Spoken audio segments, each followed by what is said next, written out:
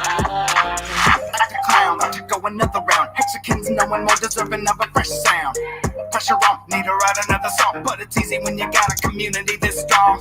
No, it's not just retweets and red hearts. I've been marching with you brothers and sisters from the start, and I don't think it's very smart to underestimate the crypto family systematically kept in the dark. Ooh, what you gonna do? Oh, Hexagon Nation, we hollering at you. You're running out of time, you don't wanna be late. Get all your stakes straight, and man, you feel great.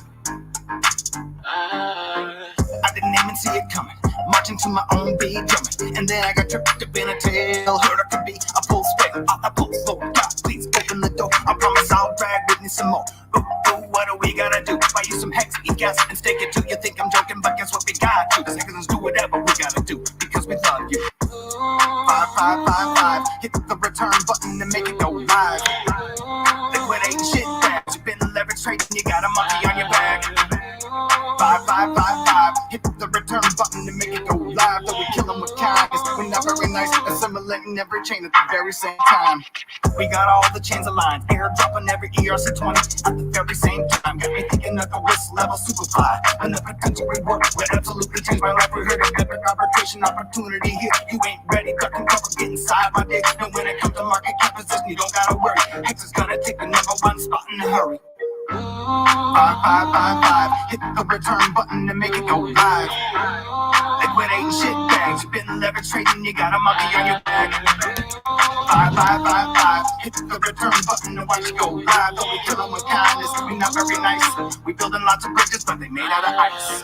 We building all these stupid bridges, they made out of ice. We can melt them down in the quickest fucking shit will get you sweet in the moment to admit you.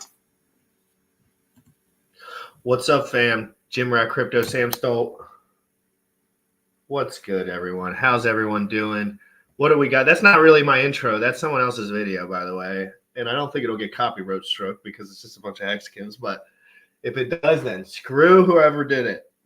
I already have copyright strikes, dude. Like, oh, hold on, you're muted. What is good? Damn, dude. I forgot my mic wasn't plugged in. Now it is plugged in. All right, guys, back at it. Guys, how's everyone doing? Let's do a couple plug-in while we're waiting for – I'm going to do a little bit of plug-in while we wait for a couple of people to get in here.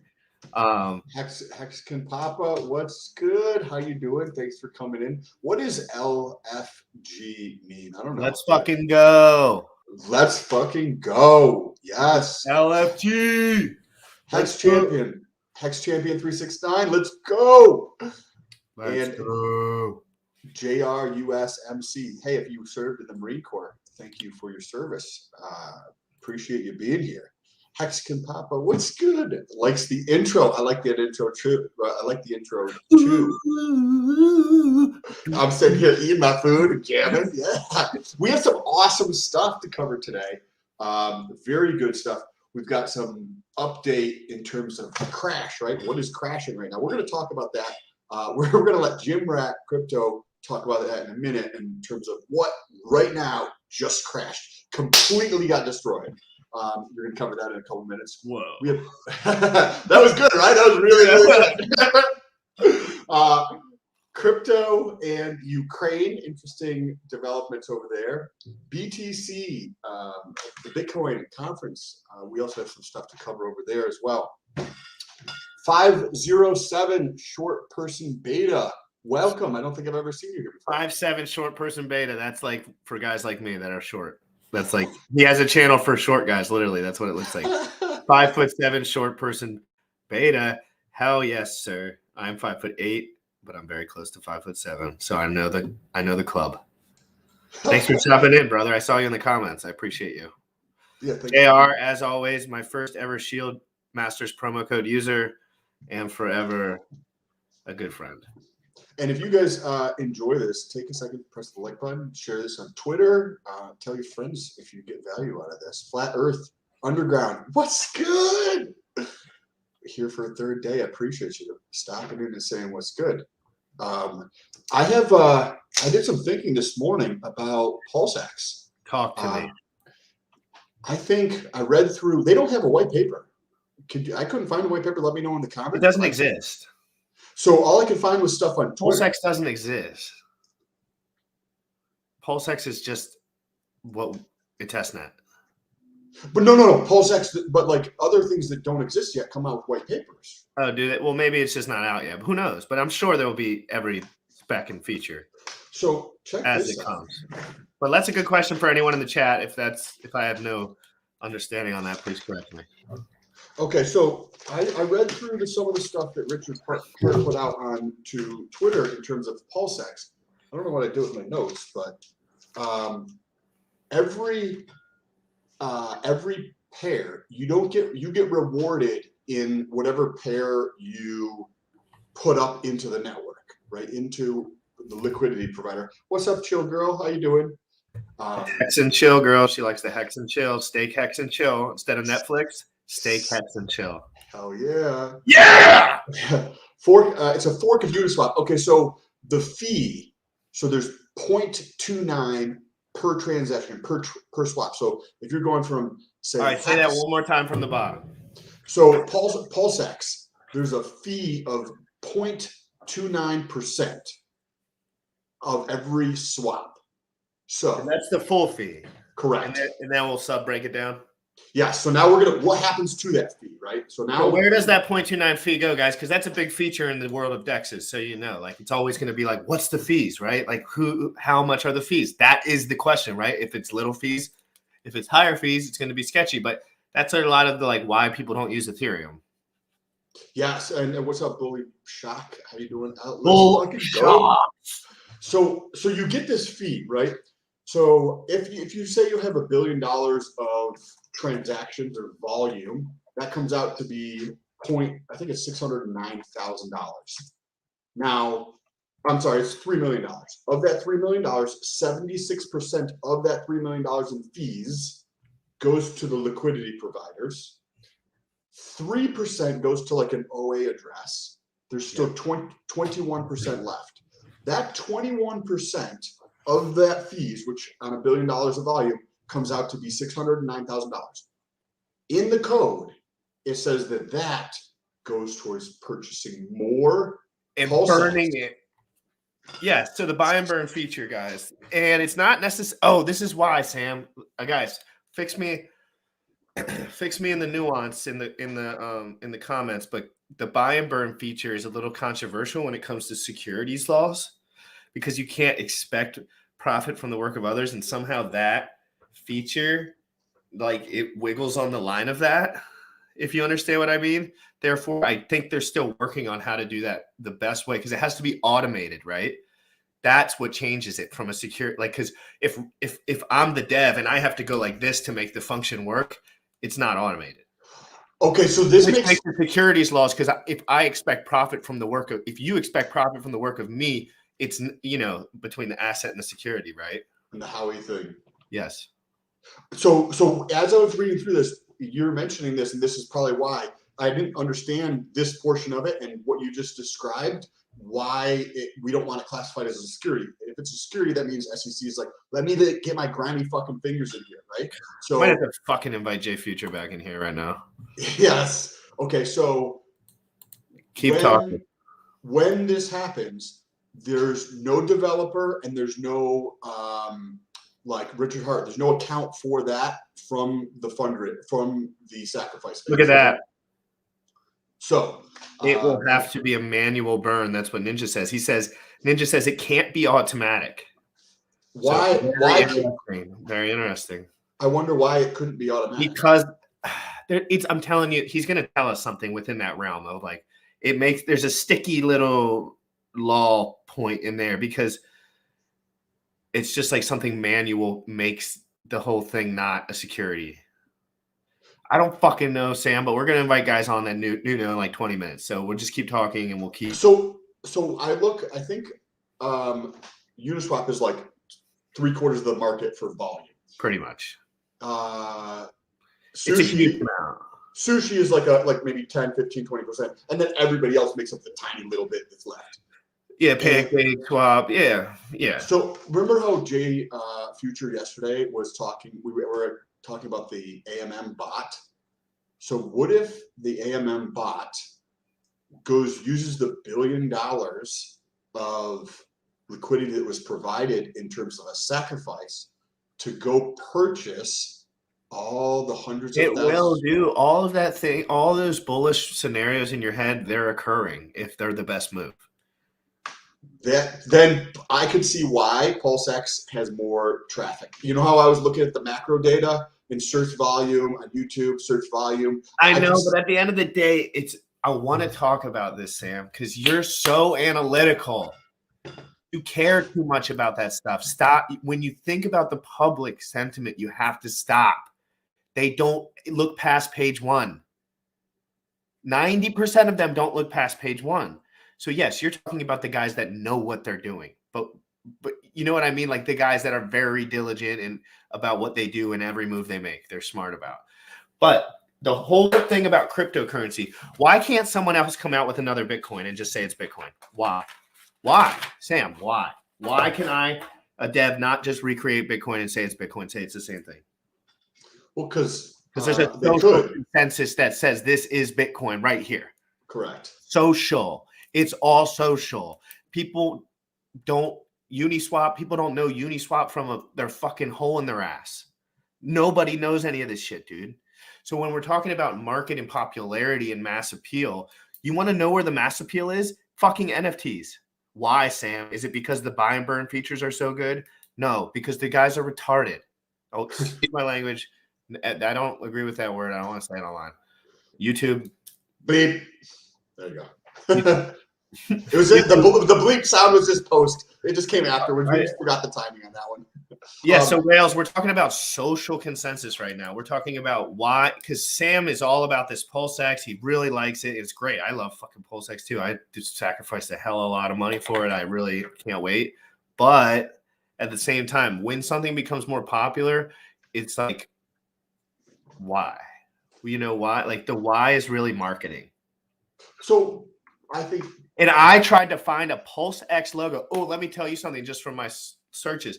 I was trying to find a PulseX logo on Google Images for my thumbnail, and it took me 10 minutes because I couldn't find a good one because there are none. But if you go to Pulse Chain and go to Google, 1 billion. But if you go to PulseX website, they actually they have a tab specifically for downloadable images. Yeah, I didn't see that. Perfect with all those things. Yeah, I eventually found that. I was like, let me just go to the source, and then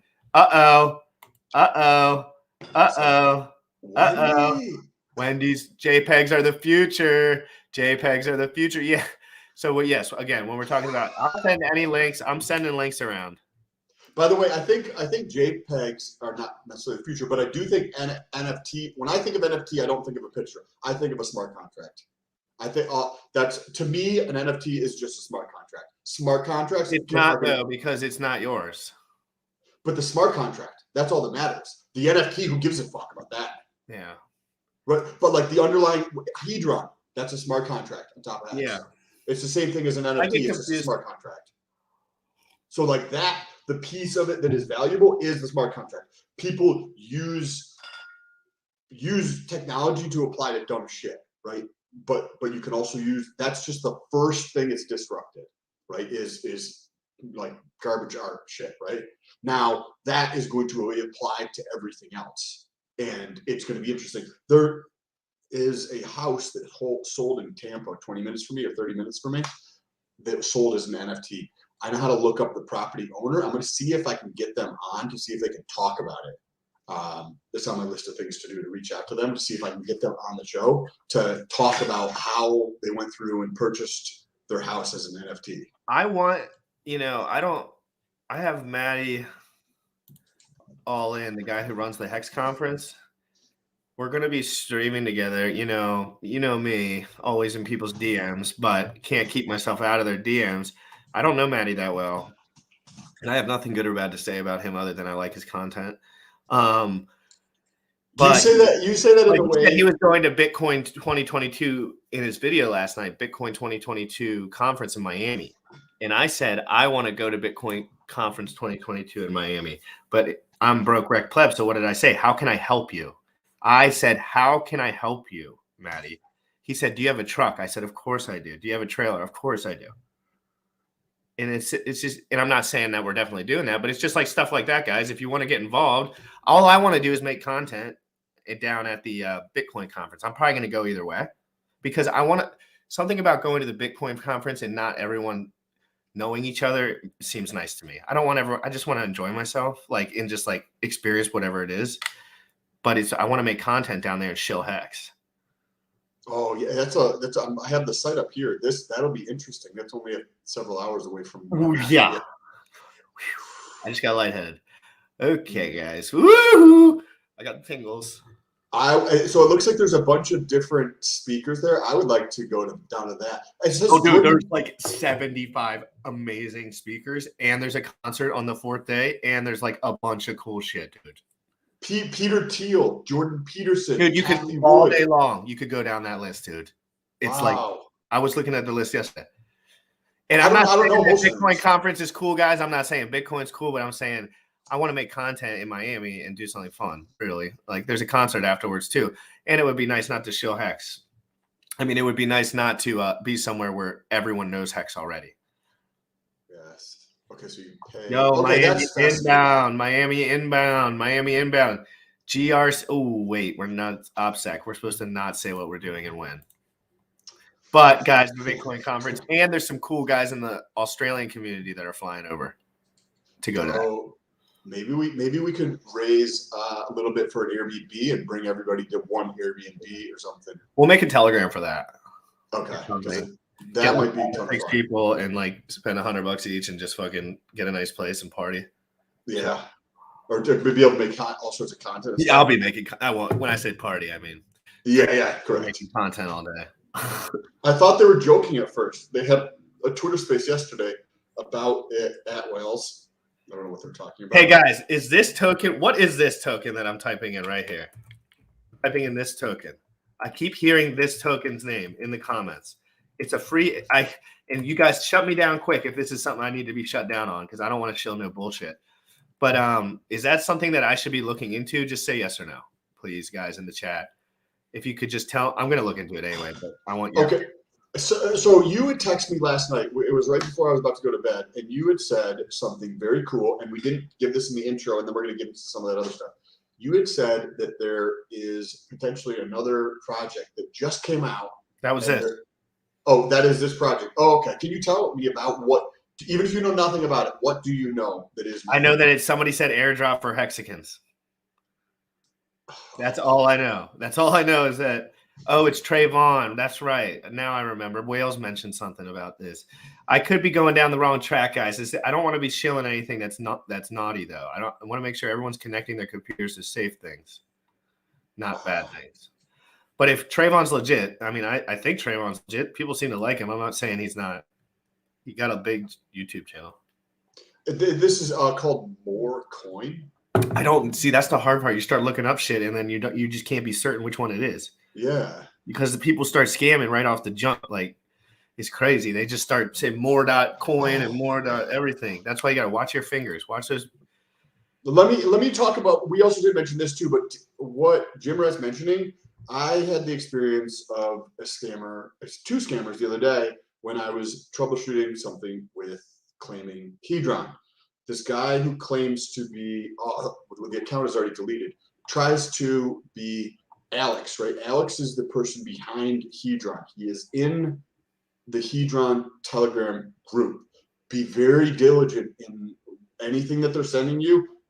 I would personally not click on dick that anybody sends you in there. Like, go find it on yourself on a separate thing that's not connected to anything, or verify this, because the one account that was trying to scam sent me several links and pretending to help me troubleshoot, and now their account's deleted. And at the title, they said, Alex, like founder or whatever, something along those lines. There's another one here that did the same exact thing. Their account is not deleted yet, but they did the same thing. I sent Jim Rat the screenshot the other day.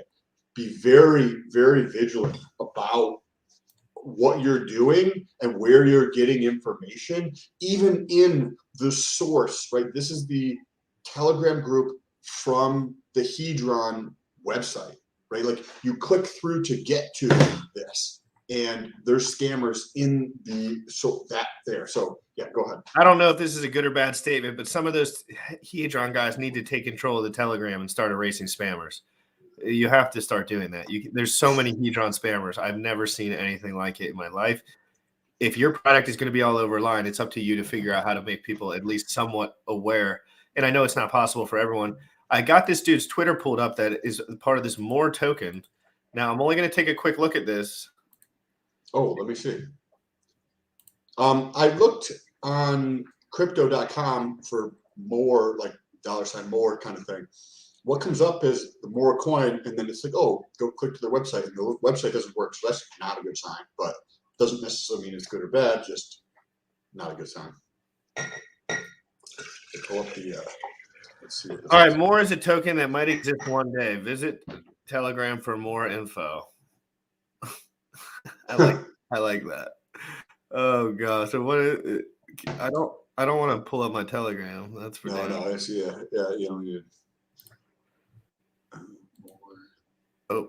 Hey, just shoot him in tweets. Ask him if he wants to. I think I got it on Discord. It's safe over here, I think. Because I don't use this shit. Okay, yeah. So it's just some coin, guys. Keep your eye on it. Trayvon can tell us more about it. As long as he's not doing a sack phase, nobody cares. Because as long as I don't have to spend any money on it, I don't care. But if I get it for free, I certainly OWD sacrifice on now. For fuck's sake, how do you keep up with all this shit, guys? My God, it's so much shit. Every single day there's new shit coming down. Remember, at the end of the day, there will be a few coins there in 2 years. Sam, you have to keep this in your head. There will be a few coins there a few years from now. You want those coins in your wallet. You don't want the other coins in your wallet. It only creates risk, and it only creates fees, and it only creates shit. But if you like, what I'm doing is ignoring all this shit. Not the guys in the chat, but I'm trying to ignore most of it. OWD. Yes, he's right. Wales is right about that. Technically, since Richard Hart invented the sack phase, which Richard Hart did invent the sack phase. So that was never done before? No, not like that. Interesting. Nobody should be sacking to anything not made by RH. Just a fact. Yes, RH invented the sack not too long ago. Now people are piggybacking on it, and I understand the business model. I understand that it is business, so I'm not hating on anyone for anything. I'm just saying he is right. Be careful. The others need to produce before they should be allowed to get away with that. So many got played. Wales speaking facts per usual. Per usual. What else do we got? What else do I have on my list? Well, how about you tell us what's crashing right now? Because guys, drunk driver crashed into my car, parked on the street next to my house yesterday, and he drove away and he totaled my vehicle.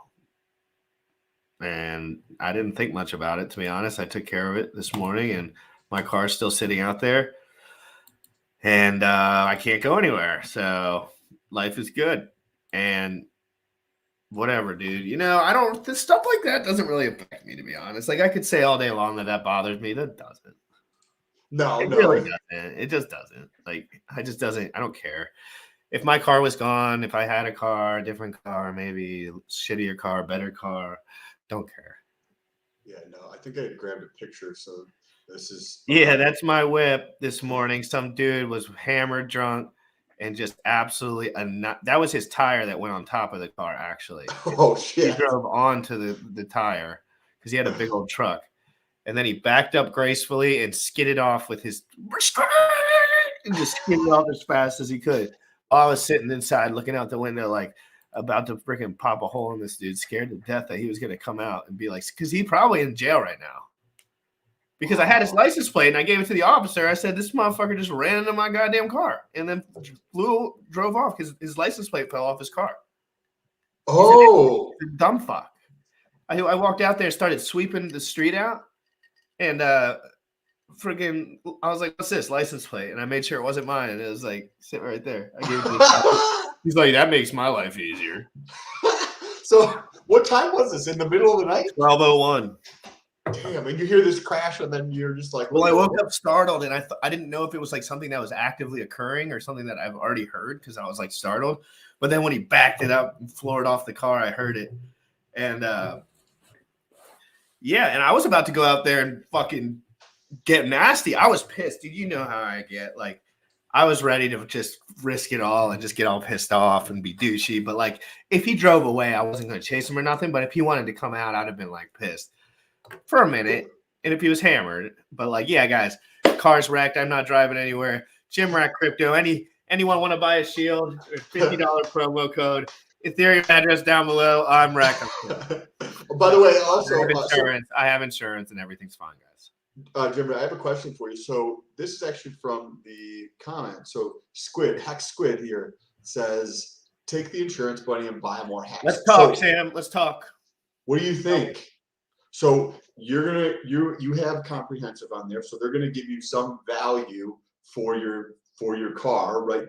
And right now, used cars are inflated. Like, you could sell a used car for more than you bought it, which is insane. I don't know what value you're gonna give you, but if they give you 10 grand, 15 grand, are you gonna have like a delta, like profit or like extra money on top of there that you could utilize to put into crypto? Or what are your thoughts on that? Or you haven't I might. I'm not super pressed on doing anything except having enough fiat to survive a couple months. I have a lot of my positions, like, for the most part, where I feel comfortable with them for my long term. Like, I have a much higher position in crypto than I should for my social economic status at the moment. Like, I'm pretty broke, but like, I don't have a pretty, like, I feel like I have my stakes out long. I have medium stakes. I have Hedron. I have both my sacrifices in. I have a little bit of Ethereum. I feel comfortable in nothing. I'm not going to say any numbers, guys. The car was not paid off, JR. The car was not paid off. I thought you lost all your crypto in a rock boating accident. Yeah, rock climbing accident. So I had to call all the insurance people. I had to deal with the inadequacy of the police department in my local area. And I basically had to track people down all morning. And it was really, I love doing other people's jobs. Like, I'm so good at it. It's like, it feels like that sometimes. Like, the cop was like, well, I have his license plate. And I was like, yes, you need to find his address. You need to go to his house. You need to get his insurance information for me right now. Please, God. And then guess what? He was off in an hour and he just dropped the whole thing. Of course. He didn't even care. Fucking son of a bitch. And I was calling people all morning. And he was a nice guy. Like, he wasn't a dick or anything. Like, he was just like, don't care. Like, no one got shot in the face. This is not his problem. It's like, he's like, I'm done in an hour. No one got shot in the face. And where I'm from, that's usually the hot topic. Check this out. So this is as of yesterday. Keep talking. I'm going to step away for 1 sec. Cool. Ukraine legalizes cryptocurrency as it receives millions in crypto donations. So this is kind of interesting, whether you like agree with what's going on or don't agree, or what your thoughts are on what's happening over there. They're basically legalizing crypto. So this is another like bullish sign for a tiny little country, but in the macro sense, that there's going to be more eyeballs, right? Because The Verge is probably a U.S. based, media organization, and the more crypto is in the news, the more eyeballs start paying attention to it, right? I think of attention as like, it doesn't matter if it's positive or negative. Attention is attention is attention is attention, right? That's all good. There's peripheral things that are all good. Even if it's coming off as negative, there's still positives to that. Because if you have, and if you go back here, I think this will show you, there's a lot of different news, TechCrunch, a lot of different things are covering this. So this brings more attention to the crypto space in general, where the majority of those eyeballs, whether that's 60 to 95% of those, are not going to pay attention. They heard the word crypto, right? And they may never have heard that before. Now it's like they're hearing it again if they have heard of it before. But there's going to be that small 1, 5, 8, 10% of people who see that Ukraine's legalizing it, and they're going to dive in. right? I already had crypto on my mind. I already was thinking about crypto. Jim reaches out to me and he's like, hey, Sam, you need to fucking pay attention to this shit. And I was like, okay, cool. That day, started paying attention to it. And that's where I'm at right now. And there's some people that are on that cusp. This news comes out and that's going to push them over the edge, which is definitely bullish for crypto in general. I want to touch on some of those comments. Yeah, so JR says a meth head stole my truck and they smoked in the truck. It was deemed total due to the chemicals. Thank you, meth head. Lionheart, that's a funny story.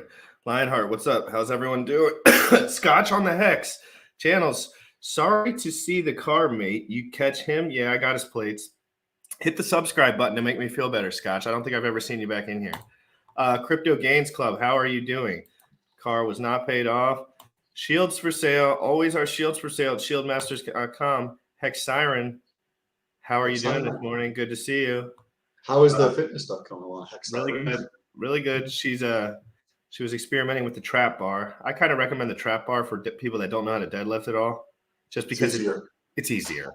Well, she actually is the one who mentioned it. I didn't know that they had it at her gym, and I'm so happy they have one at her gym because you can't really coach someone how to deadlift. It takes years. It takes years. Yeah. And you don't even deadlift because you know it's silly, probably. I don't know. It's been years since I've done that. Because it's silly, truthfully. Crypto GRFX. I like your name. I like your little logo. And I like that you're in my chat. If you haven't subscribed already, please do, guys. JR, Hex Champion, PVM, Hex Champion, Wales only up in here talking all sorts of stuff. We're going to invite Hex to Learn on. See if Sam has any questions for him. Hex to Learn, be on your best behavior. Let's get that mic absolutely locked in. I like your logo as well with the yeah, Hex, dude, he has a website. It's absolutely phenomenal. Hex to Learn. Let's get him on. That's the website, hextolearn.com. Hex to Learn. So there you get free promotion right there. Yeah, you know, I promo that stuff all the time because it's a good website. It's actually a helpful one. Every resource on there for Hex. Yeah. So I am curious. Yes, ask me something. What are you thinking about lately? Other than my shit and my...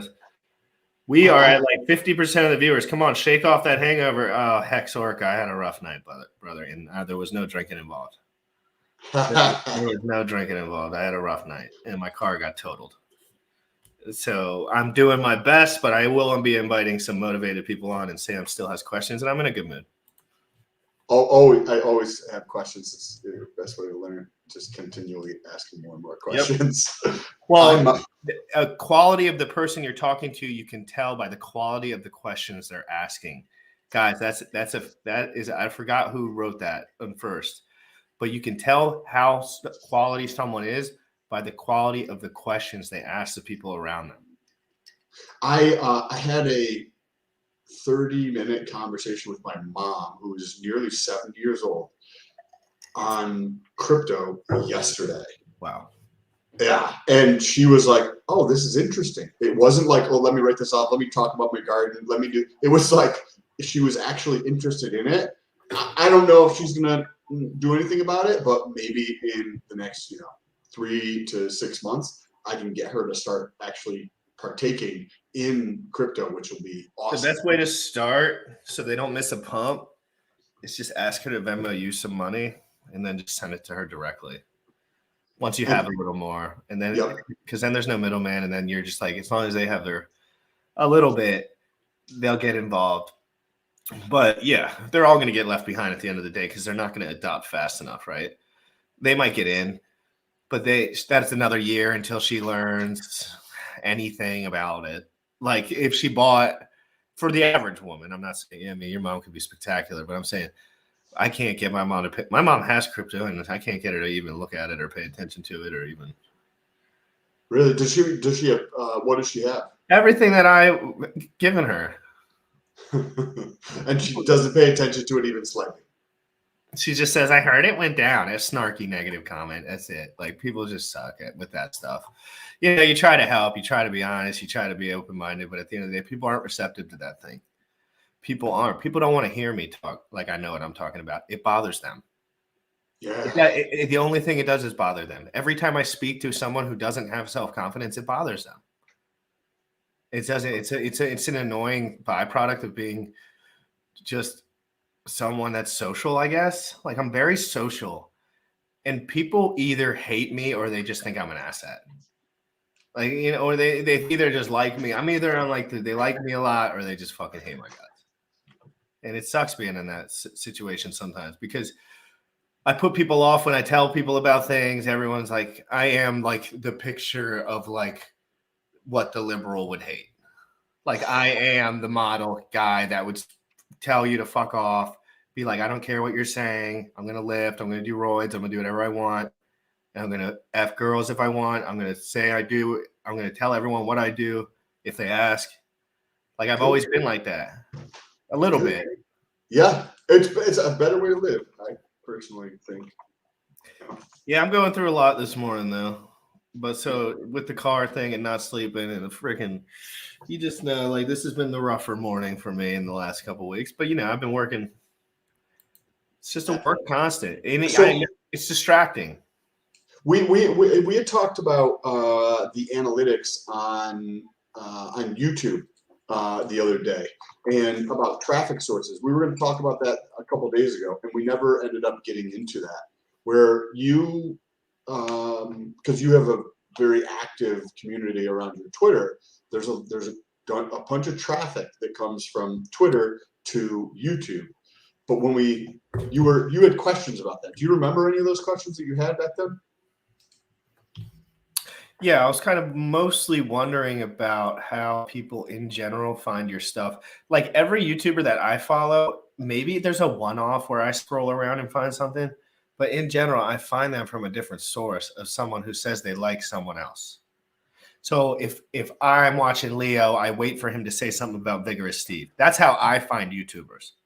So I do word of mouth, like the way that I see the world, like it's word of mouthy, but like I want to know, like, are random people really clicking on Hex in the Morning? Like, why? Like, what? They wouldn't even know me, but maybe it is. Maybe that's just how the people are searching for the shit. I don't know. I'm going to show you because I've been getting like 500, 600 views. I have like 400 subs. Like it's completely lopsided. My analytics are like freaking crazy, like insane, like just going off the Richter scale. Which is great, and that's from everybody here in the comments. So thank you. Yes, thank you guys so much for believing in this and believing that information is legit and believing that I'm not some scammer, because that's the hardest part about being in Hex. Is like people think that you're just trying to clout chase and you got to prove to them that you're a real Hexican. It's not easy. It's like it's not easy. You got to go through the shit, and everyone knows I've been through the shit in here. I've done been hacked. I've done seen the 54-cent top. I bought at 1 penny, 2 pennies. So I've seen it up and downs, guys. I've been here long enough. I pulled up my YouTube analytics that I can show you how you can take a look at this to see where your traffic is coming from a marketing standpoint. You can pull it up to the side. There you go. And I can always zoom in maybe. So if you're in your analytics on your channel and you go from overview to reach, you can come down here, and so total there's been 162 impressions. So that's like somebody scrolling through their feed and they've seen a video of yours go past, right? They may have clicked on it, they may not have clicked on it. So that's just visual click by, at least. Yeah. This is what tells you what percentage of people on average clicked on your video based on the thumbnail and title. Now, down here, we get to see, and this is how you'll know where your marketing is working from Instagram, from Facebook, from Twitter. Traffic sources. This is external traffic sources. I'll just zoom in this once you click on the next thing. It's hard to see. But the total percentage. They say you need to put it on dark mode. They say you're not advanced because you're not on dark mode. Yeah, is that what people say? I've never done that before. It makes it easier on the eyes, I think. Probably, yeah, it probably does make it way easier. No, it's good. I really enjoy what this. Okay, so let me look at this. Yep. Go look at this. Perfect. I'm looking at mine now, so I'm pulling up mine on my screen. I'm not going to pull it up, but I'll say the. Okay, so you can go to this page where I'm at. You go to overview and then to reach, and this is the traffic source. So out of all the traffic on the channel, only 2.6% comes from outside of YouTube. 26, and that's for your channel. That's for your channel. For my channel. So what is yours? All right. When you view channel. Analytics. God, I'm so new to YouTube that I always double back on the analytics spot. Hold on, No, YouTube. you Should I go to find studio first? go to studio. Yeah, I got you. I'm in there. Yep, I'll read some of the comments we were finding up, and then it's like the fourth option down. Once you're in this studio on the left hand side, Hexagon Cat dark mode in your life. I actually don't have anything in dark mode. I don't think, but maybe I'll. Neither do I. Daniel, what's good, Daniel? Abraham Lincoln once said, "An audience, how many legs a dog has if you count the tail as a leg?" When they answer 5, I don't fully get that. I think I'm missing something. Lincoln told them the answer was 4. Hey guys, block him if he's being stupid and if he's a fucking scammer. No, he's not. He's been here before. Lincoln told them the answer was 4. The fact is they called tail a leg and did not make it a leg. Okay. I give 2 likes. Oh, thanks for giving me 2 likes, guys. Watch this. I'm going to pull up my analytics real quick. Perfect. Because then we get to see what is working for you. Yes. Sequoia Stone Bullish. How do you produce thumbnails in what software? I use Canva. I also use Canva. It's awesome. Super easy. Way easier than Photoshop. And you can get good at it in 3 hours. Whatever people tell you about it being hard, they're lying. Yes. Okay. So let's look here. So we got, let's look down here. We got Twitter, 53.9%. Hexstreamers.com, 11.3%. Org.telegram.messenger, 3.7%. Google search, Instagram. And so this is, okay, scroll down, what's the blue? That's Twitter. So just in the last couple of days, you get to see the increase in traffic from Twitter. Scroll back up a little bit to the top so you can see the graph. The blue line is your Twitter. Yeah, I know. Like I would have guessed the same. But remember, it's only 18% of your total traffic. 82%. Click the top X in the right corner. 82% of your traffic is from YouTube. It's by itself. This is just extra. So go to where it says 18.7%. Oh, I see. So it's like that's the 50-50 of it. Yeah. So 82% is in that section. In the traffic sources. I see. Browse features, YouTube search. You know what I mean? But look at that look at that graph. That's awesome. Guys, that's called actually working hard. That's a graph of hard work right there. Well, no matter what all you dorks say, I've been putting every hour of my day into this, and I have a good graph. And that's why. That's awesome, though. That's fantastic. If your watch time is probably absolutely crazy, too. Just like it's like almost 1,000 hours. Which is awesome. Hell yeah. And I need 1,000 subs, guys. So, guys, real quick, let's do some shilling. Hold on. Guys, please. Guys, follow the channel. Subscribe to the channel. Hit the bell. I'm bringing the best minds in crypto on this channel, and we're asking the best questions possible. You can't come up with better questions because we're thinking about everything over here. We want to know everything. We don't want to skip this because it's controversial and this is what they think and they're my friend and he's my other friend and then they get mad when we talk.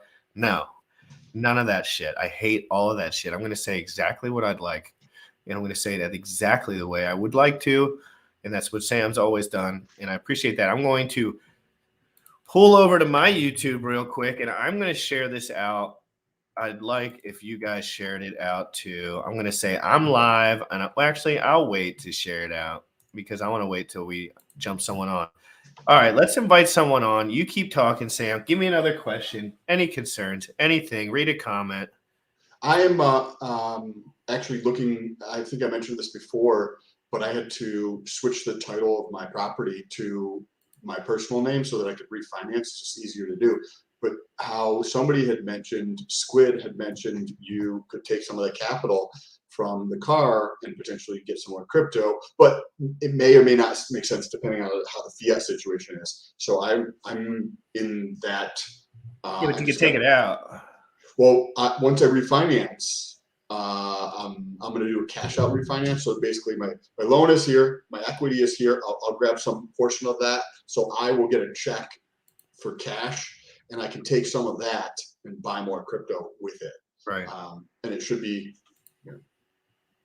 a nice size chunk of money for me at least. I'm sending some links around. Yes, Scotch on the hex. Up to the right, spread the love. Yes, thank you so much. What questions do you guys have? What are you guys currently interested in the crypto space? What are you seeing out there that is fascinating to you? When I talk to somebody, I prefer to talk about things that they are interested in because that's a more engaging conversation because they're passionate about it. They're looking into it. So anything that other people are interested in tends to be a better conversation. Bullish shock. Oh, I can talk real estate and cash out refinance all day. Ooh, That's bullish, awesome. bullish. Let's talk. Let's upset all our parents. Let's bring them in and say we're going to leverage our houses. Guys, I don't care at this point. I don't listen to anyone anymore other than myself. Everything's fine over here. I am going. Fuck. Oh, let me tell you about another deal that related to real estate here. I own a mortgage in Massachusetts. If anybody, so I own a mortgage in Massachusetts on a 3-family where the person what that basically means is somebody owns a house, I own the debt. So the person who owns the house is supposed to, that's how it's supposed to work, is supposed to be paying me. They are not paying me. So I can use my debt to go through and foreclose on the property. So the debt's worth this much, right? And the house is worth this much. So I can use the debt to take the house, and then I basically just bought a house at a steep discount. So it's still early on in the process. Do you want to know what I want to talk about? Like what I'm mainly concerned please. about? So I'm mainly concerned about getting to 1,000 followers and 4,000. Well, I have personal shit too, but I don't want to talk about any of that shit. But like, as far as like work and stuff, that's mainly what I think about. I want to know about what can I do to get more natural subscribers on my YouTube channel. Not that I don't want all the Hexicans, but I just want other people to watch. I want random people to watch. I want to be. Yeah, I'm fucking paranoid as shit, dude. I have paranoia problems. Like, can you pull that freaking car accident last night? Sketched me the fuck out, dude.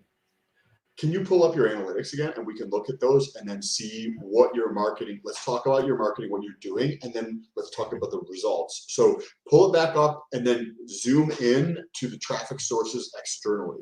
Because the theme of also this, which I was talking to one of the Maddie all in about, what I wanted to talk to him and you about, the future of Hex streaming. I want to talk about the future of crypto streaming. I want to talk about the future because we are creating the future here, guys. This is the future. Like I am the future.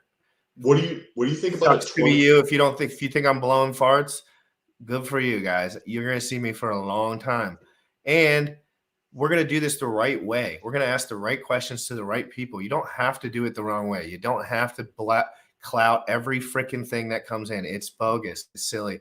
Yes, it's good for maybe main adoption, but that's not what I want for this channel. I want people to be educated, and I can only do things that I enjoy. At the end of the day, I'll pull up my analytics. Okay. Jim Rat.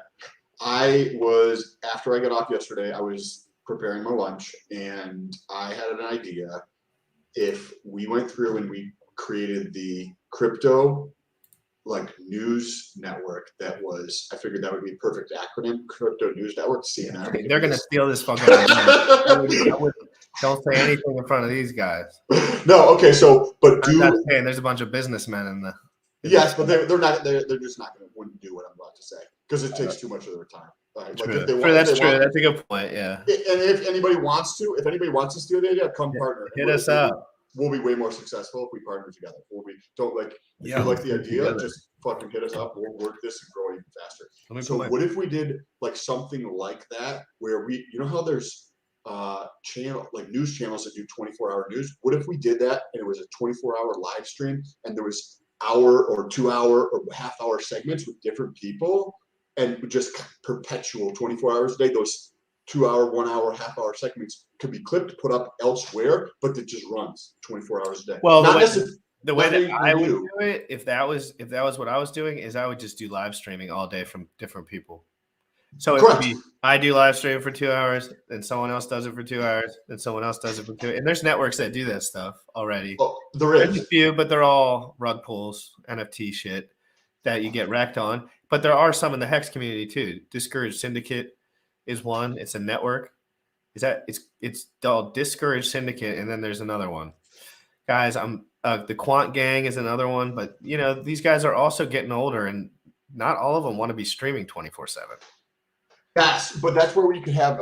He said, "Jack, Gary V is back up." The Flex off. Let's go. So let's pull up your 99.8% male audience. Yes. I did. I did some arms today in the gym. No. Let's pull up your analytics. Let's take a look at your analytics now and see what marketing is currently working, because that's what you should double down on, in my opinion. All righty. So I can only be so spammy on Hex. I mean, on the Twitter before it's like I don't even want to be spamming anymore. But let's. This might be a good comment too from Ninja Chopsticks. He suggests doing like other videos too besides streaming, like continue streaming. But I want to do vlogs of my food and prep and of my how to live for $800 a month. I want to make vlogs on how to live for $800 a month while I do it. Yes. You can try to apply Jelly Smack. What is Jelly Smack? The flexes are killing him. Oh man, don't die, brother. Don't die. Don't tempt us. Don't tempt us. We'll go all day long. Okay. So what do we want to look at here? I want to pull this up. You go to your YouTube analytics. Go to the start a DAO, which pays content contributors. All right, let's start from the top. What do we got here? All righty. So, by the way, this is awesome graph for anybody who isn't into YouTube. This is exactly. Look at my graph and hear me roar. Send me your graph. Click on reach, which is going to be right below. Reach. Up right below channel analytics words to the right. There you go. Okay. Now in the reach, scroll down a little bit. Oh, actually, let's stay here for 1 second. Go back to the top for a second. So this is the first thing you can work on. The second tab, click through, right? So that's one thing that you can work on is improving thumbnail and title performance. Thumbnail and title work together. It's not. Well, I actually just switched my title and everything to Hex in the Morning, so I think that'll catch on. Okay, perfect. And so that was that was yesterday. That was my first time doing that. So let's see if that works out. And from my experience and like I've read several different books on like marketing, and I do this basically for a living. Kind of, not that I'm saying I'm great at it. I'm just like I try to absorb. No, you're good. You're pay attention to this stuff. So try to get that to improve. Whether you're testing different things, simplicity in the thumbnails worked fantastic for me. Simple, big things seems to work very well for me. Like the more creative and the more creative and little shit you put in it, or the less eyeballs see the same thing. They just want to see the same thing, right? It's easier to see the same thing roughly, like close to the same thing, like a different picture in a different color or font, but that's just about it. Like everything else pretty much stays the same. That seems to be what works. And then also, what works for a title? Like when you see something as a title, right? Because sometimes we just see a thumbnail and we click. Sometimes we see a title and we click.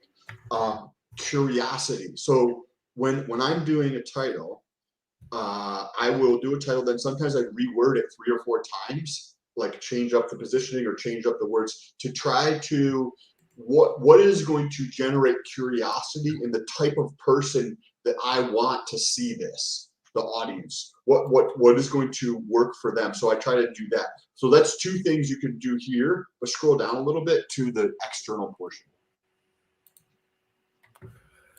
And you can test stuff. So if you test it on a video, you can look at individual videos to see how they perform. All right, so what do we got here? Scroll down a little bit more. Okay, here we go. So 18.7% of traffic comes to Twitter. Now, what are you currently doing on Twitter? Because it is clearly fucking working. Well, I've built a community for myself on Twitter for over a year. So it's kind of unproportional to how much work I put into everything else. Okay. Like I just have only used Twitter. That's the only reason. Twitter's way more powerful than people think. If you're smart and you do it right, and you have to be nice to everyone and inclusive and not be a dick. The minute you start being a dick on Twitter, if you're trying to get more followers, you're just going to be less followers. But a lot of these guys don't want more followers. They just want to speak the truth, and that's dope too. Are you currently spending time every day getting into other people's tweets and interacting with other people? Do it naturally. It's all day, but I'm just spamming links. But yeah, I had like this morning on Twitter, I probably had 500 notifications. Easily. Just because I wrecked my car, I got like 500 for that alone. And I'm just saying, like, I'm just telling you how it is. I don't think I'm better or worse than No, correct. But that, whatever you're doing, if you put more effort into that. It's the hexagons, though. It's the hexagons. All of this is a lot of it is related to the power of the hexagon community. The reason that I'm gaining so many followers so fast is because of Richard Hart and the community that he's created around. It is. Truthfully, I'm talented for sure. But at the same time, I'm just talented. And I just happen to make a product that is really great. And I'm just using my skills to spread the word. And that's just my skill. Like, that's just what I'm good at. At the rate you're going, though, by mid-April, you're going to be over 1,000. And then you just got to hit the hours. Dude, I think I'll be over 1,000 in 4 or 5 days. Yeah. Fucking awesome. Because I'm just pushing it hard. Every time I put out a video, I do a TikTok solo. Guys, I'm doing a YouTube content. Before I was on here, I was on TikTok Live telling everyone I had a YouTube show. Like, I just know what I do that other people won't do. Correct. And but the Twitter thing is really, really working. So whatever you're doing on Twitter, like, double down on that piece because it's very effective for you, right? It is very effective for the YouTube. And that's right now, that's what you're trying to grow, right? Because you're doing Instagram and TikTok. But really, everything I post on everything. It's all the same shit. Mm-hmm. So it's all the TikTok live. I mean, other than the TikTok lives, like before you had a YouTube channel, what were you doing on Twitter? Just fucking gabbing about hex. In different tweets, your tweets and other people's tweets. Richard was following me. Everyone was following me. I was a hexagon. I was posting videos of me trading. Dude, let me show you all something. Can we bring it back to day one, Scott? Can we bring it back to day one, Gym Rat, real quick? I want to show you what Gym Rat was doing April of last year. Okay, I want to see this moment. It's a lot more than it looks, right? Like when you start having a little bit of fun and success on YouTube and you get a little popularity, there's a lot of front-loaded work that goes into that too. Like, I've been kind of doing this for a long time. So guys, watch this. I'm going to show you something. This is like the funniest shit ever. And it's going to be so cringy, but I don't care. But like, oh my God, cringy, guys. But I looked ripped. I was so ripped. I was way more ripped than I am now. Who is there's Scotch, Scotch, the kid that broke YouTube can give you some ideas on how to get subs. I don't know what that is. I think you're already doing what you need to do. Just continue what you're fucking doing. Like, continue doubling down on everything that you're doing. It's working. Like, your channel is growing very, very quickly. Watch this. I gotta show you this shit, dude. You're gonna freak. Is this a video? It's my TikToks, my first TikToks. You hear it? On May 1st this year, I traded the last of my Bitcoin for Hex at 0.021 cents. Since then, I've gone up 4,500%. Now let's look how it would have been if I kept the Bitcoin. Since May 1st, and a lot of drama, we've settled in around 48K. I'd be down roughly 27%. If you're like me and you like big gains rather than small baby gains, then you might want to reconsider some of your investments in Bitcoin. Can you hear me, Sam? Yes, yeah. We can hear me while that was going on. Yeah. Yeah, watch. I'll do one more, and that's it. Um, That is hilarious. this is when Hex was pumping like crazy. I was talking about Hex trying to spread the word. This one had 11. This one got a little viral. This is why Oh, this one got a little all viral. my Look, Bitcoin for Hex 474 on likes. May This was 1st, early. 2021. 102 Bitcoin comments. dropped over Hex backed by the 55%. Hex made dollar. new all-time That's highs. what we want to get Ethereum away dropped from. over We 60%. don't want to get tired. Hex made new all-time highs. Hex That's is when Hex was, like, decorrelated fucking- from Ethereum and Bitcoin because the majority of This its video still gets liquidity is shared. tied to the dollar, not tied to a cryptocurrency. I think Bitcoin will tap $10,000 from its high of 65,000 because that's what it normally does. It drops I was 85%. saying the same shit, Sam. I called the $65,000 We were all top on saying the the day same and drew shit. the chart. This was a year And ago. then I told you Sam. that last cycle, We were Ethereum saying topped the 27 same days later. fucking Guess what thing. happened this cycle? Exactly 27 days You later. know what I mean? Ethereum Like it's topped. not. We're not. I got it switching up 100%. We There's no switch up here. There's no switch up here. Like we've been saying the same freaking things, dude. The same exact freaking things the whole entire time. The same. And then let's watch this just to me let turn everyone into know a what the savage beast in is. 4 years. For 48 hours. Now what does it turn into? It turns into how hard we compete. How personal do you take this? How personal do you take your matchup? How personal do you take it if they don't slide to you? How personal do you take it if Watch me turn into a Every hater gets shat on. Get shat on.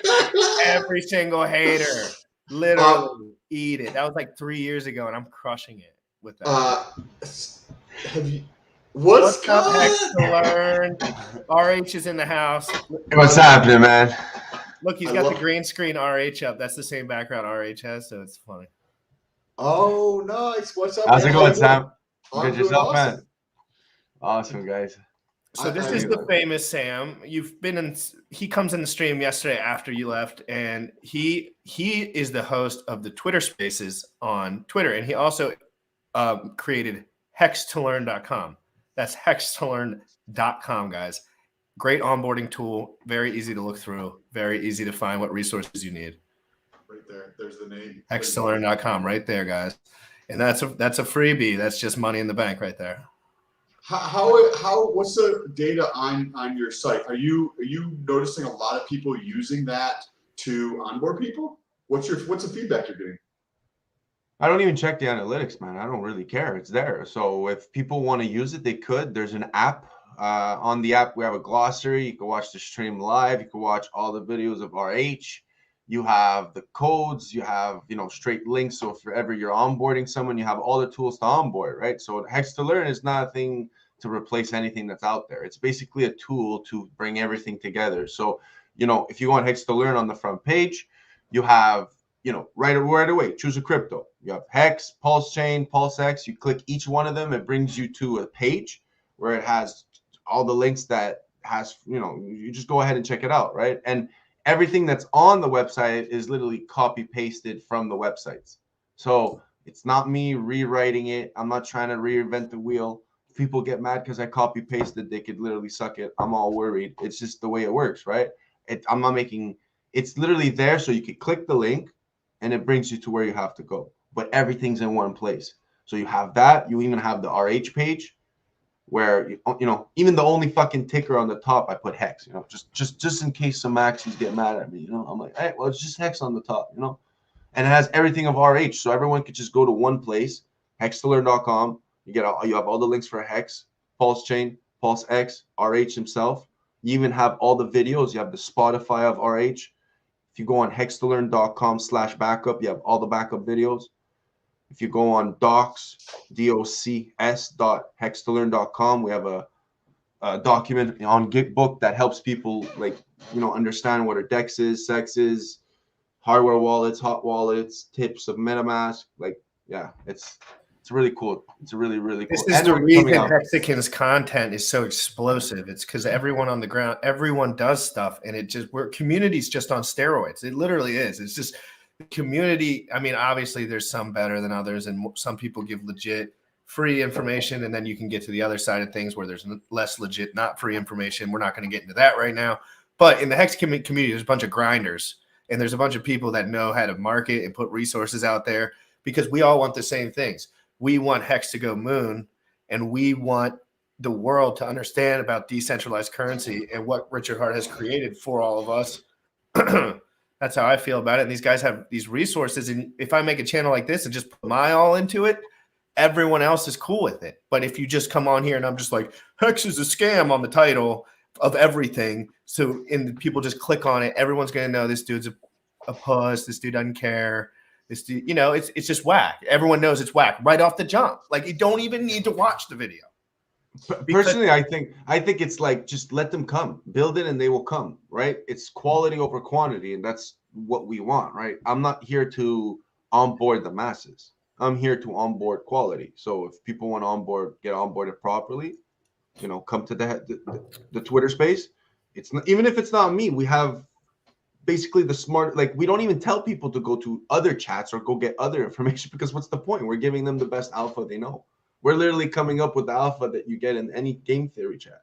It's like who it's like we literally have the best minds. Shouts out to everyone that comes in. Like, it's just, you cannot miss anything when there's 20 smart ass dudes that research all day. You can't miss anything. I sit in there, if I have any question that spurs into my mind at any moment in time, let's say Hedron, is it the 8X, 9X? What do I do? I got to onboard someone. I got to help, blah, blah, blah. Help me. Go in there and they'll give you the easiest way to do it, the best resource to do it. And they'll tell you how fast you can do it. And if it's even smart to do it, they'll give you the whole outlet, because there's 100 dudes in there that have done it 150 times already. And now they're just here chilling, spreading love, and, you know, trying to make smart people get smarter. And that's what it is. Because when some shills come in there, they fucking elbow them. They fucking go bam, done, out. They won't even step in there. And that's how you know who's fake and who's real. The people that will come in there and say, what's up? What's up? What's up? I went in there right away and I was bucking. I was like, what are you fucking doing? You guys talking shit? And they were like, oh, you're cool. Like, just come, you know, like right away, because they knew he's got heart. You know, he wanted to say some stuff, right? He wasn't just shilling. I just wanted to like know what they were talking about. like, we wanted to know if he was real or not. Like, we were like, yo, is this guy fucking around? Like, is he trolling? Because if he's trolling, we'll find out, man. Like, all we need to do is just ask for information. But, you know, he was getting mad at one point because he was assuming we were attacking him. So tell the story, because the story is like what. Okay. You know, so from what I remember is he went on Wales. He was with Wales and Papa Boner. This is like the first time we, as a community, we were looking at it and we were like, oh my god. And then we heard him say, I gave my secretary my seed phrase, and then we were like, oh my god, no. We're like, no, this can't be real. Like, this actually can't be real. This guy bought a fucking thing from Amazon. He gave someone who's like his fucking seed phrase. And we're like, nah, he's trolling. Or he's trolling. Then he comes in the chat, hey guys, what's up? And he's like looking in the chat, and he's like this, and he's just looking in, and he's like, oh, and he's looking in the mirror. And I remember he was like flexing and trying to make Papa Boner flex, and everyone's like, oh my god, man, he's probably joking. And then he comes in, he's like, yeah, I got fucking whatever, man. I just want to learn. I'm just a new guy. I'm just here. I fuck everyone. I don't care. And then we were like, yeah, but like, how did you get hacked? And he's like, listen, if you don't believe me, it's okay. And we're like, no, man, we don't understand how you got hacked, because it sounds too good to be true. And he explained the story. And we were like, oh my god, shit. So like, yeah, unfortunately, like, this could happen to anyone, right? This is an amazing story. And then what I realized was the grind he had, because he was like, wow, this community actually is worth putting my efforts and time into. And then, you know, although he came in and a lot of people were saying like, oh, like Swiss cheese, but then now look at it. What is that? What is that reference? Because he's the one who's coming in every day. He's showing people you could be, as a Hexagon, you could be anyone. You don't have to be some type of, you know, furu with the hat on or whatever. He has the shields. It's all, you know, he's doing his own thing. He doesn't have to copy anyone. He's not bandwagoning anyone. Shouts out to OWD. But you know what I mean? He's showing real content. He's learning. You know, you2 in the morning, I wanted to come on because I was like, fuck, this is amazing. Because this is all what it's about being a Hexagon. You know, all this bullshit that's going on in the world and in our community. Yet our chat has been positive, like has never been positive before. It's as if like we're at an all-time high, even though we're at an all-time high discount. So it's like, dude, if you look at that proportion though, how crazy how active the community is and how low the price is. Like, it's fucking insane. If anyone would have said a year ago that we'd be on an 80% dip and the community would be, I'm getting 100 retweets on like tweets of my dinner. Yeah. Like, I'm like, hey guys, how many calories is this? Like, you know, like just saying something, because the community's buzzing, dude. People are excited because they know it's legit. People can no longer, you just cannot. You're an asshole. You're starting to become an asshole if you're just sitting there. Crypto Mason's been getting called out, the dude from TikTok, like crazy. He's a full on NFT shill now. They all are. They all are NFT shills. And they were the ones calling Richard out with hundreds of thousands of followers saying this dude's a scam artist, and they're getting paid $800 a pop to say whatever about ApeCoin. That's all they're doing. That's it. Yeah, that thing, I can't believe it. Well, Hex to learn. Were you, because I'm brand new to this community, and I love it. I mean, like everybody that I've interacted with seems to be super helpful and knowledgeable, and like, you know, whether I'm posting a question on Twitter, which I don't even really do on Instagram, but people are reaching out like, oh, hey, have you tried this? Have you tried that? But this is the only kind of space I've been in crypto. Because I have a feeling, and I don't know because I knew, and people say that about Hex, but I don't know if there's a reference point in another community or other communities, because you do see other communities where they are talking, but I don't know how that community is, where people are connecting, people are helping each other, people, you know what I mean? So have you been in any other communities or is it just straight into Hex and then that kind of like expanded to DeFi and everything else from there? Oh, I've been in so many communities. You know, the one right before Hex was the NFT community, where I was like understanding why these NFT people are doing what they're doing, right? Why they're affecting the market the way they were. And I was like, well, like I understood NFTs, and I was like, well, why though? I want to understand the psychological level of why they're doing this. And I understood that it was like a community based. And the last time I saw a community based like that was with Doge, right? So way before Doge became like part of Litecoin and stuff like that. We're talking about like in this, when it had zeros, you know, next to any fucking number next to it, a bunch of zeros. And the way the community was it was more resourceful than more resourceful than wanting to buy. So it was about, they would buy, but sometimes people would get it for free. So at one point we became such a good community in Doge that it was like everyone has it, we didn't spend a buck, because the whole coin was the depositing era, in my opinion, was the era of onboarding people who were good in technology, who were part of technology, who were trying to find something to do on the internet, like myself. And then we realized that, hey, if I could give someone my attention, they'll pay me in this thing called cryptocurrency. Now, although the Bitcoin part wasn't payful, you had other parts that were very payful, such as Litecoin, Dogecoin. The most was Dogecoin, because you were actually getting hundreds of coins, right? I was clicking a button for 500 Doge every, like, I don't know how many seconds. At one point, you know, that was like $400 every fucking 30 minutes. I was making like technically $800 an hour just I had 7 different computers. I had like different profiles, and like every 4 minutes I'd be going on one computer, and then and just all day long, people who would walk into my house thought I was fucking crazy. They were like, bro, what are you doing? I'm like, yo, I'm fauceting. They're like, what's wrong with you? I'm like, trust me, it's gonna be worth it.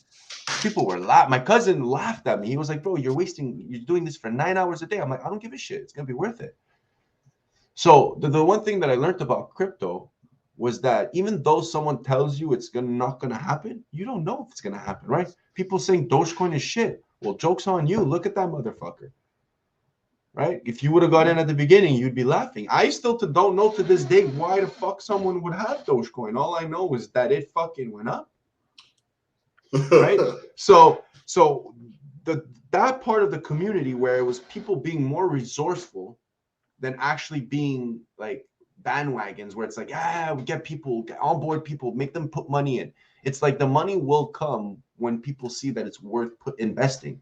And right now, if people are just putting in money because they're promising something, well, it doesn't work out. Explain why it works. You know, it's like if you look at the tactics we use in the Twitter space, we don't listen to these furrows. Like, what do you mean? We don't ever mention because Richard Hart says so. No, it's because this is the rules. This is cryptocurrency. This is liquidity. Like, it's like we always tell Hexicans to come in. If you have questions, come see us. what are the chances that your question actually gets answered in a busy stream? It doesn't. You come up, you get your question answered, you learn, you join the community. And nowadays, the most important part is being part of something. A lot of people in the world have no rights to speech and have no rights to freedom. So it's like, what the fuck did we, donate our money to or sacrifice our money to, right? For the freedom of movement and the freedom of speech. And we have it, right? And that's what the Twitter space gives people. It gives Hexicans a place to have freedom of speech. And you could learn whenever you want, at any time you want. You can even come fucking sleep with us. We're sleeping at one point. I sleep all the time, and I'm still on. Shouts out to Hex Orca for starting it. Wow, that's awesome. Yeah. So you saw a little bit of the community, but it was around something like a project like Doge, which you're like, what the fuck? This doesn't seem to have a tremendous amount of utility, right? But you is that? Am I understanding? I saw the potential. I saw the potential of like uniting the community, and I was like, hey, if these people are actually smart, because in the Dogecoin community, it wasn't really smart people. It was people hoping, saying, I'm getting rich, I'm getting all these coins. But in their head, they were like, I'm getting a coin. What if it goes to $1? And we were all like, it's not going to go to $1. We're probably going to make like, a couple $100 off this, maybe 1,000. Like, okay, wonderful. It's not going to $1. That's how I even thought that. I never thought it was going to $1. I was like, okay. But when it passed the 1 cent, I was like, oh shit. Because when it passed the 1 cent, it was like mainstream. So it was like, it wasn't because people were investing in the cryptocurrency market. It was mainstream. It was like, yo, fucking, this is like, it's on the fucking news. You see the fucking dog on the news. Like, don't sell it. Like, we're gonna get people that are gonna FOMO into this. And I was right. So how did you? I think the community here so far has been awesome. I wanted to ask you. It's the best. They're so intelligent. It's like the smartest community I've ever seen. In order to get as smart as this, you need to get into like the dev chat of other communities, because people in the other communities don't understand this. They really don't. And I've been trying to preach it. Imagine being in a Twitter space where there's 20. Well, I can't 20. I'm not gonna say 20 because there's only 12 speakers, but like 10 people against you saying you're wrong, explaining that volume does matter. And then when someone showed me RH, because when someone said to RH, it was like this, yo, dude, I found someone as arrogant as you. I was like, what? Impossible. Who's as arrogant as me?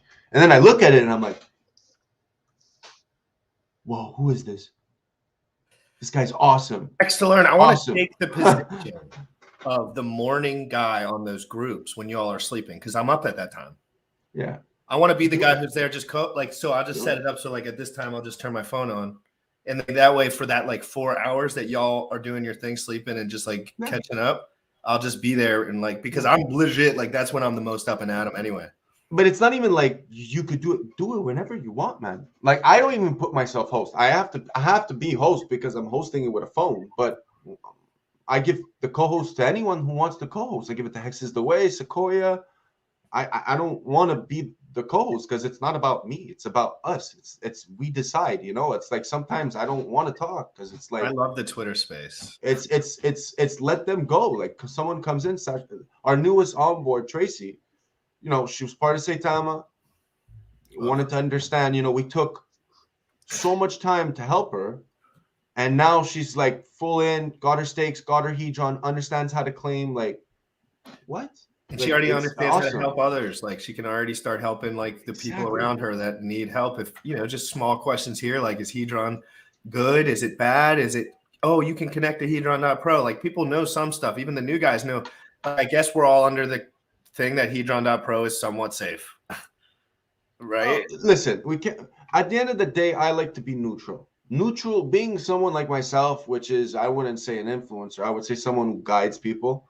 So when you guide someone, you got to stay neutral, right? When I used my old jobs, I had a duty or a responsibility where at the bank, you have to advise people a certain way, right? KYC, you can't force them into doing something. If they want to do something, you have to stay ethically correct.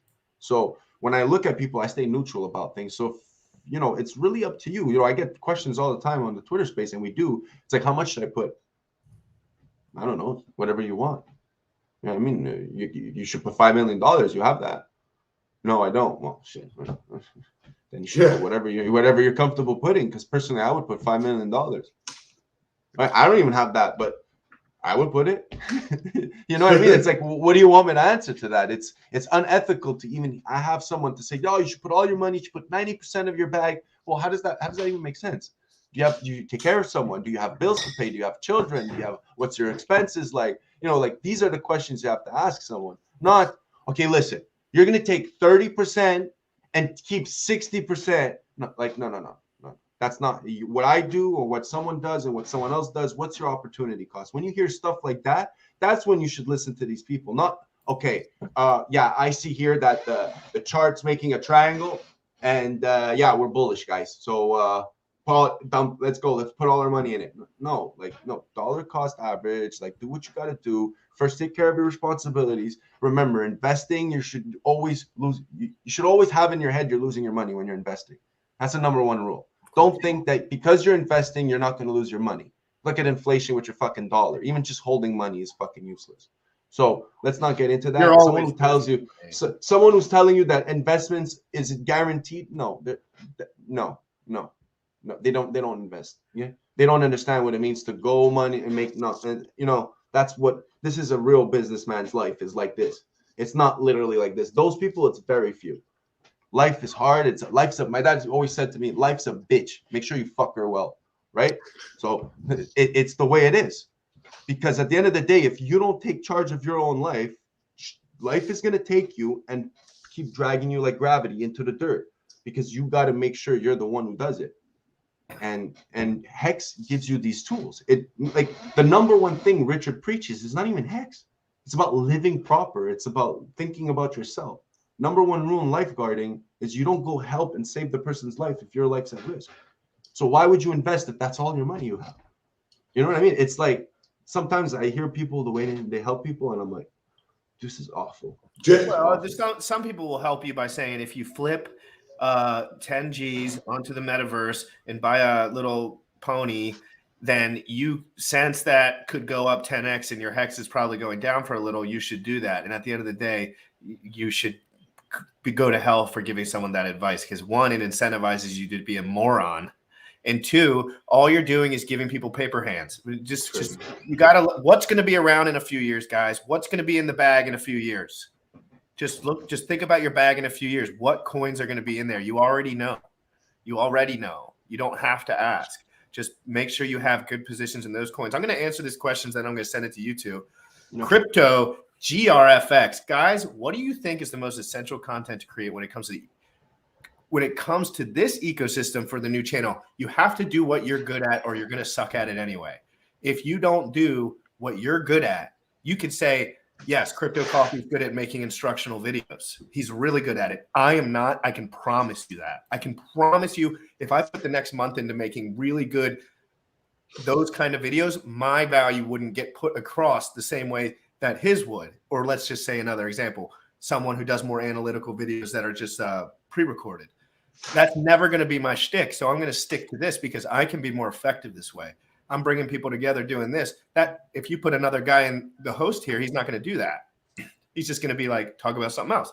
So find out what you're good at, make it genuine, and make sure you're doing it for the right reasons. You're not going to make money being a YouTube streamer or anything. We're doing this because we like it.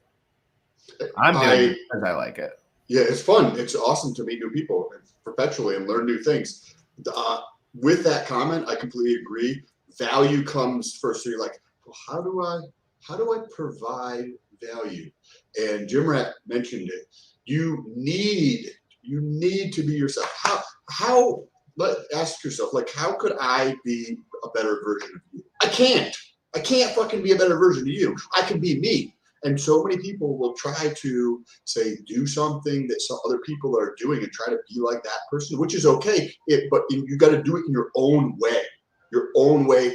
That's how you're going to be able to provide value. Because if you're trying to copy the real thing, it's trash. It's not as good, right? Look at everybody who's trying to copy Apple. It's just trash.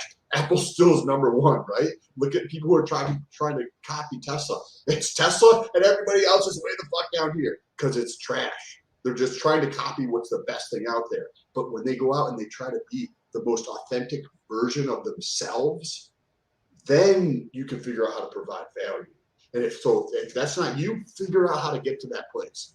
I don't know how to get there, but figure out how to get there. I know Continue pressing. Hex to Learn has always talking about this shit. Hex to Learn's always talking about this shit. We're always talking about this shit at the end of the day. What makes you able to do what you want? What gives you the freedom? What actually enables us? And we always end up saying it's because our lives sucked at one point, right? Like we're all like, yeah, life sucked back then. It doesn't. Well, that's how I always think about it. For me, I'm like, man, shit was so bad back then that everything's Gucci now. Like this, like even on my worst day now, everything is so okay. Like, oh my God, I have friends, financial advice, work potential, amazing stuff going on. Back then I was scared. I was in fear mode all the time. I was always afraid. But I don't know what happened. Like I just started not doing that shit. What about you? man. What do you think? It starts with a decision for sure, but go ahead, Hex to Learn. I want to hear your.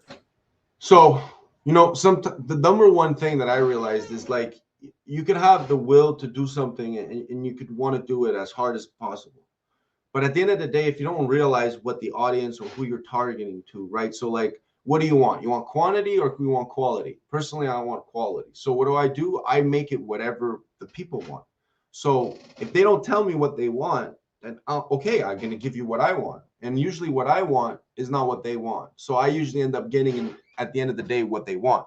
So when you have a question, you come up, you answer. You think you should know something, tell it. Say, hey, maybe you guys should talk about this. DM Jim Rat. Like, it's what you guys want. This is how I think. So I give what the people want. I put myself in the people's shoes. If you're a new on board, if you're already someone in crypto and you already have the power to make your decision making, that's wonderful, man. You shouldn't be listening to me. You could if you want to, but you shouldn't be listening to me because you do know what to do for yourself, right? So when you're not at that stage, well, who do you listen to? Do you listen to someone who's gonna ask for something? Are you gonna listen to someone who's promising you something? Or are you gonna listen to someone who says, hey, these are the tools. Now you make your own decision. This is the textbook. You make your own decision. Because at the end of the day, I can't click that buy button for you. I can't put in the seed phrase. We shouldn't, right? It's decentralized. You have to know how to do it. And the one thing I love when people tell me is, can you please dumb it down? No, you can't fucking dumb it down. It's fucking crypto. You make one mistake, you lose all your fucking money. Do you understand that? There's no fucking customer service. I don't care about your fucking feelings. If you did a mistake, you did a mistake. Why the fuck? So like I told Jim Rat, why the fuck would you give your fucking seed phrase to someone? Would you give someone your SIN? Your social insurance number? No. So then why the fuck do you give your seed phrase? I would probably give her that at that moment. And he got mad at me at that, but now look at us. We're fucking best buds because I'm real. I'm trying to tell people. Well, yeah, I needed it. I don't owe no one nothing. We're not in a business room where I have to, oh, thank you. I really appreciate what you said at this moment in time. I really appreciate what you've done for us. Like, no, just thanks a lot. Thank you. Like, we're all living. Everyone has a life. Like, there's always someone out there that has it worse than you. Remember that. Okay. Someone always has it fucking worse than you. Unfortunately, the magnitude of your pain, no one can judge that. You know, you could lose your watch, and that could mean as much as me losing my dog. Why? Because it's sentimental. It's a magnitude. No one could understand what something means to you. You're your own fucking God. You know, God gave us the reason to choice. It's you either choose this or that. It's the beauty of life. So you either choose Hex or you don't. It's your choice. People want Hex. Get it. It does this. It's not gonna give you this. If you're expecting this, don't come. Right? What the ecosystem needs in general is, it seems like the essence of what you're saying is more fucking strong men and strong women. And that doesn't mean like, oh, get some fucking muscles. It means using your fucking head to think for yourself and make your own decisions as an independent person and using that, right? That's what the essence of what you're saying is. Like, we need more strong men and women, not in the Hex community, well, in the Hex community and then that whole world. I just think people need to understand, like what I used to laugh when I was in the real world, okay? Because now we're in crypto, right? When you're in crypto, I always tell people, like, unblock yourself. Like, you're in the matrix. Like, you just entered a new realm. It doesn't matter what you know there. You know, your financial advisor, if he doesn't understand crypto, he doesn't understand shit, right? It's like you're going to see a carpenter to go get a fucking surgery. Like, what are you doing? You know what I mean? It's like, so you need to use your own brain. And the thing is that we don't need stronger men or women. Everyone is fucking intelligent. It's just like at the bank, people would say like, "Hi, I need to sign into my account." They're not using. If you don't use your intelligence, it's useless. But think about not using your intelligence. It's the human trait of learning something for the first time. It's like when I used to get calls, the doctors, people that are engineers, people that are construction workers making thousands of dollars. You see it in their bank account, but yet they call me and they're like, "I can't get into my online account." Okay, what do I do? Okay, I've never done this before. Oh, okay, what do I do? Go on the sign-in page. Okay, what do I do? Click sign in. Okay. Does that sound like a strong? No, it's not. But it's not. That's stupid. the point, though. But it's because it's. Would you go into a cave without a flashlight if it was pitch black? You would just go running into the cave. Fuck no. Exactly. It depends on the circumstances. If a bear is chasing you, right? Like you're gonna fucking run into the cave, right? I don't think the bear's chasing us when someone's saying, "Hey, I need to open up my account." You know what I mean? Like, need to help. I need to help my kids. They're suffering. Okay, perfect. That we're not gonna look at that. Like what? Okay, you tell the person to calm down, but still, it's like, put in your username. What's next? Put in your password. Okay, what's next? Click sign in. Oh, I'm so sorry. It's the first time I'm doing this. It's just like crypto. People are like saying, well, what do I do? Well, you sign in. No, what do I do? You put in, copy, paste the address. And then what do I do? Put how much you want. It's like people need to start believing in themselves, because it's like they think because they're new, that it's like, oh, and they apologize. It's like, oh, I'm sorry, I'm new. It's like, well, no, man, don't apologize. Why? It's like, if you've never ridden a bike, whether you're 10 years old or 20, 30, 40, you're still going to fall. You never rode a bike. You never rode a bike. How do you expect someone to expect you to know how to ride a bike? You know what I mean? It's like people overestimate the learning curve too. Yeah, like, it's really not hard. It's not hard. You learn that you're able, just like everyone else. Like once I had enough social feedback to realize, like, oh, I'm able compared to all these dorks out here. Like I was going to the gym all the time, seeing how people were just whack, just doing everything whack. You know how it is. Whatever you guys do. Really, you know how hard it is to get a credit card? You have to go to the bank, sign up these pieces of papers, talk to the person. That person needs to fill out a form. That form needs to get all your IDs. They need to take photocopies. They need to go and run it with some other business to make sure you're really this person. And then they're going to give you the same credentials that crypto gives you, which is a username. Then you choose a password. Then you have to go and set up your account. And then you have to take your money, put it in the account. Then you got to take your tools and go spend your money. But it's like crypto, except crypto breaks all of that. It's get it, save it, put the money in, use it. So people think it's more complicated. People think it's more complicated, but it's not. It's like, why would I use this crypto? It's digital money. It's not going to be worth it. What the fuck do you think your bank money is, man? Correct. You call your bank right now. Try and send someone $100,000 in 15 minutes. Never happening. Let alone 10 million. Go try and pick up 15 grand at your bank. You need it today. You need it right now because you have the best opportunity in the world. Someone's about to sell you their money, a P2P transaction. You're like, you know what? This is the best deal. I'm getting fucking Hex at 3 cents when it's 10 cents. Fuck it. Go to the bank. I need 15 grand. No, sir, you cannot. You need to wait. You need to do a money order. What? It's my money. Yeah, we don't give a shit. Correct. I used to work in banking. They don't even have your money there. Like most of the people time. Are complaining. Yeah, people correct. are complaining. Listen to this. People complain about a transaction that's $7, $10, but yet how much does a wire cost? Yeah, $20 to $50, $20 to $60. Okay, if you were outside of the country, how much would it cost on your debit card to withdraw or go use it at an ATM? USD on like a foreign. Your bank is probably going to cost you $2, $3 fee on it every single time. Yeah, I was in Thailand, and every single transaction is $1.50 or $2 or whatever the fee was. Every transaction you're doing that, and you're okay. Let's get some food here. Okay, let's get some food here. Oh, let's get some cash so we can use this over here. Let's do this. And you look at your thing, and you did 10 transactions during the day. Each one's $3. There's $30 in transactions to be in another country to use your debit card, and that doesn't include the ATM fee in the location that you're actually fucking using it. You're going on vacation. You need other types of currencies, right? Because your currency is invalid in that country, right? So it's like, we don't accept this currency. What do you need to do? Go to the bank. Do you get the 1-for-1? No, you don't. There's slippage. There's fees. You know what I mean? Now, let's say you forget and you have your cash money, your hard-earned cash money. You go to the country. Where do you have to go? Take resources, go to their bank or their exchange booth. Now you're going to have to take their price, pay their fees, and get their currency. What's the difference between cryptocurrency? And you cannot do that to bring, you know, 600 grand to go buy a house. You can't. You can't do that, right? Go ahead. No, you can't. You can't.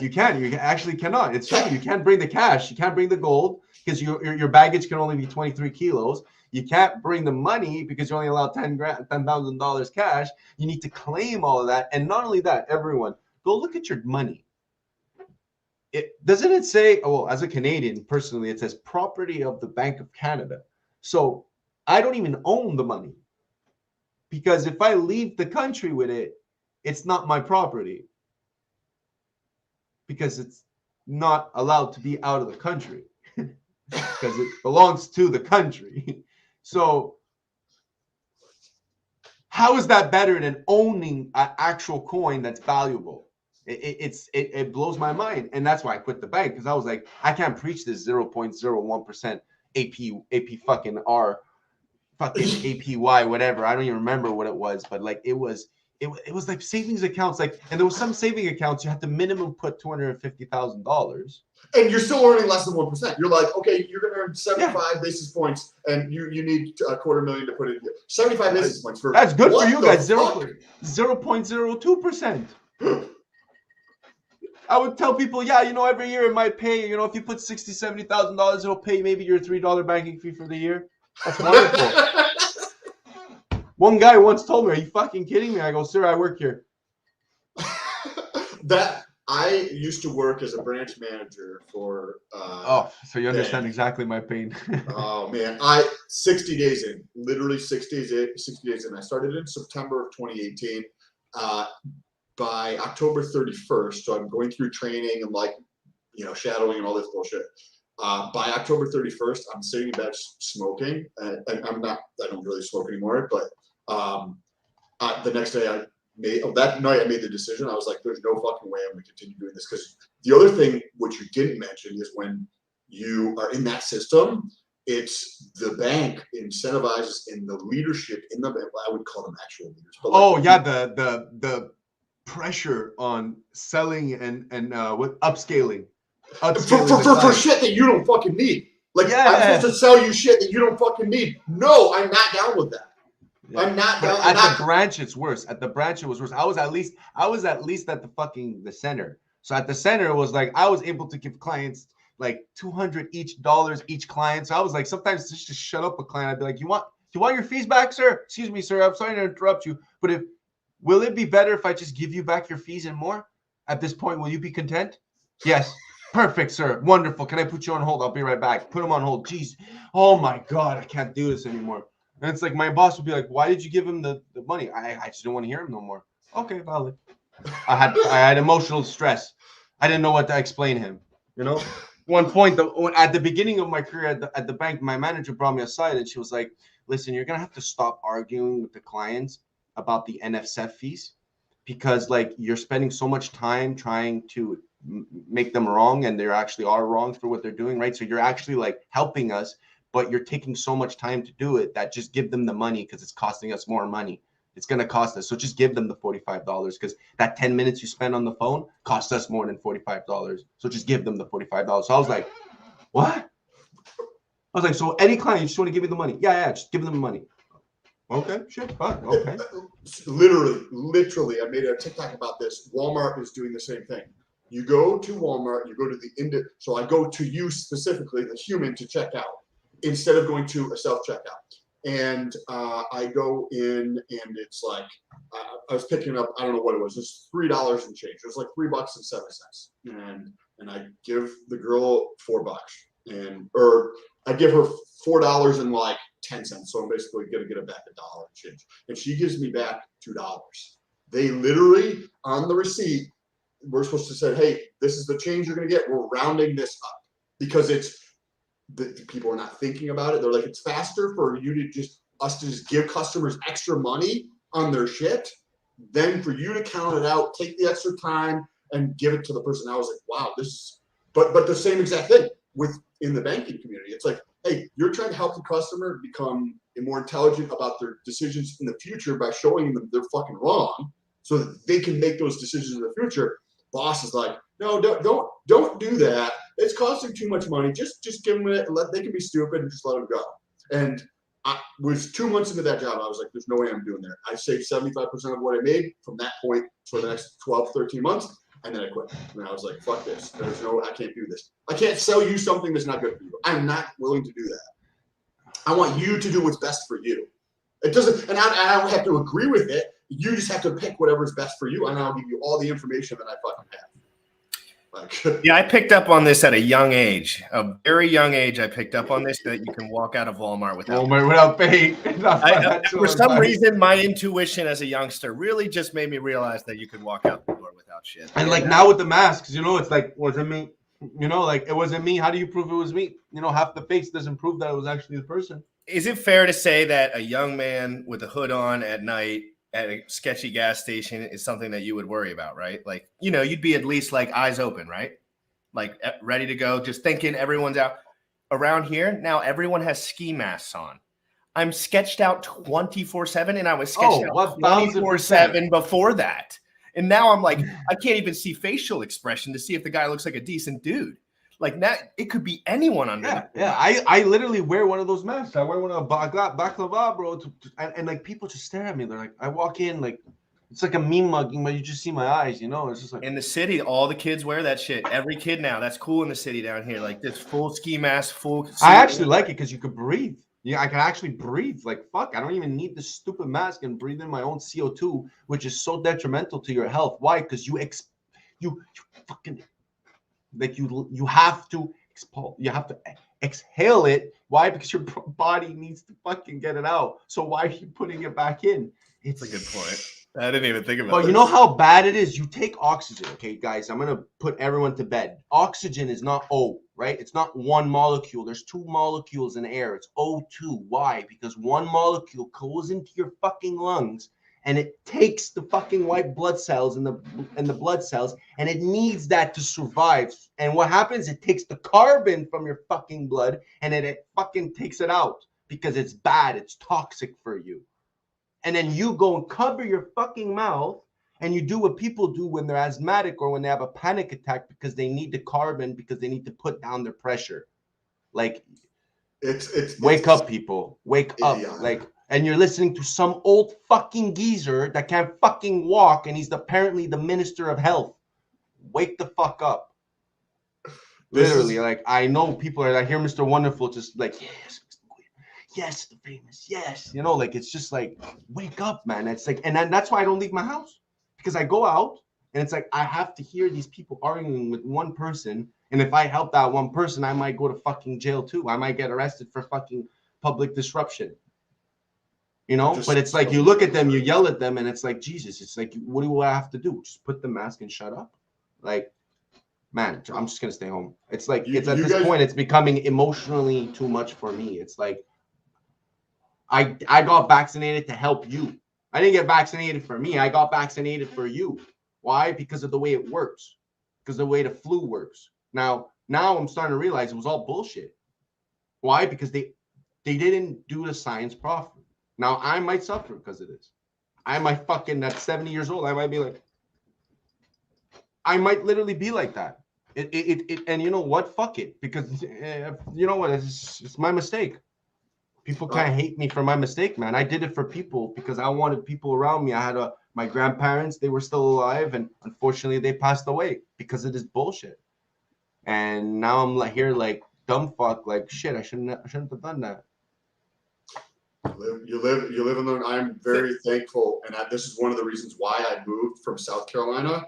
Like you guys are both in. If you're still in Canada, Canada. There's different parts of Canada, I know, but I'm in the worst one. I'm in Quebec. So okay, my girlfriend's from outside of Toronto, and there's I'm probably not much better than Quebec.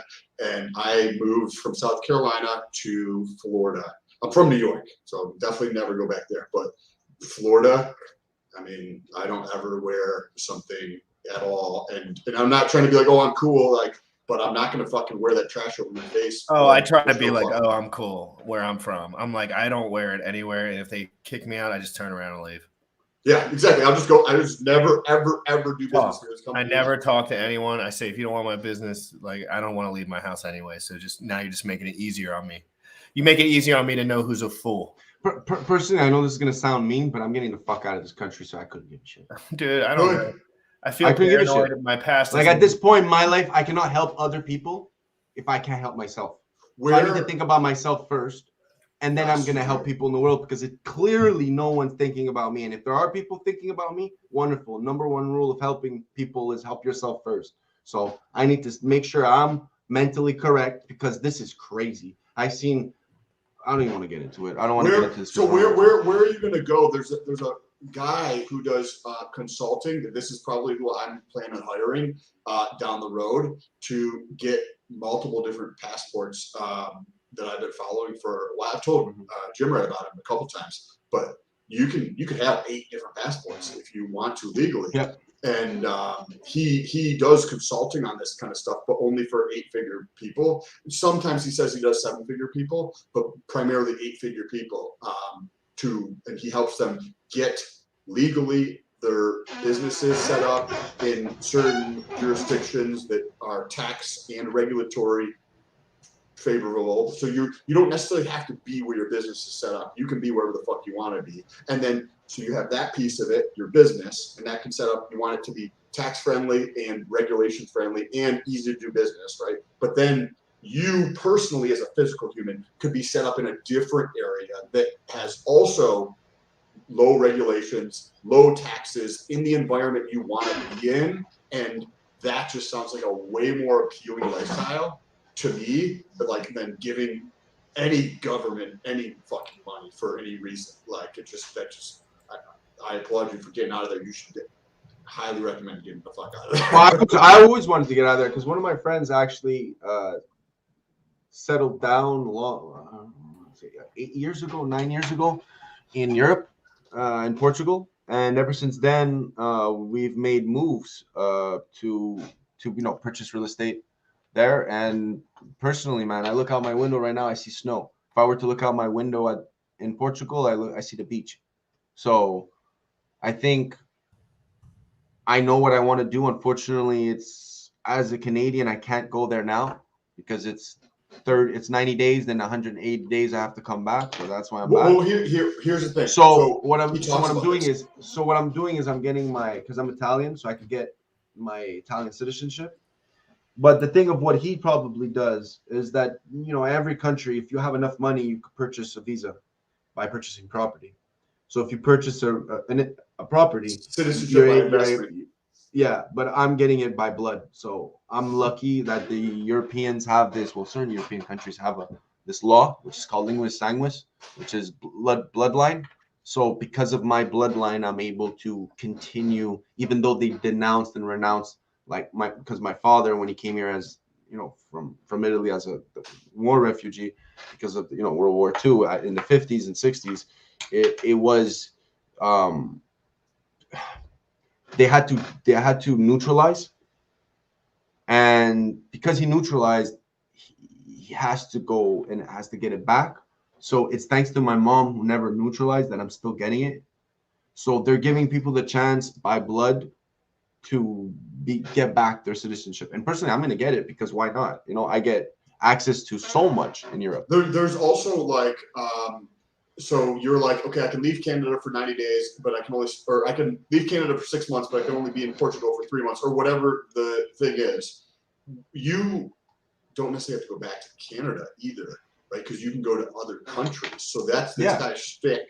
And that's so you can set it up in different regions around. Where should Jim Rat go? Well, personally, I don't choose because of the place that it's like the way it looks, right? Because everywhere is beautiful. I go for security. So personally, for me, I'm not gonna go somewhere where I don't feel secure. I don't want to start naming things because I don't want to be mean, but there's certain places in the world to this day, I would love to go, but I just don't want to you give the opportunity to the statistics to happen, they will happen. Me out, dude. If you if you completely exit the possibilities, then it won't happen, right? So if I never go there, well, I won't have the chance to get into something. But there's only there's AKA I'm definitely a gringo, right? Like, look at this. I definitely need to get a couple of months of tan because or else I'm a gringo in certain places, as they call it, right? A gringo. So it's like, nah, man. There's a peptide that you can use that you can change that if you wanted to, even while you're in Canada. But you can if you think about what are you talking about? Are you talking about melatonin? Melanotan too, yeah. There's a peptide you can take to get tan. There's a pill that, hey, Hex to learn. You want some alpha? There's a pill that bodybuilders take to make them tan, and you don't have to ever go outside. Oh yeah, it makes them more orange. It's fucking crazy, dude. It changes one of my buddies was a bodybuilder. He's into kinesthetics. He won. I forget what he won. He won the Mr. Olympus or something like that. I forget when. You should go check. I'll show you later on, Jim Rad. I'll show you. My buddy is insane. It could be someone famous. Well, he's on Instagram and stuff. No, but like older, back in the day. I mean, I don't know how old he's not famous, but he like, bro, you look at him and you're like, okay, you think he does steroids, but if I show you a picture of him if I show you a picture of him at 17 years old, you're like, okay, yeah, this guy definitely has been training his whole life. Like, Sam, definitely. You were on a good roll, though. Do you remember what you were saying? Yeah. So globally, there's 192 organizations. If you look at the United States, they're going to say they recognize 192 countries. If you look at the UN, it's 200 plus. So if we just use that for simplicity's sake, that we say that there's 192 organizations, those 192 organizations are called countries, right? So I personally don't want to take the state of just being in one country because there's always the possibility that could be corrupted. That, right? You're not going to hold all your assets in one fucking place. You're going to put it in different spots because you're an intelligent person. So that's how I see that global structure of having it in multiple different places. So if Portugal decides to be scum, I can leave that state and go to a different place and not have any issues, already have things all set up in these other places around the world. So in my mind, I have this idea of 9 months. So 9 months, 3 months in 3 different countries, right? That other 3 months I can utilize as testing new countries to see where to go as another place if one of these places fucks up. If one of these places fucks up, peace, like I'll just leave that country forever and get rid of anything that I have in that country so that I can continue this or have things available to me. Because Portugal, cool, right? They call it a golden visa over there, right? For $1 million. But they also have other ways of doing things, whether it's based on your time or you have like what you're talking about with Italy, right? And your ancestry, you can get citizenship there. Yeah, and then I'm just chilling. And then I could go anywhere in Europe. I could literally just, because the thing I want, okay, is I could literally, when you get that, right? What I want is not about staying there for 3 months, is I could literally go up to the country that it is. This is how my friend did it. Came in saying, I'm coming home, and he leaves saying, I'm going home. So the embassies can't say nothing. So this is how he got out, because he technically couldn't get out of the country as a Canadian, but he was able to get out of the country as a European because he's going home. So the embassy said, yeah, you can go home. So it doesn't make sense. It doesn't make sense. People from Canada come down here? Because right now there's a lot of snowbirding. Vaccinated. So you could come into Florida and then or into the U.S. and then leave from the U.S.? Or is Portugal fucked up right now?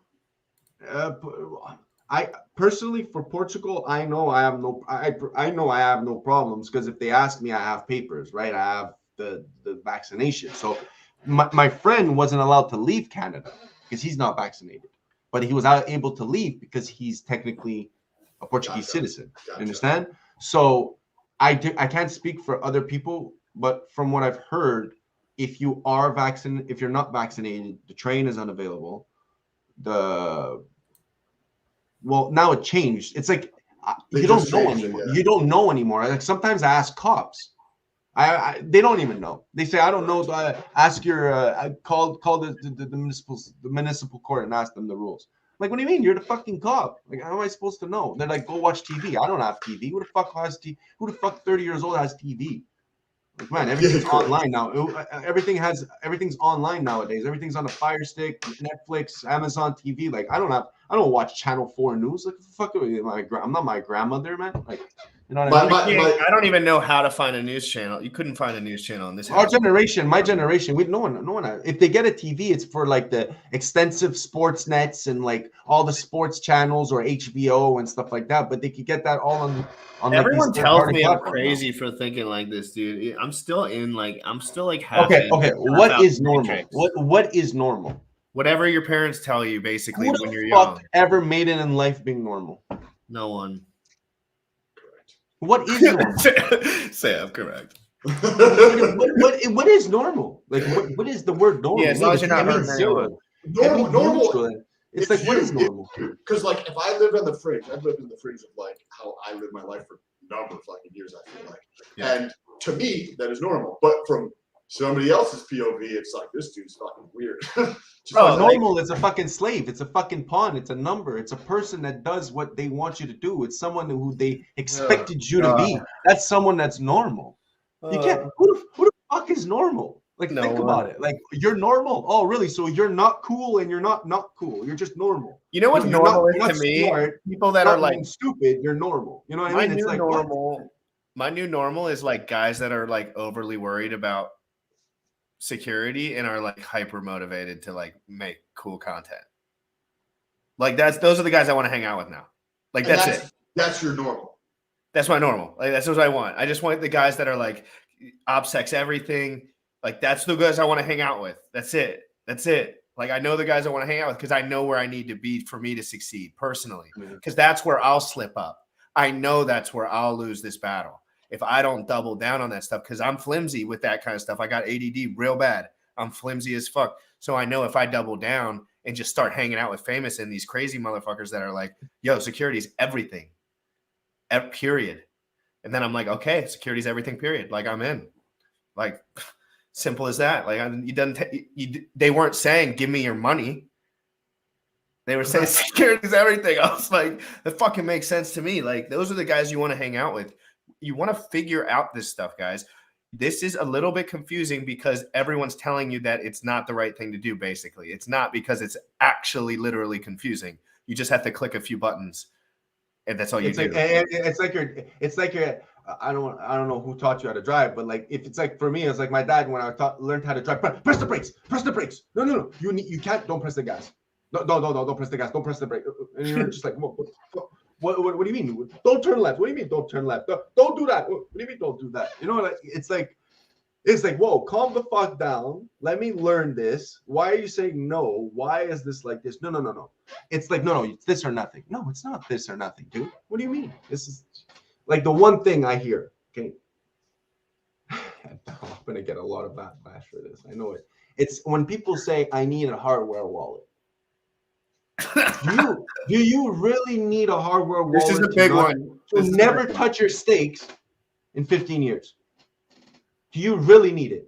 Listen to him, Sam. He's going to make a point on this. You're not supposed to have all your stakes on the same wallet, right? Because you're asking. You have to say the statement for the people that don't know what you're talking about. Okay, well, I don't want to. It's just at the end of the day, people always say you need it more than other things, right? You need the hardware wallet more than other things. But you need a hardware wallet for a specific reason. If you're going to use this on the daily, it's a button that it's like, I don't want to get into it, but it's just, when I hear that, I'm like, what do you mean, dude? Do you know, like, the people who actually, like, there's people who don't use a hardware wallet. Why? Because they don't touch it. It's a bulk. No one has it, right? It's the seed phrase that's the most important. Someone has your seed phrase. Who cares about your hardware wallet? So the logic that people should have is, how are you going to do crypto? You know, you're not going to get a banking account with 12 transactions per month if you need to use the card every day. You know what I mean? You're not going to get a credit card with fucking with cash back to the grocery store when you're using that credit card to buy gas. You know what I mean? It doesn't make sense. You're going to use that credit card at the grocery store. If you get a JCPenney credit card, it doesn't give you points at fucking Publix. It gives you at, you know, I'm just thinking because I'm not an American, so I don't know what kind of cards you guys have. But like, you know what I mean? What I'm trying to get at, right? Like everyone does something for a reason, you know? You don't use your savings account to spend your money, you use your checking. So why would you put a 15-year stake that you'll never touch in a hardware wallet when you could have took that $150 and put it in the stake? But there's a certain person that is appropriate for a hardware wallet, is appropriate for a specific niche. And who is that? Of serving. And who is that? So somebody who that resonates with. Because clearly there's a community out there who thinks that is important. Well, why don't you get a Gnosis safe? Pardon? Why don't you get a Gnosis safe and make a multi-sig? Well, you could do that as well. You could do that on top of it. So then why aren't people explaining that? Why aren't people giving that ultimatum? Listen, you could do this, or you could do this, or you could do this. Yeah, or but, you could, why why are you giving someone the ultimatum? You either that goes drive back to the beginning. That goes back to the beginning. It's- People are not fucking thinking for themselves, dude. Like they're not Exactly. taking action in their fucking life. It's pretty like that's why we need more strong men. We need more strong women who think, who use this fucking thing. But Right? how do you do that when the people you go and ask help to are stuffing it down your throat? Now, don't get me, I'm being neutral, because the people who are stuffing it down your throat is because you don't listen. It's because they have to give you that ultimatum, because at the end of the day, you don't listen. So Right? So they need to step back and say, this is the ultimate choice. If you do this, all your angles are covered. But then the person needs to say, okay, this might not be for me. Is this the right choice for me? This is a decision. This is not like, this is why people buy Rainbow Kitty Inu. But that's You know what I mean? anytime somebody is one way on something. I mean, probably because I've been doing this a long time, and you guys have like, anytime somebody's like, this is the solution, this is the solution, this is the solution. I mean, like, you don't have to be super intelligent to be like, okay, this person's fucking biased. Like, take whatever they're saying with a grain of salt. Like, you don't have to be super intelligent to see that, right? Because you've been doing this for a while. You see that if somebody's just like, this is how it should be done, no matter what, and there's no caveats and there's no nuances in place, then you know that that person's a fucking idiot or they're biased as fuck.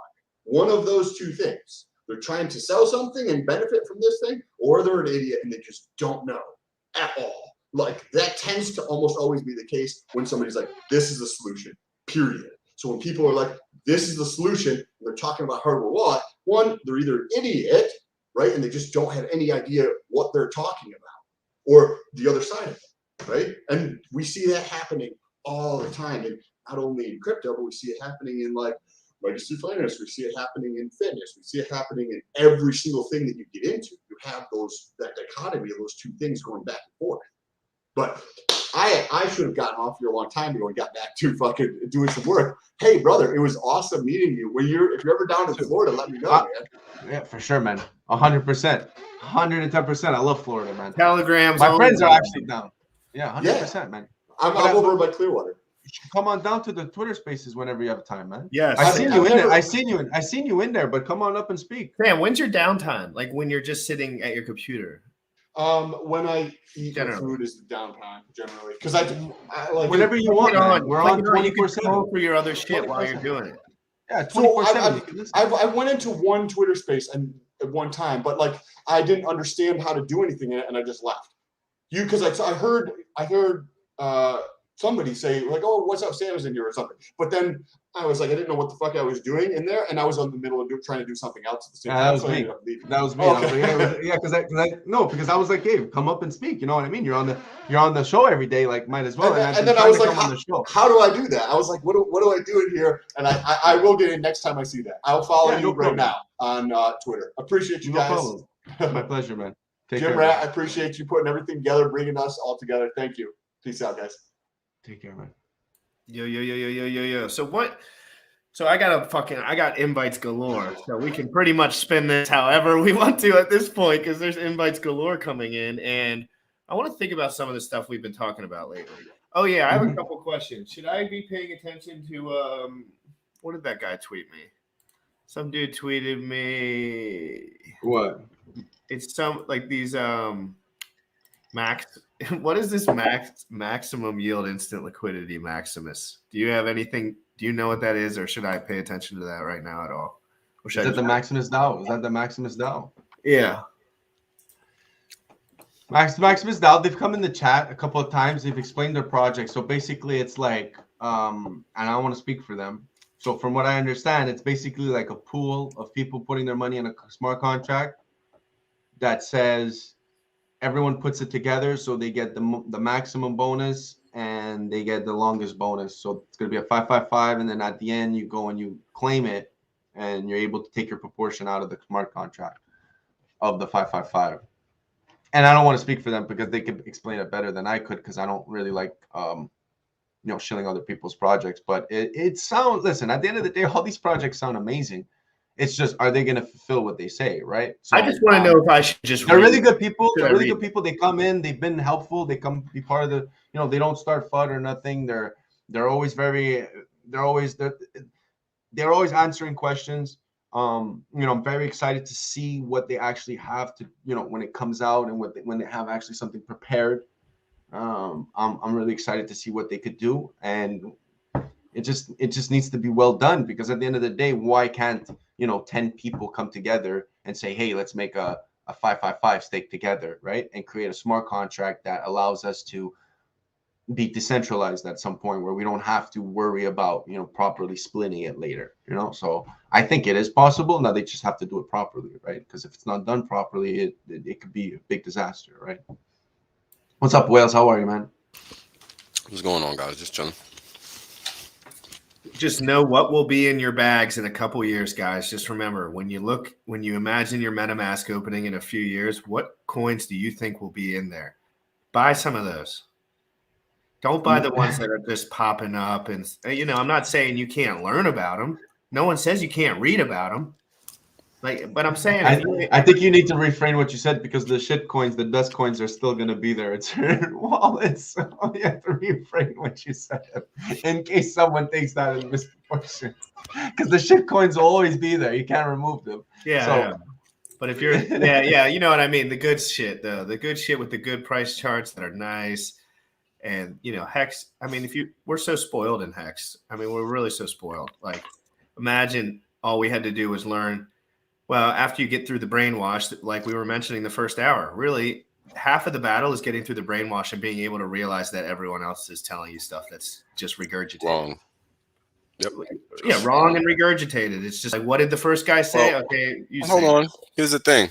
It doesn't matter that it's regurgitated. What matters is that it's regurgitated and I'm wrong. Because if it was right, we wouldn't even give a fuck. Right? Because it would work and we wouldn't question the shit. But then whatever would work less would be wrong, because it's like it's just like if you take a there's varying degrees always, right? Yeah. Someone's always gonna make a fucking someone's always gonna get an echelon and say, okay, well, you're not good enough, so you're the worst. So you're bad because you're the worst. You're not you're not good enough like the good people, because you're still doing good, but you're technically the worst. And then there you go. And then that's how the yin and yang always stays into place. And that's why the universe always has that. And it's fucking ironic. Humans are ironic. Well, what's funny is that people don't realize that wrong and right, are wrong and right.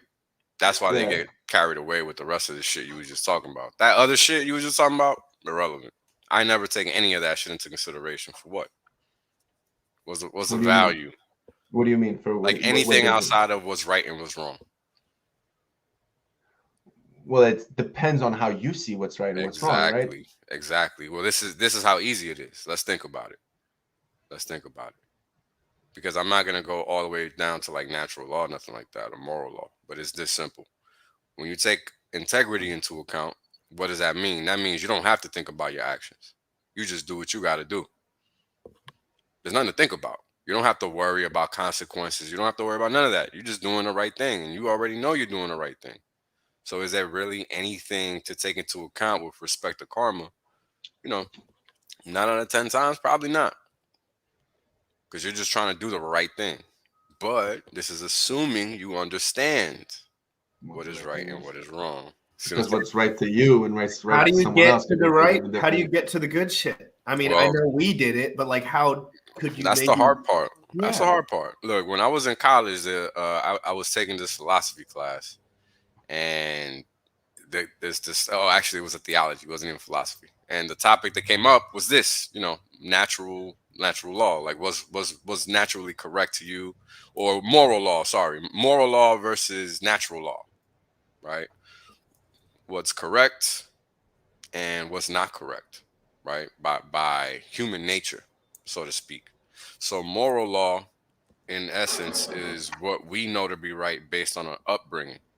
For example, to me, violence is nothing. To most people, that shit is just something they say on the internet. But to me, your life is worth nothing because of the environment in which I grew up. That's just how it is here. So we don't just say, I'm going to kill you on the internet, right? Because we understand that that shit could happen in 2.5 seconds. Oh, that shit scares the shit out of me when people start saying that shit. I'm like, everyone, please stop. Like, because I squared up with this one dude on Twitter once, but like, I was just posting like some shirtless bullshit pic, like whatever. I was just doing.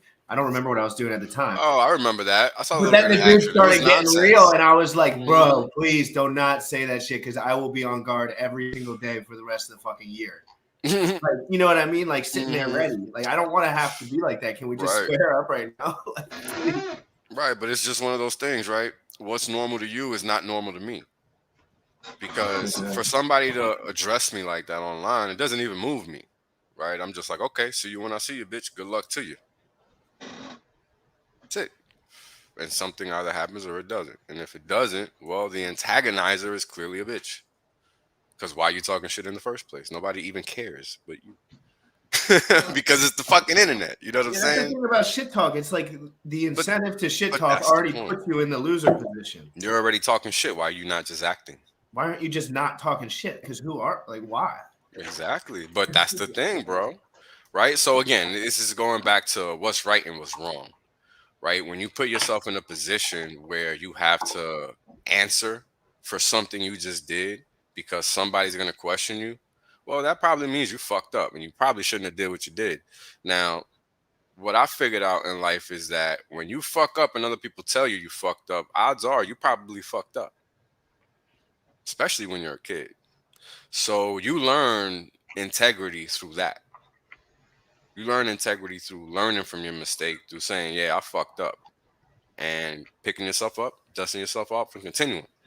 So when you're not being corrected, having your ass whooped, and all this shit as a kid, this is why you get the people that's constantly out of bounds, even though they fucking wrong as fuck, Monday through goddamn Monday, right? And we see these people all the time. They're not even fucking foreign. They common, right? And that's a function of them not just simply not getting their ass whooped. That's really what it is. Because once a motherfucker gets his ass whooped, guess what? His whole frame of mind changes. Because he realizes, oh shit, there's consequences to my actions. Let me fucking think about this. Very basic. And you learn some people are crazy and will kill you really quick. And Yep. Well, they have nothing to lose. Some people have nothing to lose, man. The way exactly. Around here, that's what it's like. Like, that's the People vibe. don't around have where I'm- anything. But brother, this is what I'm trying to explain to you. In a city environment, any city in the world, a life is worth nothing. Period. It is not worth a thing. My point of view on life is not equivalent to anybody else's. It cannot be, because I'm in a city where our bodies are a dime a dozen. A motherfucker will be lying on the ground and nobody will even look to fucking see if that motherfucker's alive or dead. Nobody will give a fuck. And that's the reality of where I live, bro. Like, that's just how it is here. It's okay, you know, that's life, and we deal with it. But that doesn't make it okay, you see? And it takes a certain level of understanding to realize that, because we ain't talking about fixing it. We're talking about realization. And that's acknowledgement. That's how you separate yourself, right? That's the only way. Because otherwise, how else would you know you're wrong? You would never know. Somebody would have to tell you. And another thing I learned, yo, is that I don't like motherfuckers telling me nothing. I'd rather figure it out or ask a question. Because if somebody got to tell you, that means you probably fucked up. I hate when people tell me anything. That's the thing, right? It's easy to hate it, but the reality is that that's good because you're about to learn something. That's the fucked up part. Like, you got to really overcome that internal stomach butterfly. I That's ask like for a help speed a bump. lot, though. I ask for help. Yeah, you do. You Yeah, do, so I'm like very like I've always had no shame in being like, hey, but yo, you're still y'all. gonna fuck up, bro, because you're Yeah, human. for sure, for Yeah. sure. You're gonna be trying to do something that nobody else has done, and because of that, you're not gonna have a reference point like crypto. Look at crypto, right? I fucked up majorly in a big way when I first found crypto because I couldn't find anybody to ask questions. Them chats, them IRC chats back in the day, they were not welcoming, bro. You know what I'm saying? I didn't feel comfortable enough to be some fucking dude that doesn't know anything about this new thing. Or I knew enough in regards to finance, math, and all that other shit, but not the technical side, right? Which is what I wanted to understand and did not. And that's why I sold my bag early. That's why I'm fucking, s- preaching all the shit I'm preaching today because people have to understand. If you don't realize what it is that you actually own, you're gonna make a mistake. Period. It's like owning an Aston Martin or a Ferrari. You selling that? You a dumbass. Period. Like it's one thing to have some liquid to skim off of and live until you find another solution. It's another thing, and we got it now. We got Hedron, so all that shit is out the fucking window. Because if you got stakes, you got Hedron, so you better figure it out. Like somebody replied, what the fuck was the tweet I sent?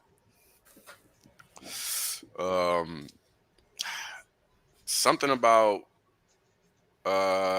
Hedron. Oh no, something about Hex. The tweet I sent this morning about Hex. That's what it was. Um, and basically the tweet was like that little Venezuelan guy from Parks and Recreation. I don't know if you guys ever seen that show. Yeah, and it's the skit where the guy's making fun of how quickly everybody goes to jail for any little thing. Yeah. And the meme goes, my paycheck straight to Hex, $520 on the street straight to Hex, yada yada straight to Hex. And some guy writes, "What if my paycheck comes from Hex?" I'm like, "Good luck with that. That's not what Hex is for." Now, it's I didn't one know thing. I agree with that. Yeah, But it's one thing if you have to use it because that's your sole resource at that point in time. You can't help that. But for you to consistently be selling your Hex, knowing it's year 2, and you not having a main stash set aside, you're just setting yourself up for failure in the long term. Because that's the mistake I did. I sold all the Bitcoin I had. Done. Cautionary tale, right? Never to be seen again.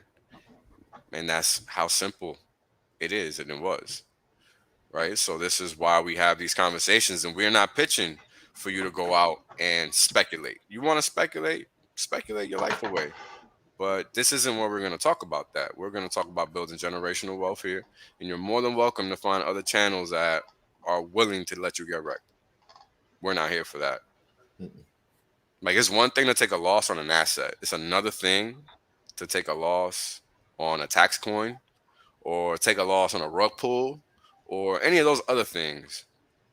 Because when you're speculating, you got to move fast and you got to know what the fuck you're doing. If you can't do those two things, that equals to one thing, and that thing is a L, aka loss. And again, there's nothing wrong with speculating, but understand what you're doing. You don't hear me talking about speculation, and there's a very good reason for that. Because nothing I say can be you can't see the future, no matter what. It's one thing to speak mathematically about what's true. It's another thing to speak about what's going to happen, right? And this is why you gotta listen, because words matter. You don't like if some like I say a lot of things mathematically based, and people think I'm saying a concrete thing because they're not listening, and that ain't my fucking problem. Because the shit's on tape, it's on record. You So can I know re-listen what to I. it. Yeah, You you can can re-listen listen to to. it. You can re-listen That's it. to it. That's right. Yeah, exactly. So we got to think about the choices we make before we actually click sell or buy. Like every Hex I've ever sold to survive, shit done hurt me because it hurts. Because we know what Hex is. I know. But guess what? Even though I kept a little something on the side to help me get by, all that doesn't even come close to what I've attained in yield. You see, just from being staked. So I'm still net up. I'm never net down because I understand the system. See, so it's all these little things that if you don't understand them, you will make a bad decision. Now, it sounds like a lot, but that's life, yo. We're alive every day for a long fucking time until we no longer are. So just like there's other people that are super successful out there doing what they want to do, living how they want to live, why can you not do the same? Right? I mean, I'm gonna tell you, I'm not living how I want to live, and I know why. So I'm doing the things I gotta do to get there. Simple. If it involves eating once a day, whatever it is, it shouldn't matter. If you got a goal, you gotta try to find a way to accomplish it. And that's one thing I didn't take seriously for a long time. I just thought shit was gonna fall in my lap. And let me tell you, shit don't fall in your lap. And you'll Don't never matter. respect yourself until you do. Yeah. You'll never look in the mirror and be like, man, let's go for it. Let's see what can happen. Let's do it. Like, let's try it. Let's just do it. Like, Just just do try. it. Take the Just do video. it. Guys, watch this real quick. Look what I was doing. This was a year ago. And I had no idea what I was doing. I was online. I was trying to make a difference. I was totally new. Like, just made a mistake the week of this. And but this is what you just got to get inspired. And these are the cringiest videos, by the way. So please. They usually are. Yeah. So, but I mean, they were spot on as far as content. I was like telling people about the bear market. I was. Oh, I remember you. Yeah, I remember that. You look older, man. What the fuck is going on? Why the fuck you look younger now, man? I used to not have hair on my face. Benjamin Button, bro. What the fuck is going on? You look No, older. dude. I used to be bigger. I was on roids. That's why you look younger. Okay. Yeah, I was on a bunch of. Well, shit. now you know, man. Get off the fucking juice. Yeah, no, I know. It was the same. On May 1st, 2021. Bitcoin dropped over 55%. Hex was made new spreading all-time the highs. good word. Ethereum dropped over 60%. Hex made new all-time highs. Hex is decorrelated from Ethereum and Bitcoin because the majority of its liquidity is tied to the Mexicans dollar, don't switch up. not guys. tied to a They've been saying cryptocurrency. the same things. I They're think saying the Bitcoin same will things tap now. $10,000 from its high of 65,000 because that's Okay. what it normally does. It's dumping it drops right 85%. now. We're in the middle of that. I called the $65,000 top on the day and drew the chart. And then I told you that last cycle, Ethereum topped 27 never days clicked later. on this video, Guess what happened this cycle? Exactly 27 days later, Ethereum topped. I got it 100% right. You couldn't possibly do better. And I did the same thing in 2017. And this concept that the world's richest guy can buy, who do you think is going to follow him up? You got another world's richest guy waiting behind there to follow him up to buy his bag, to buy the top right after him? I was just It's best crazy. line. No, there's a chart you can Google called the yeah. So That's the best line. yeah. It So is. It's exactly what it is, man. It's Mhm. you think you always gonna dump on someone. That's the doesn't name of the switch game. up. He That's the doesn't name of switch the up, game. dude. He's been saying the same shit since the day I got in, and everyone said before me he's been saying the same shit since I got in. So I was kind of like, sounds like this dude's saying the right shit. Not much else What to gets say. me mad is the guy. Gets me mad is the gatekeeping, bro. Yeah, of Because course. as someone who was researching, I feel like it's not even a pleb.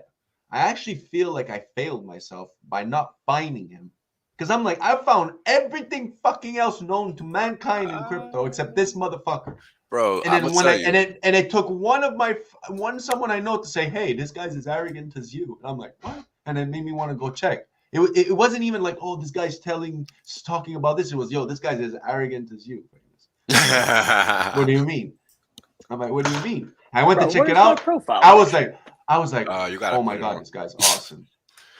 Look, this is what I'm gonna They tell gave me you. this vanilla bullshit profile pic. Come on, y'all. You gotta doesn't put it have- on, bro. I can see my beautiful face on mine. Oh, really? Man. Yeah, Wait, I don't you're know, man. What? Turn your Or it could be a gate kept this morning. yo. Maybe your camera's on. Maybe. Oh. Turn cam off. Like the start cam should be red. Shouldn't be white. Yeah, it shows cam red. I'm Oh, gatekeeping you because Gatekeeping your pretty face, bro. I'm sorry. we know that we know. Wrecked. Go in you- settings. Go in settings. Go in settings. man. Speaking of gatekeeping, Go in the Yeah, settings. man. Yeah. Wait, are you trying to do camera on? no. No, I'm cam off, but I'm Oh, you're trying to do I'm a using pic. my cell phone because I figured it'd be better audio. Hey, it is great audio though. Wow, see, that's my caveat. It's like you can either see the beautiful bearded man or you can hear him, you know? And a lot of people prefer the latter. Orca, what do you got this morning? You've been killing plebs all morning. There was a tweet that I saw. No, you have been. Yeah, man. Clay and I go way back, bro. Clay at Nomics, dude.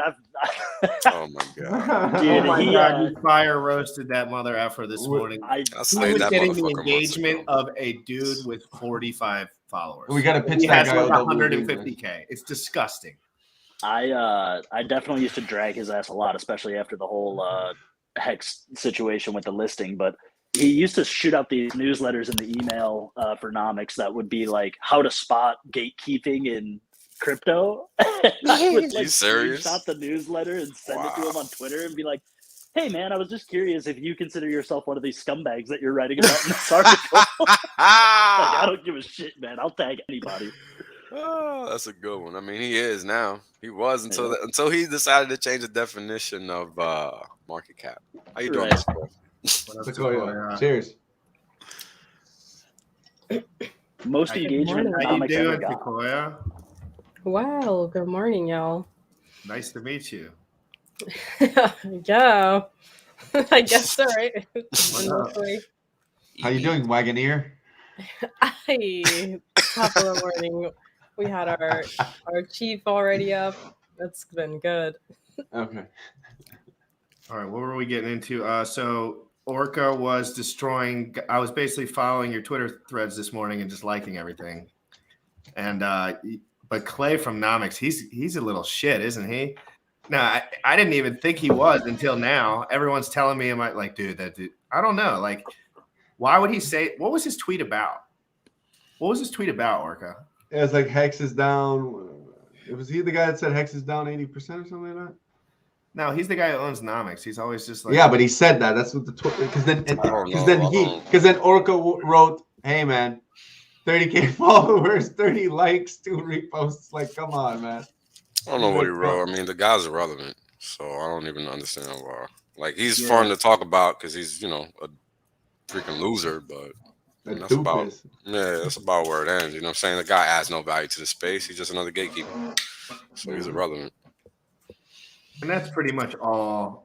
Yeah, that's the whole promise coin space. That's all every space, really. I mean, it's just everything. Everything, music, movies, all this shit's the same. It sucks, dude. Remember, like, when there was live concerts and people didn't have phones and they would probably like pay attention? Enjoy it? Yeah. Yeah. For fuck's sake, where are we going, guys? Remember a time you could breathe outside in the open air and just be like, there you are. Boom, for the win. Orca. Are you guys able to see me? Oh, I see the beard's getting longer, man. That's awesome. Orca, what do you think about those guys that say Hex is a scam as clickbait titles, but they're actually Hexicans?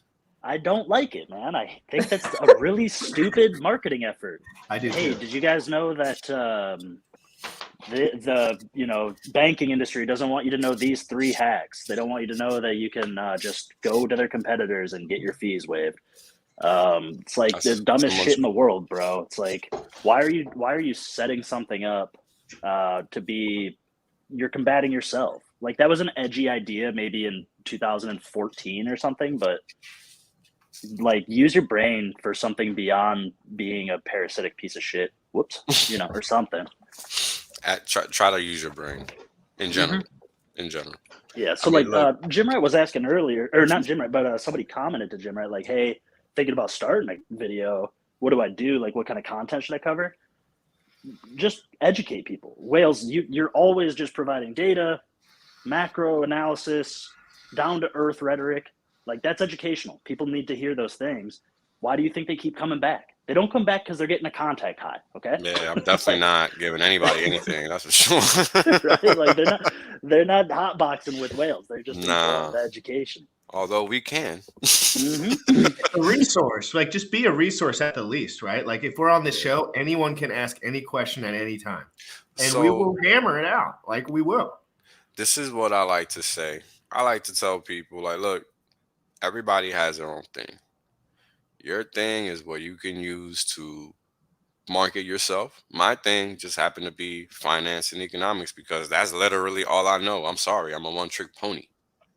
I only know the shit I know. It seems like I'm a smart dude, but no. I'm pigeonholed like most other people because that's the way society is designed. But this just happens to be a space where a lot of currents cross. So I have to know a lot of other shit. That is all. So if you are a music person, if you are a athletic person, like I could have easily chosen to highlight myself through my calisthenics if I wanted to. But I decided not to do that. I decided this was easier because of all the information required for people to actually understand crypto. But that doesn't mean if you're not me that you can't use your own angle. Say health and fitness. Say anything. Say you like to cook. How do you get the funds to buy your food, your items to cook? Well, shit, I got Hex, and that thing supplies me all this and that because of this, that, and the third. You see, so it's just about figuring out your angle, what it is that you don't see that you would like to see. That's how I literally came up with my angle. I just did what I didn't see. And that's it. That's 100% true, though, man. That's how I came up with the first video. Is I knew some people had talked about like the T-share rate, but there were so many new hexagons that I felt like the kind of like fundamental content was kind of being buried below the newer, kind of more Because people engagement don't like farming to search content. back. People don't like to search back. Exactly. So I just said, fuck it. I'm going to take the important stuff of the past and make it relevant again today. And people are like, oh, wow, what an interesting video on the T-share rate. And it's like, I mean, it's like the 40th one, but, you know, it's like whatever floats your boat. Yeah, it's interesting you say that because I'm actually going to start redoing all the old shit too. You gotta, you know, it's like there's so many new people and they're not going to search back, bro. No, they're not. It's sad, but whatever. I really was holding the line until I could no longer acquiesce, but clearly until they're asking you the same shit you answered last week. Especially with the chats and the live streams now, that's kind of what put the nail in the coffin as far as like, well, I don't want to say that regular videos aren't good because they are, but there's a lot of like entertainment factor that people enjoy during the day, and the up to the moment information can be a little bit more beneficial when you're just reading. I mean, when you're just listening, because then you can catch some shit that just came out, because obviously we're going to end up talking about the shit that we were just talking about anyway in the Twitter spaces this morning. So that's kind of why I just leech on to people and I'm like, what are they talking about? Like, what are they? Because then I know it's all about like, you know, but only the good channels. Most channels are absolutely trash. I mean, literally at most channels, 90%, like I can't watch the first 3 minutes. And it's not because it doesn't have good quality and they're doing something wrong. It's because I think it's boring as fuck. Yeah, it's just about your interest. That's all. Boring. That's it. And it's not about like, oh, this sucks. It's like, no, someone. Look, there's going to be plenty of people that find our streams boring. And in the same vein, you're going to find plenty of other people's streams boring. That's just life. Now, the difference between our shit and their shit is that our shit can change their life in one way or another. It's just simply a matter of whether people are willing to accept that fact. Most are not. Most do not want to believe that there is something beneficial out there for them. Because guess what? In the world that we know, it's never been given to us. And this goes back again to what I always love to talk about. You know what you're giving. You don't know shit. Very important that people understand that, because that's the only way you can really check yourself. Otherwise, you're just, you know, following along, playing the role that you were given. And the question is, do you really want? Like, I'm not playing the role I was given. I'm playing the role I feel like playing. Why? How do I know? Well, I was born and raised in the Bronx. When I was growing up, the incarceration rate must have been at least 90% Jesus. Yeah. Oh, yeah. Yes. Not even exaggerating. In fact, let me give you a small sample of how it worked when I was growing up. All that had to happen was that it had to get warm, say April, May. All of a sudden, fucking paddy wagons is riding around. And all they're doing is picking up people. They're not asking no questions. They're just picking up people. That's literally how it works over here. At least it used to. I don't know what goes on nowadays because I just don't be outside like that no more. But I mean, I don't see it happening, so I'm just gonna guess they don't do that shit no more. But anyways, that's the kind of shit that used to happen here, right? So how do you break people out of that mode? It's difficult, bro.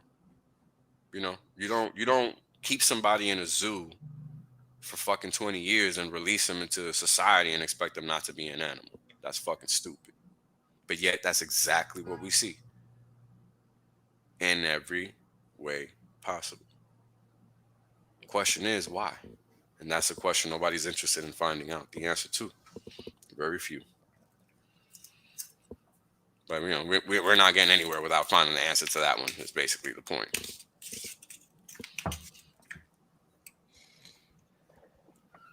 Let's make Hedron more scarce, just so that people need to get more hex stakes to get Hedron. Well, Hedron itself is going to be interesting to watch. Yeah, because people are not understanding it. They're not making the effort to understand. yeah, and I'm proud of you for letting them know, man.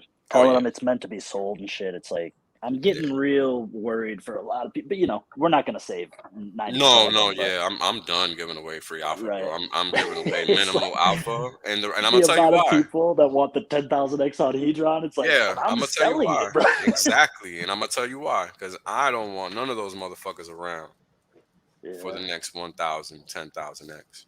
Right. We don't need them. Let them fucking sell now. Yeah, I'm happy that we're always able try to be save the there. system. I'm happy that we're able to save the system.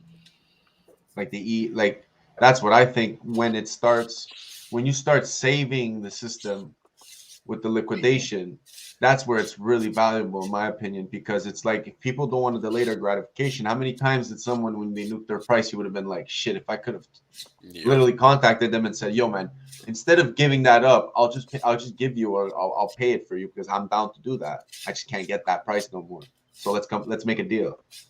Right? That's what it's for. So exactly. So I'm hyped about that, because you know what, there are certain people in the community, unfortunately, I don't want them to get the EES. Why? Because man, it's the way the game some works. people don't. Some people shouldn't be getting the EES. Some people should. Exactly. And I get that. But the downside to the HSI is that people don't understand the math behind it. They think they're just gonna be able to put whatever price they want on their stake and they're gonna get it. And nope. So good luck with that. It's gonna shake out probably similar to a lot of the NFT craze, right? Some suckers might accidentally buy an overpriced HSI, but it won't take long until people start a narrative of, oh, well, that's a ripoff. Well, but that's okay though. That's a market. I feel like it's a market though. It's not that. That is a market. It doesn't represent what Hex actually brings you as a value. No. When you're tokenizing it, it becomes into the eye of the beholder, right? It's like exactly. It becomes something that, hey man, I'm offering you this. It's up to you to see if it's worth your opportunity cost. So if you want to buy it, it's this much. It's not like, hey, take your wallet, do this, and then it's you and the contract. No. Now it's you and me, buddy. This is how much I'm selling it for. So it's either you take it or go ahead and make it yourself. You know what I mean? So I don't think it has to do with anything. Well, it does, but like I feel like when it comes to the game plan, people don't realize that you're going to be able to save the system more than like everyone always thinks it's detrimental. Things are detrimental, but it's like when you have a project that can save, I feel like it has so much more value. Forget about it. The negative is always going to be there. In everything, there's always negative, and then there's always positive. But when you look at the positive and it saves the project in a way, well, it doesn't save it like because it's going bad, but it saves it like you can go ahead. It saves exactly. Users. It saves users from themselves. And the whole point of Hex is to help people learn. Now, the good thing about HSIs is that it gives people the ability to learn with some crutches, with some training wheels, so to speak. That's how I like to view it, because the fact of the matter is that some people are scared shitless of locking up their money and not being able to access it. This, while not exactly the same, does give people a semblance of comfort. And that's all we can ask for, because how else do you want to get people to the table if you're not willing to meet them halfway? I mean, if we want adoption and this is what it takes, I don't think this is a bad move, because it still keeps solid the infrastructure of what Hex is. It doesn't change anything. It really does not. And if anybody actually understands the system, they'll realize they don't actually have to make any HSIs. They can if they want some insurance. HSI is a great insurance policy. That's it. You don't. I do think just in the unique multiplier claim phase that's ticking down currently, like there's something to be said if you can make a sizable HSI stake on a 5555 right now with that multiplier bonus, then maybe there is a short-term marketing theory that says that you can overprice it but still be providing a future cash flow discount to the buyer. So there might be some some expensive HSIs that 15 Well, it's years 9 from now times the you'll price. never see it again, right? It'll be like, well, now everything just mints standard B shares. But why is that, Orca? Very simple. Let me tell you. Tell me, Wills. Enlighten me, bro. Early, I'm only halfway through a cup of coffee. So early adopters always get rewarded. facts. Yeah, man. And I try to help people understand that's not a bad thing. That's the only We've never thing. found a way to disrupt it, and it actually helps innovation and competition. That's exactly how it works. I mean, think about Pulls that capital in. Where the hell are you guys familiar with SoftBank? SoftBank, you say? Yeah. No, I'm not sure I am. So let me tell you guys about SoftBank. In fact, give me a second while I go get a leaf. I'll be right back. Guys, real quick, let me shout some people out since I'm hosting for 1 second. I need to do Hex. Guys, Diamond Hands entered the chat. He said raid. I guess his squad's coming in. He might have just finished. How you doing, mother effer? Atros Rev, nice name. Hexagon Man. Glad I didn't sell when I read that, you trickster. And we got Crypto Rooftop. Good to see you. If you ask a more specific question, I'll cover it, but that's a little open-ended. Thank you so much for coming in, guys. I appreciate it. Guys, if you haven't already, please hit the sub. I just want 1,000. I don't know why. It seems like it's cooler. It's way cooler than having less than 1,000. So that's what I want, and that's what I'm going to try to do as fast as possible. And then I'm just going to keep having good guys on, putting out good content. Legit what's gonna be stuff cool, bro? It's gonna be cool when Pulse Chain finally launches, and like personally, I don't want any more super chats. So as soon as Pulse Chain launches, I'm shutting that shit off. Oh, is that what the 1,000 does? Yeah, that's all. That's why it always says it on the front screen. It allows you to monetize. They freaking it's like 1,000 and watch time. Yeah. You'll probably kill the watch time because you got so many people every morning. Oh hell yeah, I kill that 2-3 shit. hours at a time. Yeah, yep, I kill that. You're killing it. Let me tell you that's the shortcut, by the way, for those that are interested in YouTubing. The shortcut to growing your viewership is content time. Yeah. I don't got a lot of subs, but I got a lot of eyeballs on my shit. And they stick around. They watch for a while. They go back and rewatch. Yep. They clip it. Yeah. Yep, and that'll definitely generate some ad revenue for those that are interested in viral material. I don't make viral material, but this is, for those that are interested in that kind of shit. But I'm gonna pull up my analytics real quick since my stuff is still really new. I don't mind showing it. Like I'm only like 20 days in, so it's like no. I mean, there's nothing really to hide there. That's what I was thinking. Revenue. I was trying to make sure I wasn't. Yeah, like YouTubers, unless you're like fucking getting 1 million views, you ain't making no money off of YouTube. So there's nothing to hide. Money off of YouTube. You know what I'm saying? Like even with the super chats, they're clipping you 40% every single. Yeah, do not super chat, guys. If you want to donate, just donate straight up to the person. If you really want to donate, right. And gas fees aren't gonna kill the fucking donation. I will not, because come on, we can't give the money to the middleman, right? It's crazy, bro. It's so anti-crypto. It's wild. It's crazy, bro. And it's like we have no choice. It's stupid, though. It's always been like that. It's even Twitch, man. Even Twitch, it was like that. It's like you have the tier 1, 2, 3. It's like you take how much from my tier 3? I made someone give you how much? And it's like 50. I think it's like 50 on Twitch. So like it's even more. And they're giving like the subprime. It's like you're like, wow, these motherfuckers. Money too, yeah, that's right. Yeah, and you get that subprime, which is free because how many people have Amazon Prime, right?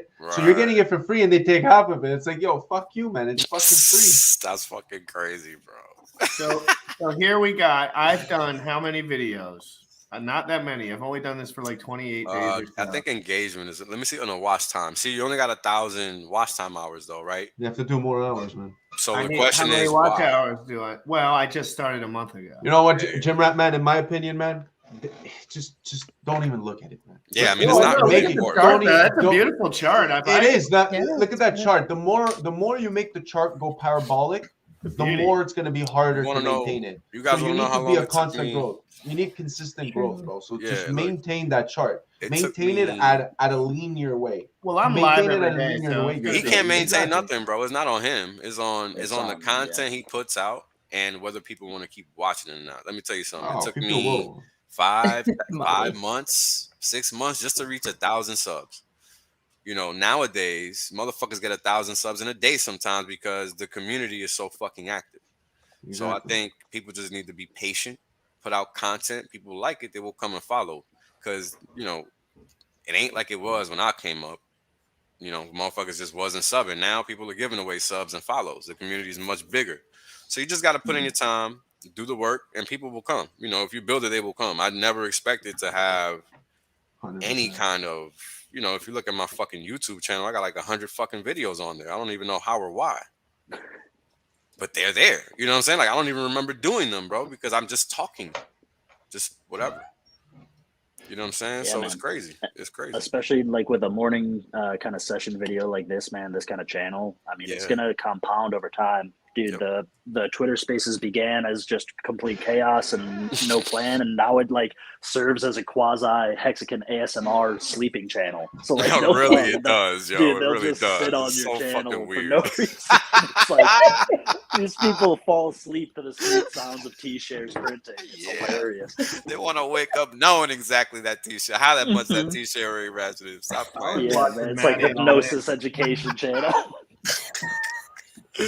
Yeah, Hexnosis. I just want to have a place where people can Volley. go, feel comfortable, and like no one can say anything in here that will bother me that much. Like I might not invite you back, but like there's not like I'll openly discuss anything with you if I invited you on. If I was stupid enough to invite you on and I thought you were gonna say some wild shit, but like there's some people I'm on the fence about, and I'm always like, you know, this could be the relationship ender right here. You know, Oh man.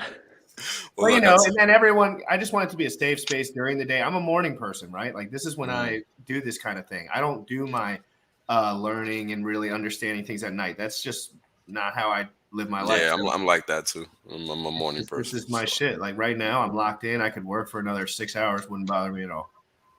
Yep. Trying to.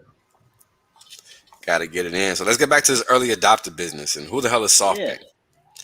So SoftBank is this entity that is basically a VC fund, right? But they're in a million other things now, you know, and you don't know anything about them because you're not supposed to. Now, it's a big Japanese firm. They got, you know, billions of dollars. Question is, where the fuck did these guys come from? Because you never even heard of them. And it's really simple. The CEO, I think his name is Ma Son, he understands a very simple tenet, which is early adopters get rewarded. Now, how can I say that? Well, how did SoftBank came to be? The guy put 20 G's in Alibaba stock. The rest is history. There you go. All it took was 20 G's. And now we're talking about a multi-billion-dollar firm that does all kinds of shit. $1 trillion tentacles. Yeah, with $1 trillion tentacles. That's right. What the frick is Alibaba? Alibaba. If you don't know what Alibaba is, you don't know what Alibaba Express?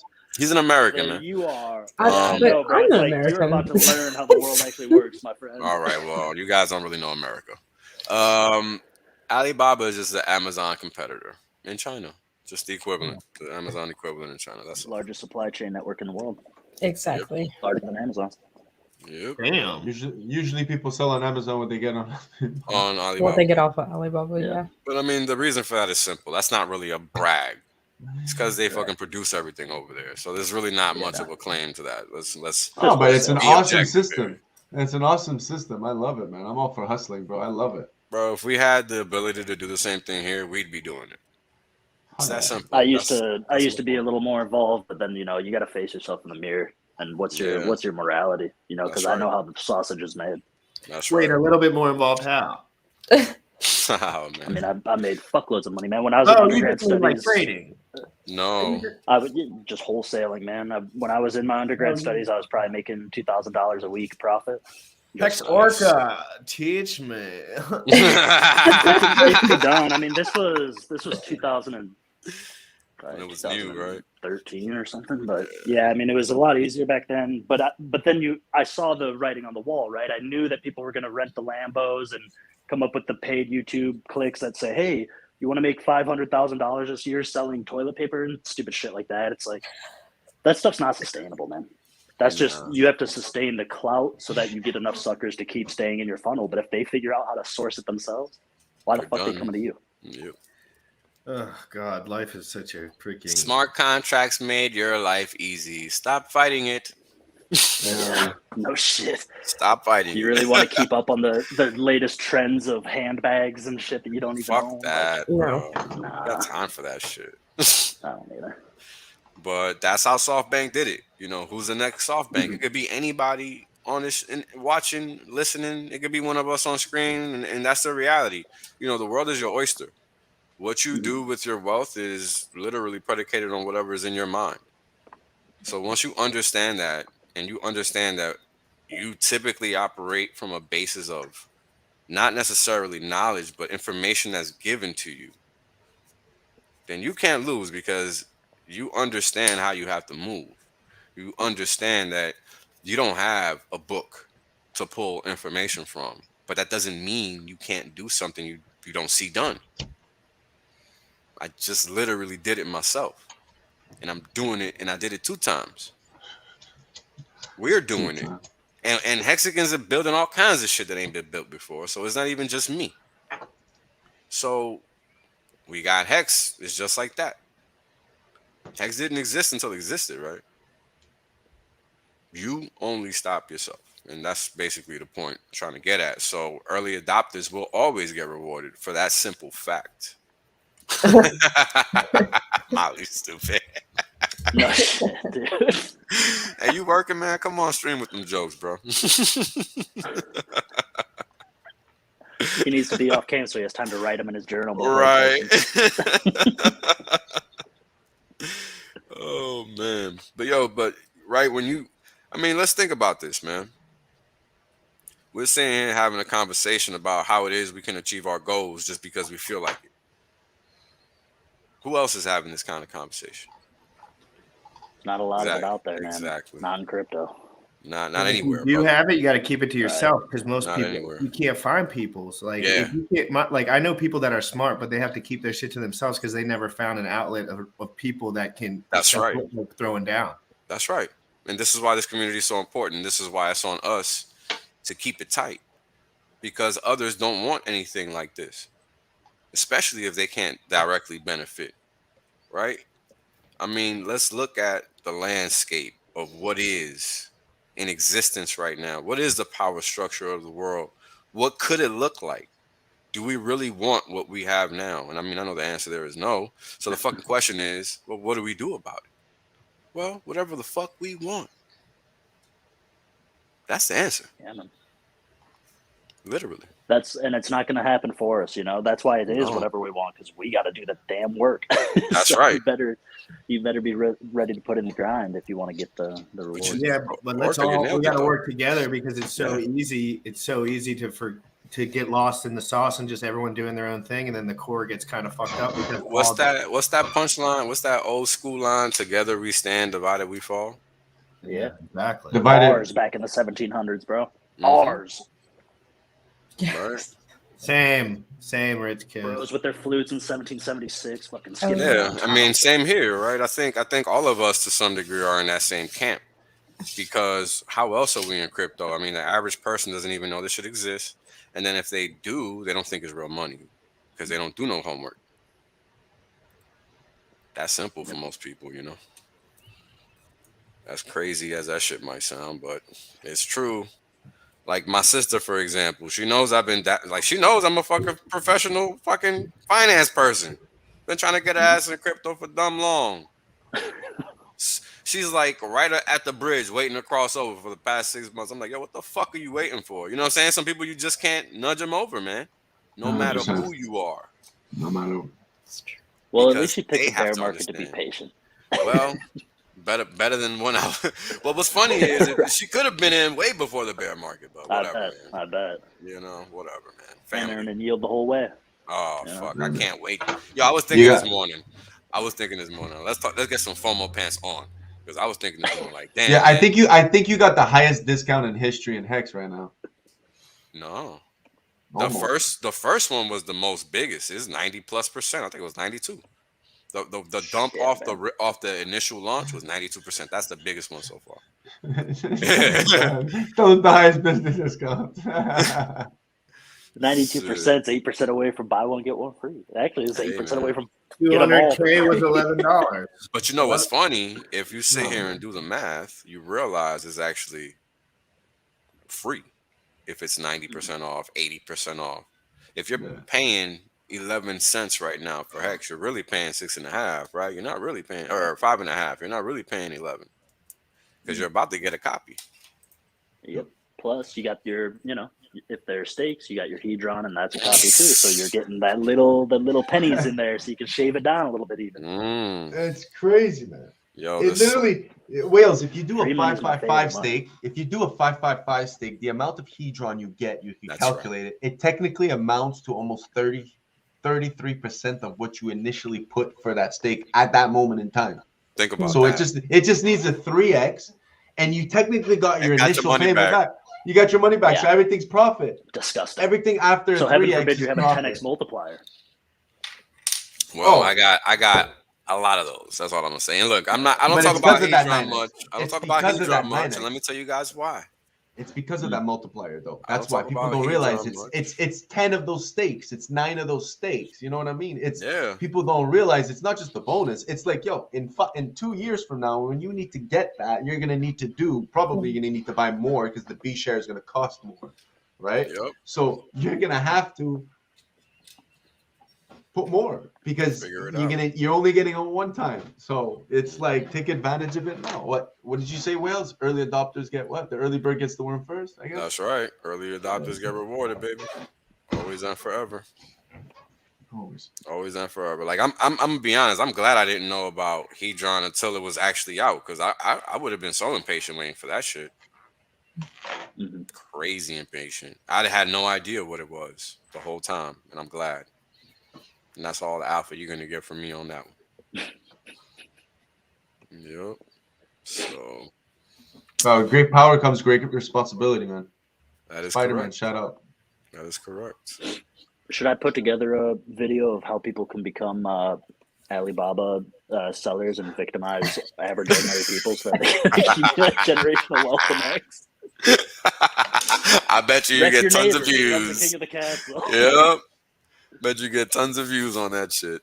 Yeah, man. I hate it's like I have too much of the humanitarian in me. I hate victimizing. I'm really a humanist, bro. I really am. You know what I mean? It's so hard to victimize people. I just don't want to. I'm not good at that. Like, if you piss me off, I will fuck your shit up, but that's not the same thing. Just doing it off a whim like that. Yeah. Especially, there's just so many people grinding as it is, and like their own naivety has them held back. The last thing they need is me stepping on their chest. Correct. And I mean, that's just a fact, Mo Express says, please explain B shares. Well, B share is basically 1 billion shares. So a T share is 1 trillion shares. So it's 1,000th of a T share. T share divided by 1,000. That's all. Yeah.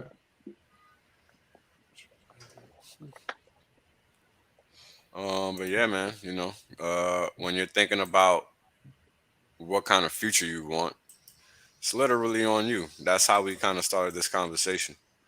And that's, as a community, I think it's important we realize that, because we're living through a time that's going to go down in history.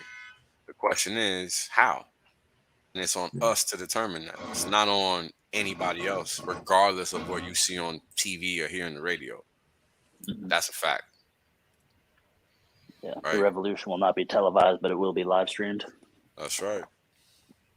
And it is. Right? I mean, this is literally what we're doing. Yeah.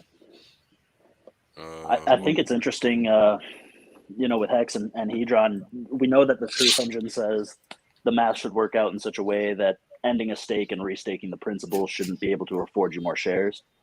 But now we have to introduce the idea that in that stake, you may just mint and hold a bunch of Hedron, and depending on the price appreciation of Hedron, if you swap it over to Hex, did that Hex stake afford you more shares after you end stake, given your principal plus interest plus your Hedron yield?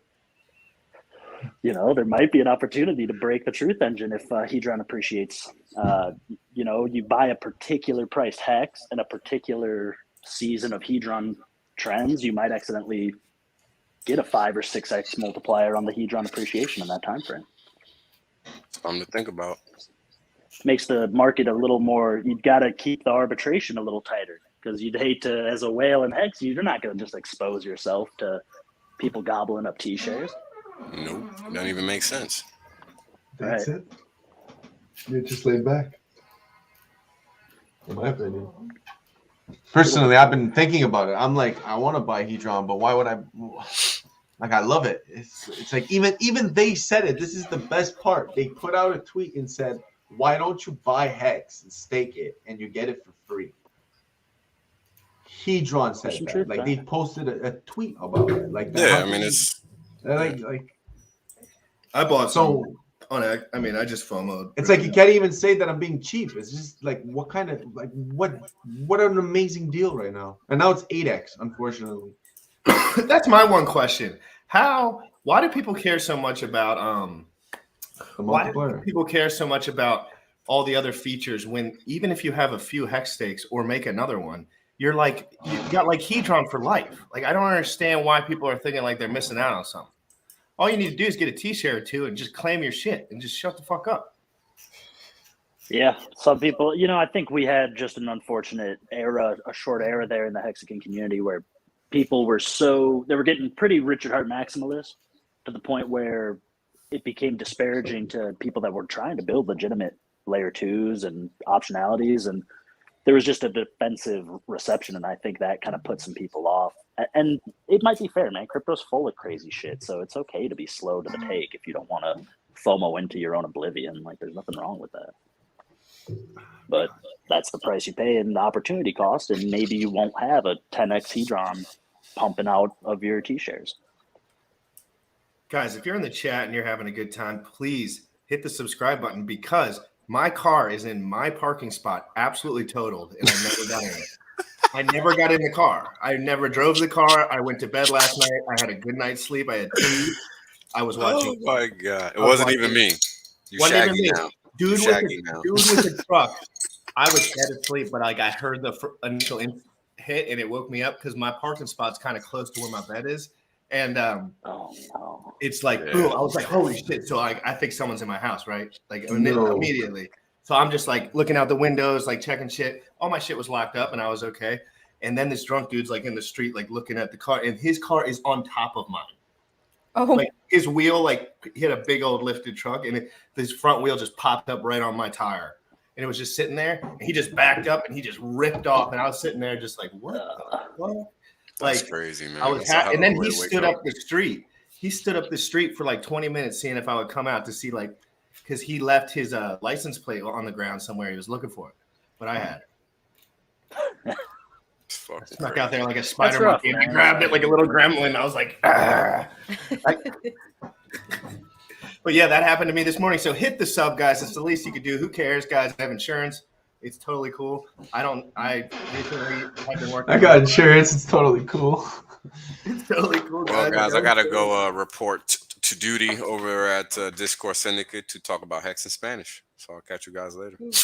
Well, thank you so much for everything you provide to this community and coming on the stream. My pleasure. Take care, Wills. Always a blast. Be back in a few minutes. Stay safe. Peace. We have guys. I might just stream.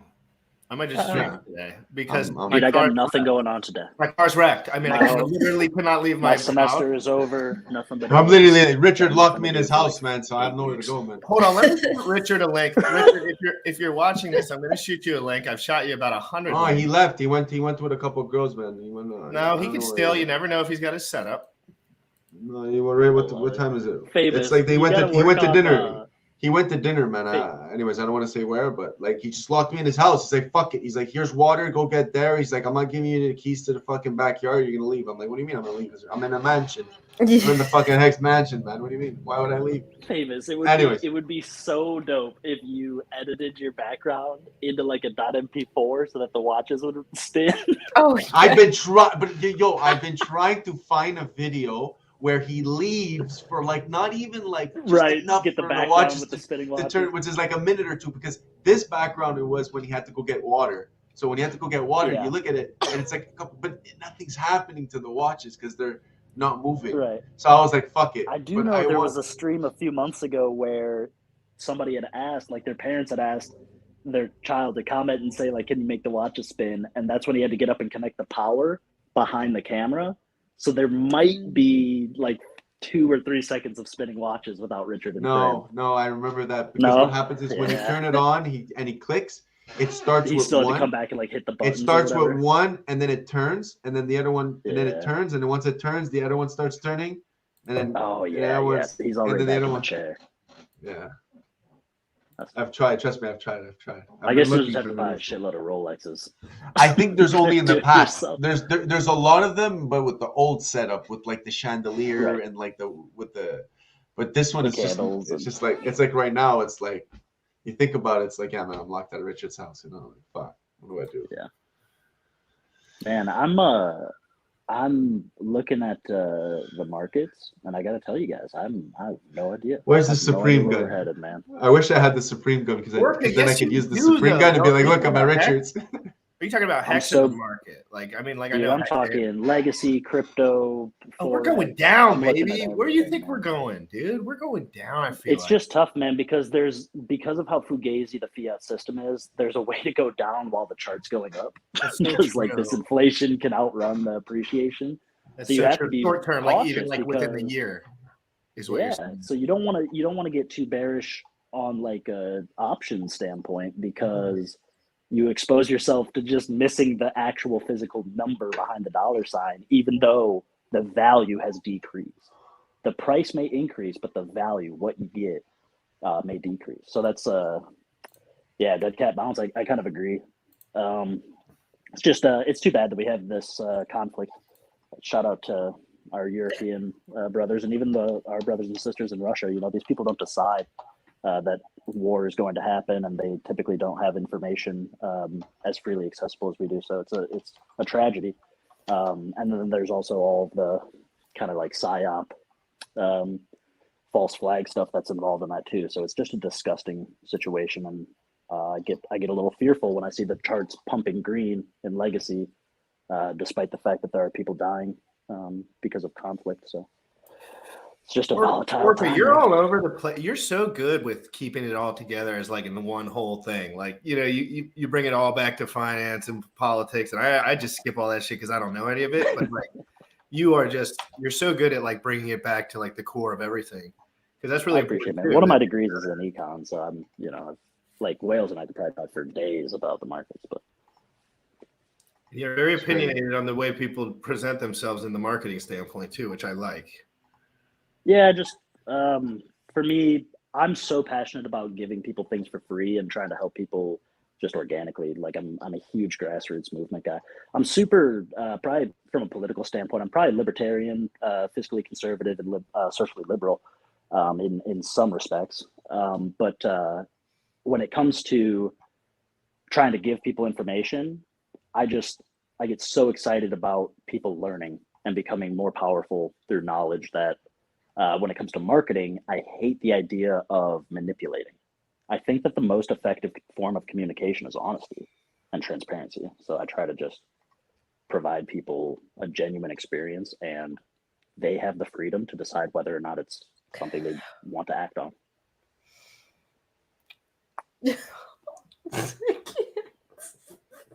The Oregon Trail, dude. I woke up to so many wagon references and oxen. Oh, wait, my can God, I get dude. the bonnet? Hold up, I need to get the bonnet. I thought maybe I like tweeted something really, really How do you shitty or spell something like in bonnet? my sleep. How do you spell Bonnet. bonnet? Yeah. Bonnet. The fuck? There's 2 N's, right? Yeah, I think so. Two What was ends. Yeah. Oh God. Wow, someone needs to make the Burberry bonnet on this, man. I think I'm gonna make one. What's the app that you use again for your crazy shit? Snap camera. Fuck, man. What is it? Oregon. In like 6 months, when I actually remember that you said that, I'll start doing goofy shit on videos. I'm Yeah, so why slow not? to the take Once on you show everything us now. your beard. Yeah, dude. I was at I had to go into the city today. Here, So I'm hanging out in the city now, and I went to the tags office to update my registration on my vehicles, and I like could tell the woman looking at me was like every now and then glancing down at my beard, like this is the scraggliest, grossest human being I've ever seen in my entire life. It's like I can feel it. Being hard on yourself, eh? Dude, famous. You're becoming like you're becoming an NFT, man. Like you I are am. the I am technically an NFT. you're like the architect in the Matrix. You're gonna I have know. like thousands of TV screens surrounding you, and they're all gonna be you with different like disguises on. Bow down to me, and then you're just gonna see me. Free gowns for everyone. So, who here is trying to live forever? Are you guys into that, or do you want to die No, someday? man. Tell me, I'd like to know. Listen, if I could live forever in the same body I was 5 years ago, for sure. Okay. But not anymore. No, definitely not. I feel like I'm dying, man. I swear to God, man. I'm getting older and Like, shit. does Richard you feel really your want to back live crack. forever? I You wonder feel if like your back I wonder cracks. if his success has him afraid of You dying. see the wrinkle on your hands and shit. Like, Yes, you dude, know. I'm afraid of dying too, bro. Like, and I don't even Are have you? shit. I'm not afraid of dying, bro. It's pain. It's more like pain I'm afraid of. Like, it's dying in pain. Like, dying is dying, bro. Like you don't hit when you hit the floor, you don't feel shit, man. I just think that life is super dope, and I don't want to die because I think it's dope. Do you think, you know, But from like a unfortunately, you have spiritual to. perspective, do you think that there's anything after you pass away? I don't think so, as far as I think. This but is I how don't- you get I don't canceled. preach- I don't preach any of this. I don't preach Yeah, any man. of this. I'm not looking to, you know, convince anybody. No, I'm very just open curious minded. what- My parents never really like the whole religion thing wasn't really a part of my life. Right. Yeah, my Well, my the older generation of my family was pretty devout with their religion, and it dissipated over, you know, as it typically does with the younger generations. But my mother is much more of a spiritualist, much less of a refined like religion, and she's really big into the idea of reincarnation and kind of Zen Buddhism. My father, on the other hand, who has been like my ultimate mentor throughout my life, I know nothing about this man. Couldn't tell you what his political beliefs are. Couldn't tell you what his spiritual beliefs are. Couldn't tell you what his social like dynamics are that he prefers. The dude is an absolute enigma. In my entire life, he has been that way and has told me that he wants me to be able to create my own path, and so he almost refuses to let me learn about who he is, so I can't copy it. That's wild. I've just been stressed out. My lifestyle's just been switched up, so I can't even think about anything like open mind. My lifestyle switched up so much in the last 3 weeks that it's like I cannot even concern myself with anything like free thought wise. I've just been doing this. Like I just been doing this. Bro, relax your mind, man. Just relax your mind. Yeah, I know, but you know I got shit going on. Sometimes you just need to. Sometimes you Yeah, just need man. to It relax sounds like your you're mind. going through a patch. Sounds like you're going through a pretty. Well, yeah, patch, no, like there's not just like you're down on relationship your luck. crap, the whole life. You know, You're young, man. I sorry. was listening a Bless little you. bit to the relationship stuff. I think, you know, Robotism. nobody needs to give you advice because it's your life and you're going to learn and you're going to be set on your own journey. But I think you guys are really young. Try to communicate with each other with the respect that nobody at your age has it all figured out. When I was listening to Collector, that's a man who has the wisdom of a man who has betrayed a woman that he loves, and he has had to reconcile with himself. That's and hard. A lot of us have done that.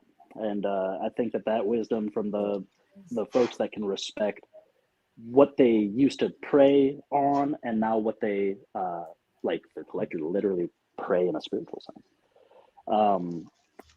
He's old enough now to realize if he could do it all over again, the drama, the fighting, and all of that is an opportunity to grow together. It's not an excuse to fall apart. And so if it's something that you guys want to work toward, just try to be open about the fact that it's going to require patience because neither of you are old enough to have the wisdom to have the answers to solve the problem. Well, sometimes I feel so emotionally shut off that it's just like it feels like I can just not think about it, and then I feel bad because I feel like the other person's stressed.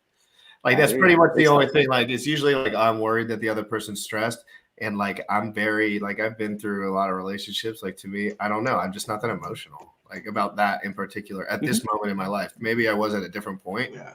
but just at this Well, moment, maybe I'm you just will be later. grinding. I'm just grinding. Like every one day second. one day you're gonna can be respect lonely, and when you're gonna be lonely, think about who you want to be with, man. Yeah, I know, but it's fucked. That's because what you have to think. Sometimes you don't know if, like, all the details. Things change over time, and I'm not good at relationships at all.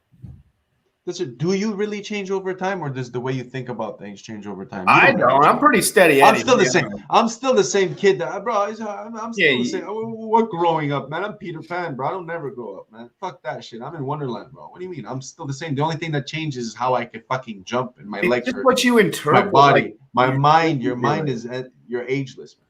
Your heart, the way you think, you should be ageless. Because even with the like, right now we are not wise. We are young and stupid. Take advantage of the mistakes, bro. Fucking Thomas Edison even said it himself. I figured out ways how not to do it. Learn from your mistakes. Now, from this, and that's it. Maybe, bro, honestly, personally, I think you should just relax your mind, peace your mind, and that's it, bro.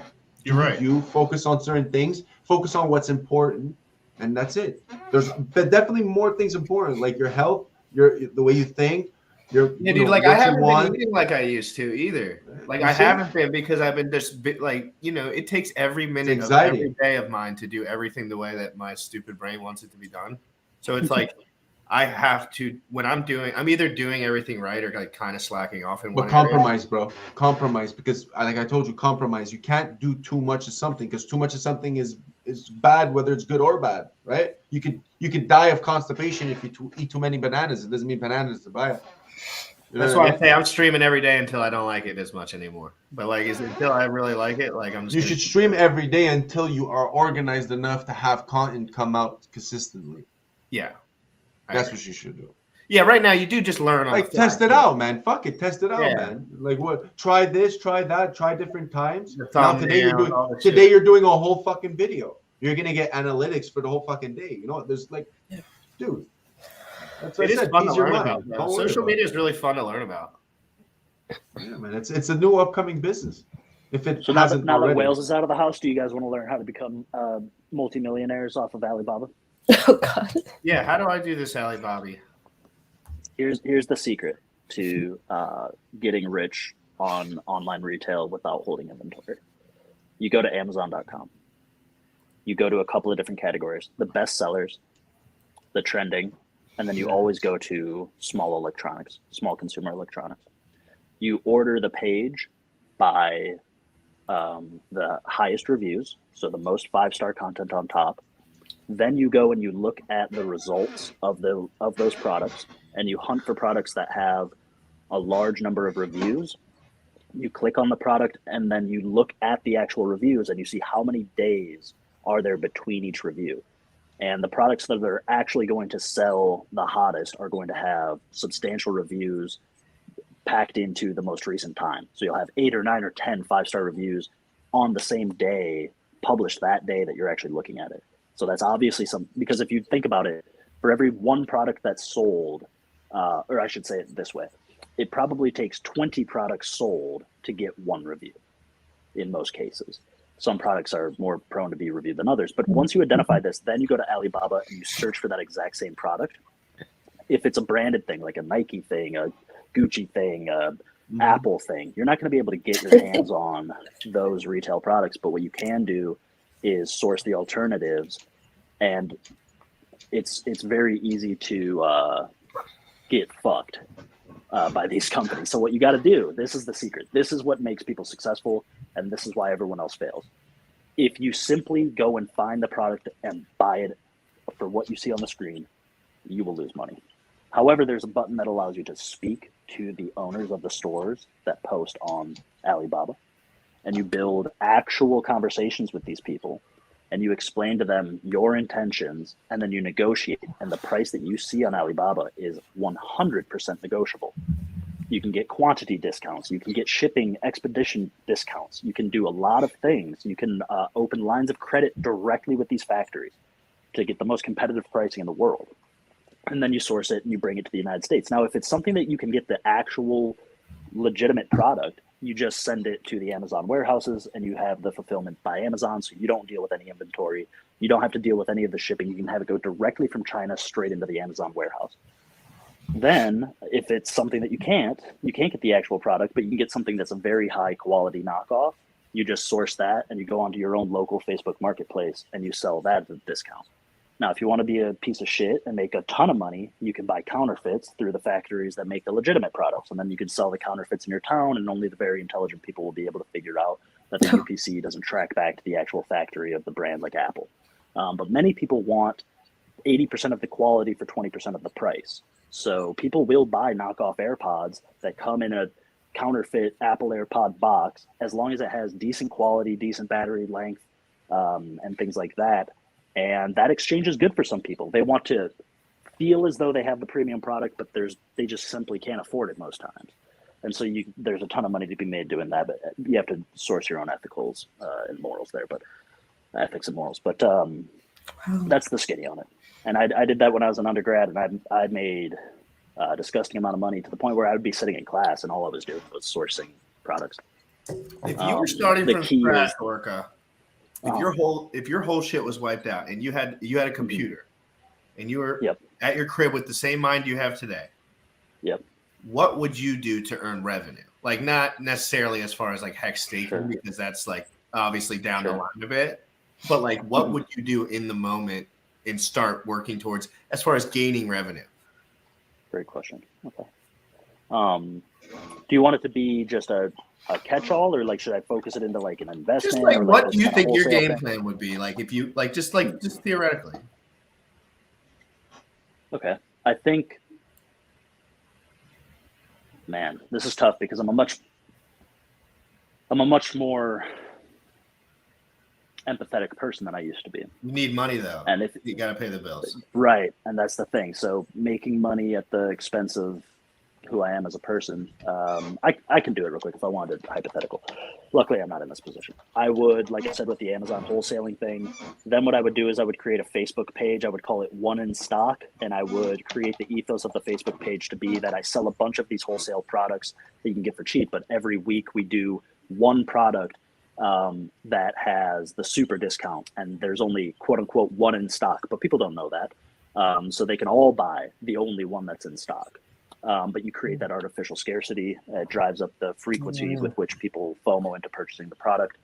And I would source that on Facebook so that I could sell it locally, as well as put like a $7 shipping fee on there, make about $2 in shipping expenses, and send it to everyone within 180 miles of me, so that I could minimize the sunk costs. And then with that money, I would probably buy call options on the S&P 500. The theoretical detail is just beautiful. I've done it before, right? So I'm just thinking about how I did it once before. I could do it again.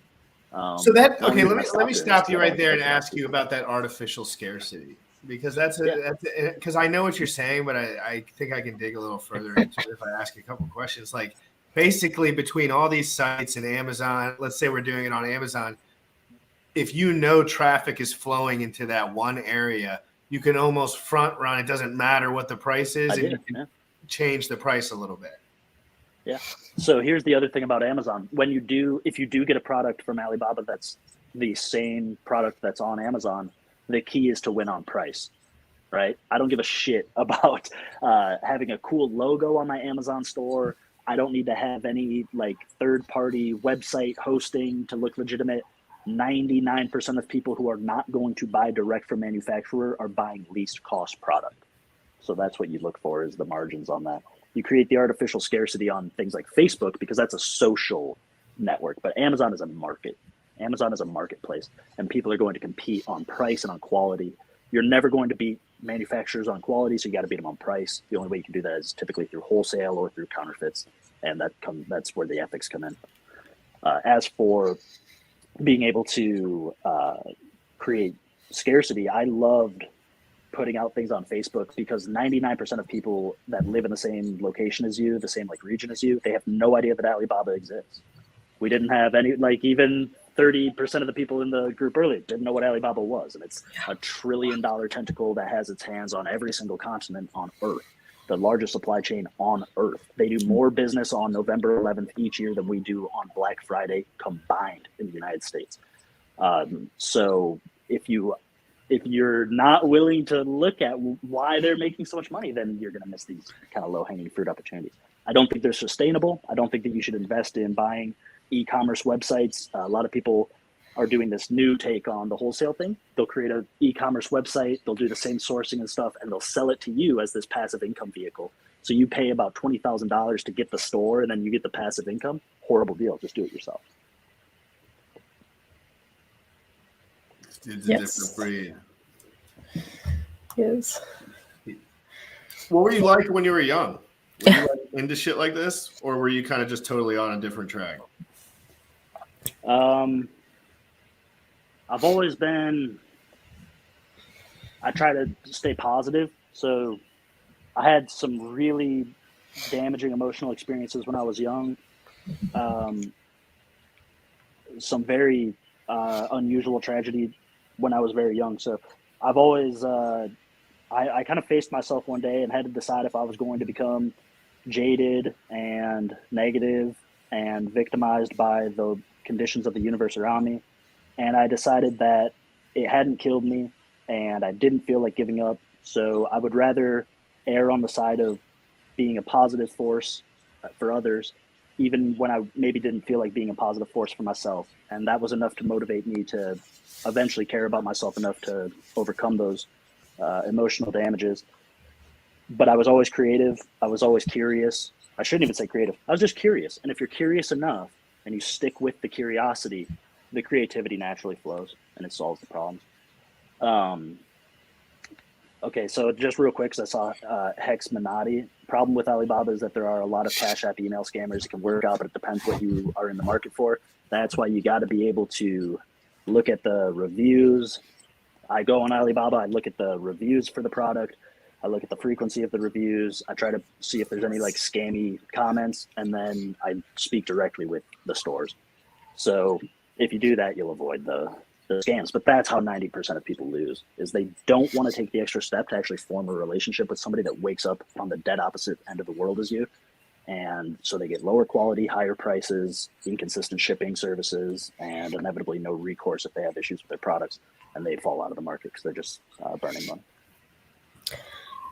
All right, guys, I have to head out for training, but I'll see y'all later. Bye, Sequoia. Great to hang with you. Sequoia. See you on the space later, Sequoia. Yeah, I'll see y'all in the spaces later. Take care. Boom. But yeah, don't fall for those the Garys and the Ties that tell you like they're just sourcing these products, and so it's not like that, man. They're just winning on the negotiation. They're speaking to the merchants that they tell you to buy direct from. So if anything, you're just buying the margin that they're making. They know someone. Yeah, man. I have the highest ranking reputation on Alibaba. They will give you a reputation for like ratings, feedbacks, amount of capital that you purchase with, contracts that you form, facilities that you open. So I have the highest rating on Alibaba that you can have. You're an Alibaba whale. Yeah, man, I wish I had Alibaba when I was in high school, man. Tell me a little bit about the price action of Alibaba. Is it like something you invested in over your? I bought Alibaba around $60. What did it look like? Like, what was the market for that? Was that something that blew up heavy? What's it at now? Yeah. Oh, it's dropped enormously. So people don't understand the difference between like American economies and centrally planned economies. Let them know right now. Here we go. So this is why Alibaba stock is way down. I think the all-time high was over $300 or close to it, and now it's probably around $90. I think it dipped as low as $75 as far as a month ago. And there's a reason that it dropped. It's not because they aren't profitable. It's not because they aren't making smart investments. It's because the Chinese government was having a real estate issue. Their real estate industry was propped up on junk bonds. It has been for 30 years. Everyone knows it. And they need the money to be able to pay off their immediate term debts. And so the Chinese government approaches somebody like Jack Ma, CEO of Alibaba, and says, you need to reorganize your business model to provide greater support for the central party. Because if we don't get some of your revenue, we won't be able to service these debts. And if the real estate economy collapses with all of the infrastructure that Alibaba owns, it would be a damning domino effect to both the government and their free market economy, quote unquote free market economy. So Jack Ma hated that. Jack Ma is one of the few people of, I shouldn't even say that because it's really a difference between the citizens and the government. He is a citizen of China who has free market values. He wants to compete. He wants to have a more westernized world over there in China.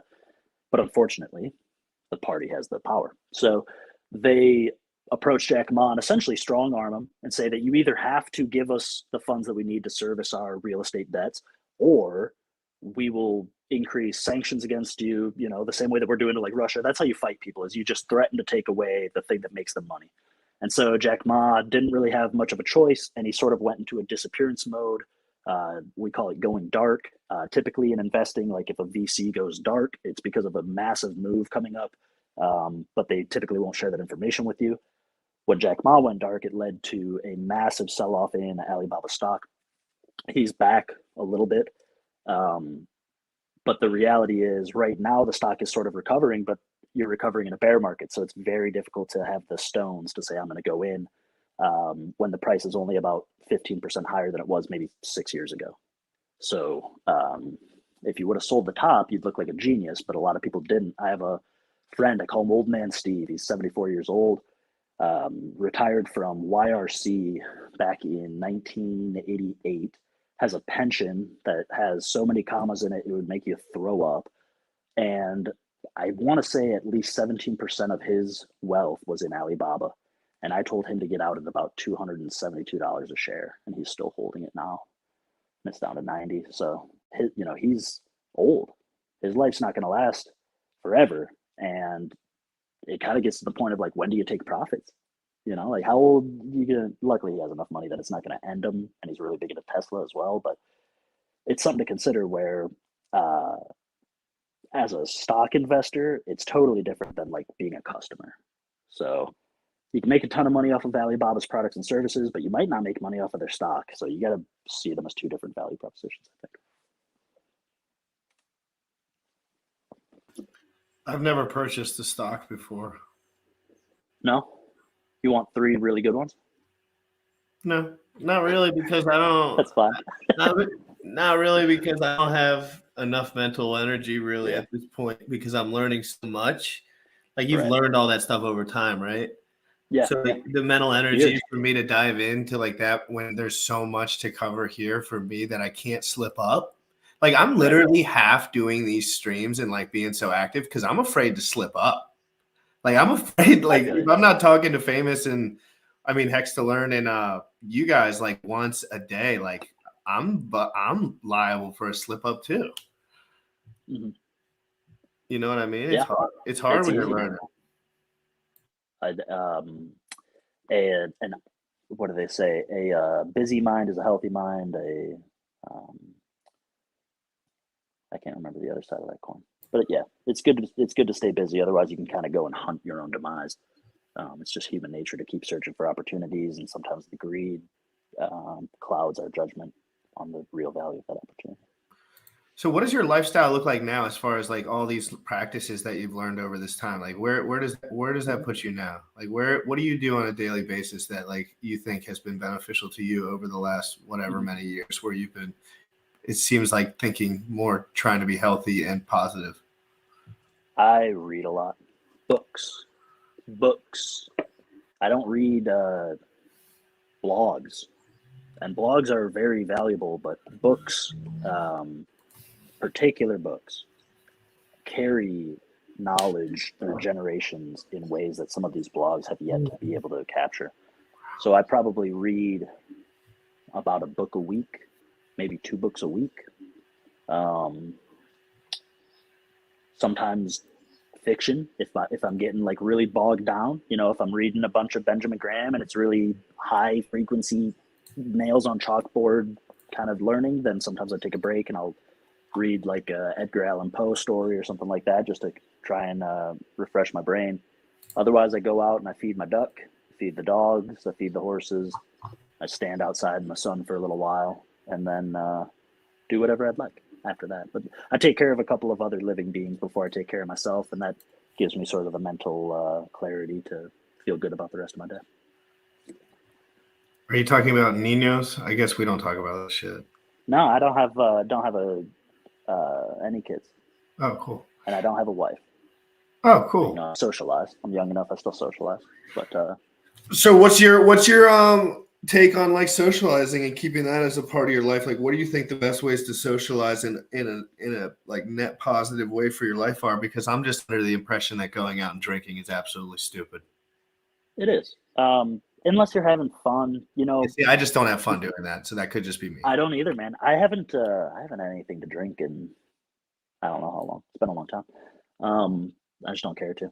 But when I lived in Ireland, I drank every single day. So it's like I'm never too black and white. It's always something in the middle. I think as far as like responsible socialization, you should go places. You should meet people the places that you enjoy going. So like Jim, right? You go to the gym. I bet you know at least one other person that goes to that gym. You gotta. Or are you just in there, headphones in? I know like 150 people at the gym. I always tell people, either clients or anything, like go if you want to kill two birds with one stone and you don't have a social life, just go to the gym and just chat some nice people up. You don't have to be a crazy fucker either. You could just like have a sweatshirt on, hit the weights. People are friendly at the gym. Like they'll chit chat with you and shit. People like to chit chat, especially people that are type A and go to the gym. Right. That's why I think it's important to meet people where you already go, because they're probably more similar to you than if you had to go and hunt them down at some event that you typically don't frequent, right? So I think it's really important. Socialization will help your mental health. It will help you resist substance abuse. When we have a collective community of accountability, we tend not to fold in on our own evils and sabotage our own progress. So it's important to have a support system. Even like in the live chats here, man, this is a support system. These people can be honest. Jim, right? You've come out and you've explained some of the things that you're going through. You're very human, and you'll have a receptive audience of support. It doesn't guarantee that you're going to, you know, become the happiest person in the world, but it sure beats the alternative of facing everything alone. Yeah, well, I mean, where else can I find people that'll actually think I'm just not being negligent? Like everyone in my life seems like to think that I'm just crazy, and I like think I'm totally normal. I'm like, I go to the gym, I go to bed at 9 o'clock, or I go to bed at 10 o'clock. I go to the gym, I eat 3 times a day. I'd say I'm pretty fucking decent. Like that's like bare minimum. Most people can't even do that. And I'm not saying you have to go to bed at whatever time, but like I've always felt like I had a nice order about the way I do things, but I go to the extreme. So people get worried about me when I'm doing like my personal shit. Mm-hmm. Yeah, I mean, I have a support system that is solely dedicated to keeping me from harming myself, because I am so obsessed with the things that I find interesting. Wow. I become so passionate and I get so absorbed that I need someone sometimes to kind of pull me back and say, hey man, go to sleep. Like if you love it so much, then have the sustained survivability to be able to continue doing the things you love. Don't burn out, right? Yeah, moderation is key. Moderation is key. It's you have to moderate yourself, because or else sometimes, man, it's like even myself, I'm feeling like, yeah, I'm going to bed too late. Like I need to get back into my routine of sleep, because or else I'm not going to be able to do certain things the next day, you know? So it's like, sometimes you got to sacrifice, you got to moderate, man. And it's really important. Like, what do you think about social stuff? Me, spiritual. No, social. Like as far as like meeting people, making connections, as far not like I've never really had a problem socializing personally. I've always had this knack for socializing because I'm a very nice person, down to earth. Well, I feel like it, you know what I mean, at the end of the day.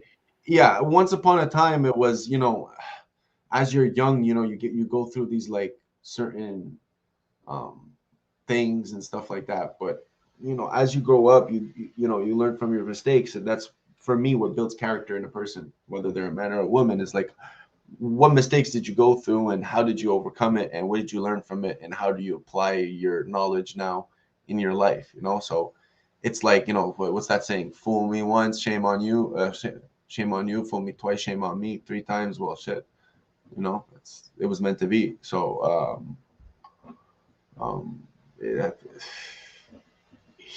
for me, sometimes I'm just like, you know, life is whatever you make it. my biggest saying is you could do all the right decisions could lead you to the worst decision of your life, as to all the bad decisions could lead you to the best decision of your life. So by that logic, destiny doesn't exist. You make your own destiny, if you want to put it that way, right? So every decision has a consequence, and every consequence could be good or bad. It's up to you to see it that way, right? Like, some people say, dying is bad, but unfortunately sometimes it's, you don't have to have pain. So is it, it's the magnitude of, like I always say, like, what's the magnitude to you? So it's your opportunity cost. Opportunity cost is everywhere, not just money. It's, well, what's your opportunity cost for going to bed early? Well, you get to wake up early, right? So the early bird gets the worm first. So you get to start your day early. If I go to bed late, it's because I'm literally using the whole day because I have to utilize a certain time. So, it's hard to tell people what to do, but it's easy to tell them what you do, right? So if you figure out ways to help yourself, then you can help others, right? Like the biggest thing about being Christian is, God only helps those who help themselves. So what logic do you take? Powerful. It really is. It is very powerful. It's crazy. Simple logic, man. You can feel it when you're doing it, right? When you're putting in the work, you can feel the support. And even if no one's telling you anything, you could feel like life's throwing you in the right direction if you're doing something you're really passionate about. How can it not be?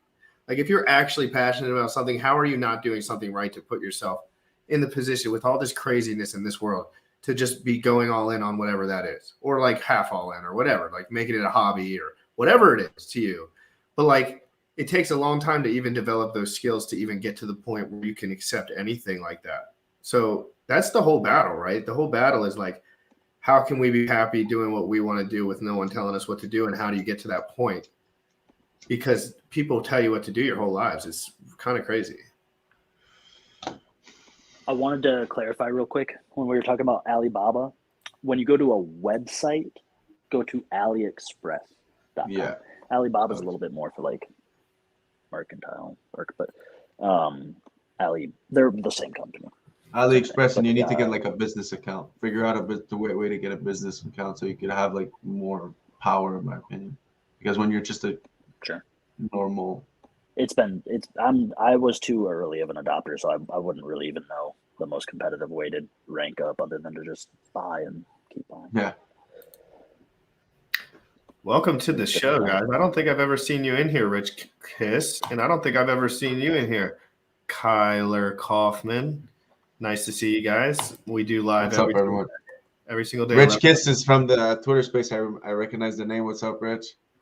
Shout out to the Twitter space for everyone that's new, anyone who joined.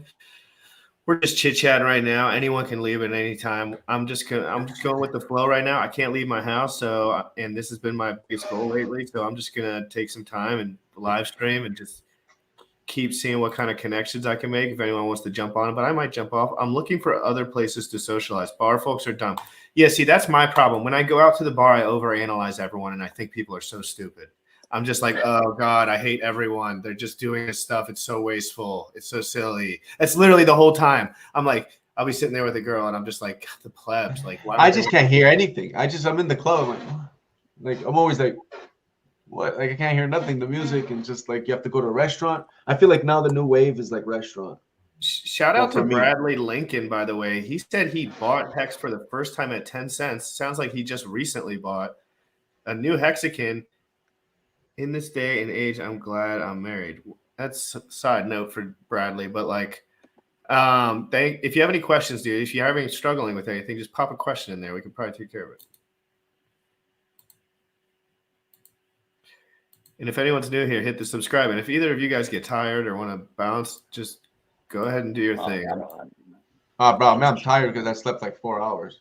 Dude, I pass out at like 8 at night. I'm over here just getting back into the scummy world of wholesale, man. It's unbelievable. I can get. Oh my God. I still have so many people in my emails. I haven't checked this shit in like 6 years, you guys. I have over 10,000 AliExpress emails right now. Yeah. Wow. I used to source everything. Golf clubs. I used to make my own custom golf club brand. Who was the first one to teach you? Me. I figured it out myself. So I mean, as far as a resource that you like were looking into at the time, or were you just literally myself, man. Actually, you know what? I can't take credit. Well, you're right. You were My one of the mom. biggest Alibaba whales. I have to give my mom credit though. My mom actually was a nurse at the time in the neurosurgery unit, and she was looking for some additional kind of passive income. You know, a lot of women get into like the Avon and all of those kind of like MLMs and stuff like that. Well, my mom identified this company called Norwex, and they create microfiber cleaning cloths, just like little chamois towels and stuff. And the way that they market themselves to differentiate their product, otherwise it would be what we refer to as a commodity. Anybody can make a chamois. How do you make the sham wow? How do you differentiate? Well, Norwex differentiated by claiming that they use microscopic purified silver as an antibacterial, antifungal within their cloth. So like as you're cleaning with the cloth, even with just water, it's allegedly disinfecting the surfaces. Whether or not somebody cleaning their kitchen counter is able to verify that data is probably not super important, because a lot of people just read the marketing material, they really like the idea, and they go for it. So my mom did that. And one of the Norwex rules was that you couldn't sell on Amazon. So what did I do?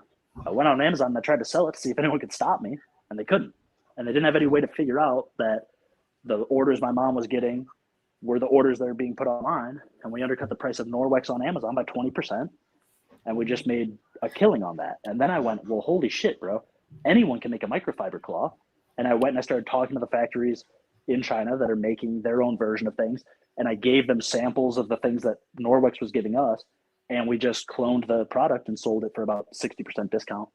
And we were doing hundreds of thousands of units. So from there, I took the idea of like, well, what are the things that I like to buy?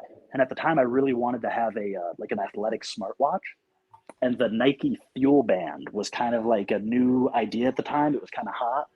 And I went on Amazon and I realized that it had a ton of 5-star reviews, like 30 a day rolling in.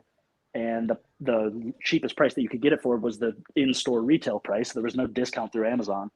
And I began speaking to manufacturers in China. And I eventually got to the manufacturing plant that designs the wristband for Nike.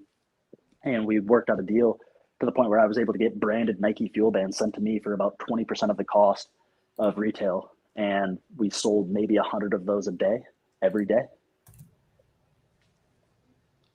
I mean, the orders would come in so fast, man. If you kept the sound on the laptop, the computer would just keep dinging from like 8 a.m. until noon. So much shit that I don't know about. And it's very, it's just like, fuck me. Like, that's a whole nother 2 years of rabbit hole if you wanted to go down. And there's so many rabbit holes you can go down. That's why finding what's actually valuable, like at the time, I'm sure that was super valuable to you, and it probably still is. But like, there's so much value here that a lot of people migrate here naturally that are already in these like nuanced, like technical spaces, because it's just way so much value. You just look at the chart, and if you have half a brain, you're going to look into it. If you know what a chart is, and why it exists. So like right now, if you guys wanted to be the scummiest people alive, if you want to be like I used to be when I was younger, and you want to prey on people's naivety, or you could frame it this way: you're offering them a value that they otherwise could not achieve, and it's their naivety that accounts for the discount. So right now, the cheapest price on Amazon for Apple AirPods Pro is a 24% discount at $189.99.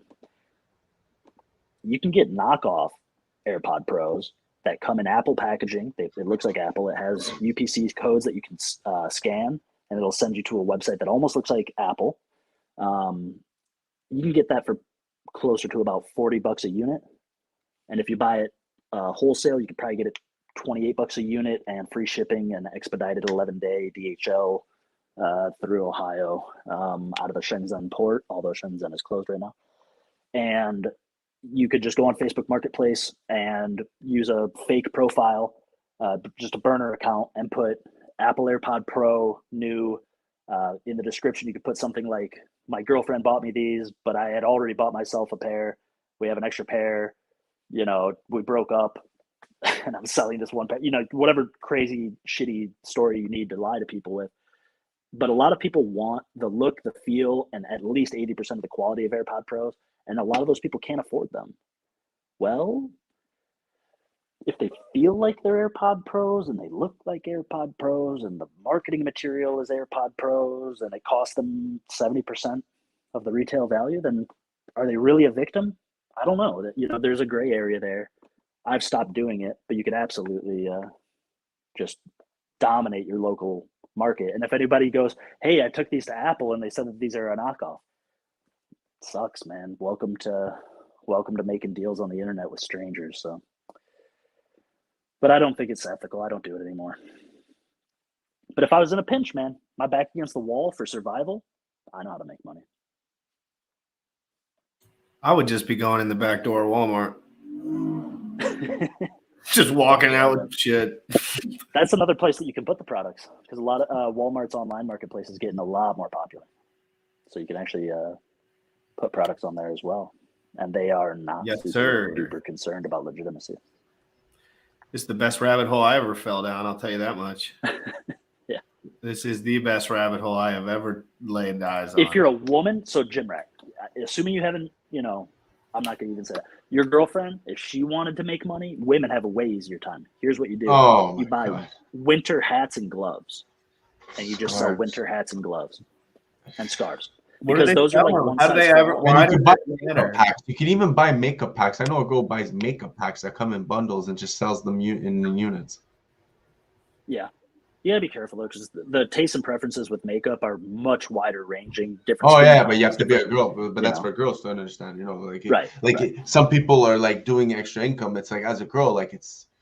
First of all, I would just. It's awesome, man. If you're a hustler as a girl, I would like seriously like just no, because it's like like I would just go work with tips. Like some girls I know, man, they make thousands of dollars a night. Doesn't make sense. In Montreal, it's like you have to give them 20. You have to give them 20% of your bill. You have to. The thing I like about hats and gloves is cloth is so cheap that you can actually source it less expensively than like the outlet stores at the mall, because you don't have the sunk costs or the overhead. So these stores have to mark up very inexpensive products to be able to pay for their overhead. But like hats and gloves, you can always buy those cheaper than the stores can sell them for. So you could probably get like an order of 100 wool knit caps that are very high quality, very cute looking, at like a cost basis of $3.75 to $5 a unit, and turn around and sell them for $10 for one or $15 for two. And then you just kill people on, but it's providing real value. This isn't scamming. This is real value, because they don't have the opportunity to buy wholesale unless they want to take the time and the expense and the energy. And then all of a sudden, the next thing you know, you're selling hats and gloves year round, because different parts of the world are cold at different times. Girls can make a ton of money ethically if they learn how to source overseas. Girls, you heard it here first. Hit up Orca. Yeah, I've helped a ton of people start their own online websites. Seriously, and I don't charge anything for all you hustlers. You got to put the lines a bit higher, man. What is this? Well, yeah, what does this chart mean? Look at this wick right here. Is this a real wick? Sure. At the end here, look how big that sucker is. Yeah, maybe sandwich bot. Holy smokes. Does this mean, like, guys, for someone like me, like, okay, I open a chart like this, right? Like someone who don't know too much about charts. And obviously they put lines wherever to make it look bullish, and it kind of is a little bit of support here, whatever. But like, they could really put these lines in different spots, couldn't they? Well, no, it's not really proper, because he's assuming even less with the statistical average. You have to take everything into consideration, even in the top parts, in my opinion. Because then, anyways, I don't want to comment on this, because it's TA, and like TA is just TA. Man. Guys, but the hex chart does look cool, though. It always looks nice and clean. Well, it looks exactly like it's doing the same thing, and it's at one point it's just gonna it's settling. It's like waves. You drop a rock and it's gonna ripple, and then it rippled, and now it's gonna settle. But hex always has a way of being like nice, and like it looks always predictably the same ish. It seems like. Isn't it kind of interesting how the like two most recent you could call them flags or like descending patterns, they almost look like a fractal of the larger bull flag behind it, starting from the all-time high. There's like the big drop down, kind of pauses, It goes another up, comes flag back down. down. It And now we've definitely got broke almost the 2.5 pattern. It's a ripple effect. That's what I was talking about. It's like it's symmetrical. It's like literally it's just smaller and just smaller, and then at one point it's just settling, and then that's when it takes off. If it does, if not, that's when it goes down. Imagine these streams. Imagine these streams at all-time highs and like shit like that. Like I remember when I was watching all the guys at all-time highs, everyone was electric. No, but like go back, just go back, okay? Like go back with the. Is that your chart? No, this is just on Twitter. I can pull it up. Okay, it's a picture. I thought it was a. Oh, that's why I was like, yo, you got to move the lines a bit, but. Was wick to 40 cents. What the fuck from the Aussies? Hex tangent. I think it's really interesting how much people claim Hex is gatekept when it's on the front page of cryptocurrencies for Yahoo Finance. I don't know anything about the specifics of the gatekeeping other than that It's you just not can't on buy it centralized easily. exchanges. Yeah, you can't Well, buy now it. we might be breaking the thing now. Like the thing is that because we're in it at this point, we will see the moment that it breaks. So to us, it might be like, it's not breaking, it's still gate kept, but like we'll see the transition, and then one day we'll be like, that was the time it wasn't gate kept no more, and like we're probably the cataclysm that has created it, and I definitely want to continue it. You know what I mean? So. Check the ranking sites for what, Crypto Cowboy? Let's get a little more specific here. So apparently Crypto Cowboy wrote in the chat, he said I got censored over the liquid loan stream with Moon King. Oh, what were they saying, man? I get censored there What? too. So wait, liquid loans had Moon King? Yeah, he was on just now. I just actually Moon Boy B Roots takes the gloves off on DeFi. Memes versus DeFi. Liquid loans, dude, you're trash. This is trash content. I hate that guy. I hate the Moon Boy, dude. I blocked him the second I ever saw him tweet anything because he was annoying as hell. SpongeBob and Patrick. I'm not saying I don't know these guys personally, by the way. In any way, I don't know, man. Why were they? But that's the healthy thing to do, man. If you don't like the content, block somebody. Stop being a fucking participant in the things you despise. Yeah, I would never be like, oh my God, let me get on Twitter right now and just screenshot this and say, how dare they do that? Well, I don't know the guys that well, to be honest. No, but it's not right that they censored people who have questions. That's what I get. I couldn't give a shit about them. I'm just saying that's not nice. Sure. Especially when you're talking about just stuff. Tell us what you said, Cowboy. I want to know what you said and if I said one thing and they blocked me. Wow, Alibaba going crazy today, up 10% to $109.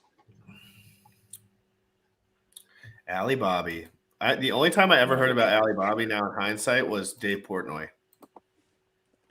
Portnoy was ranting about how he got wrecked in Alibaba because Dave Portnoy, everything because he doesn't communicate with the people, bro. If you want to just abuse people who are being oppressed and using almost slave-like labor for their manufacturing processes, if you're not going to form a personal relationship with those companies, why would they treat you better than the people in their sweatshop? And Dave Portnoy is not about to have a one-on-one conversation because, first of all, he has to stay up late at night because that's daytime for them and have that communication. People that don't want to be humans, they don't want to have a social relationship with the people that they create social contracts with, they will fail at those business ventures. Doesn't mean he can't be successful on his own website and shit like that. He's obviously successful. I do business with people. I don't do business at all because my car's fucked. Gotta rip out the push-ups and pull-ups in the house today, man.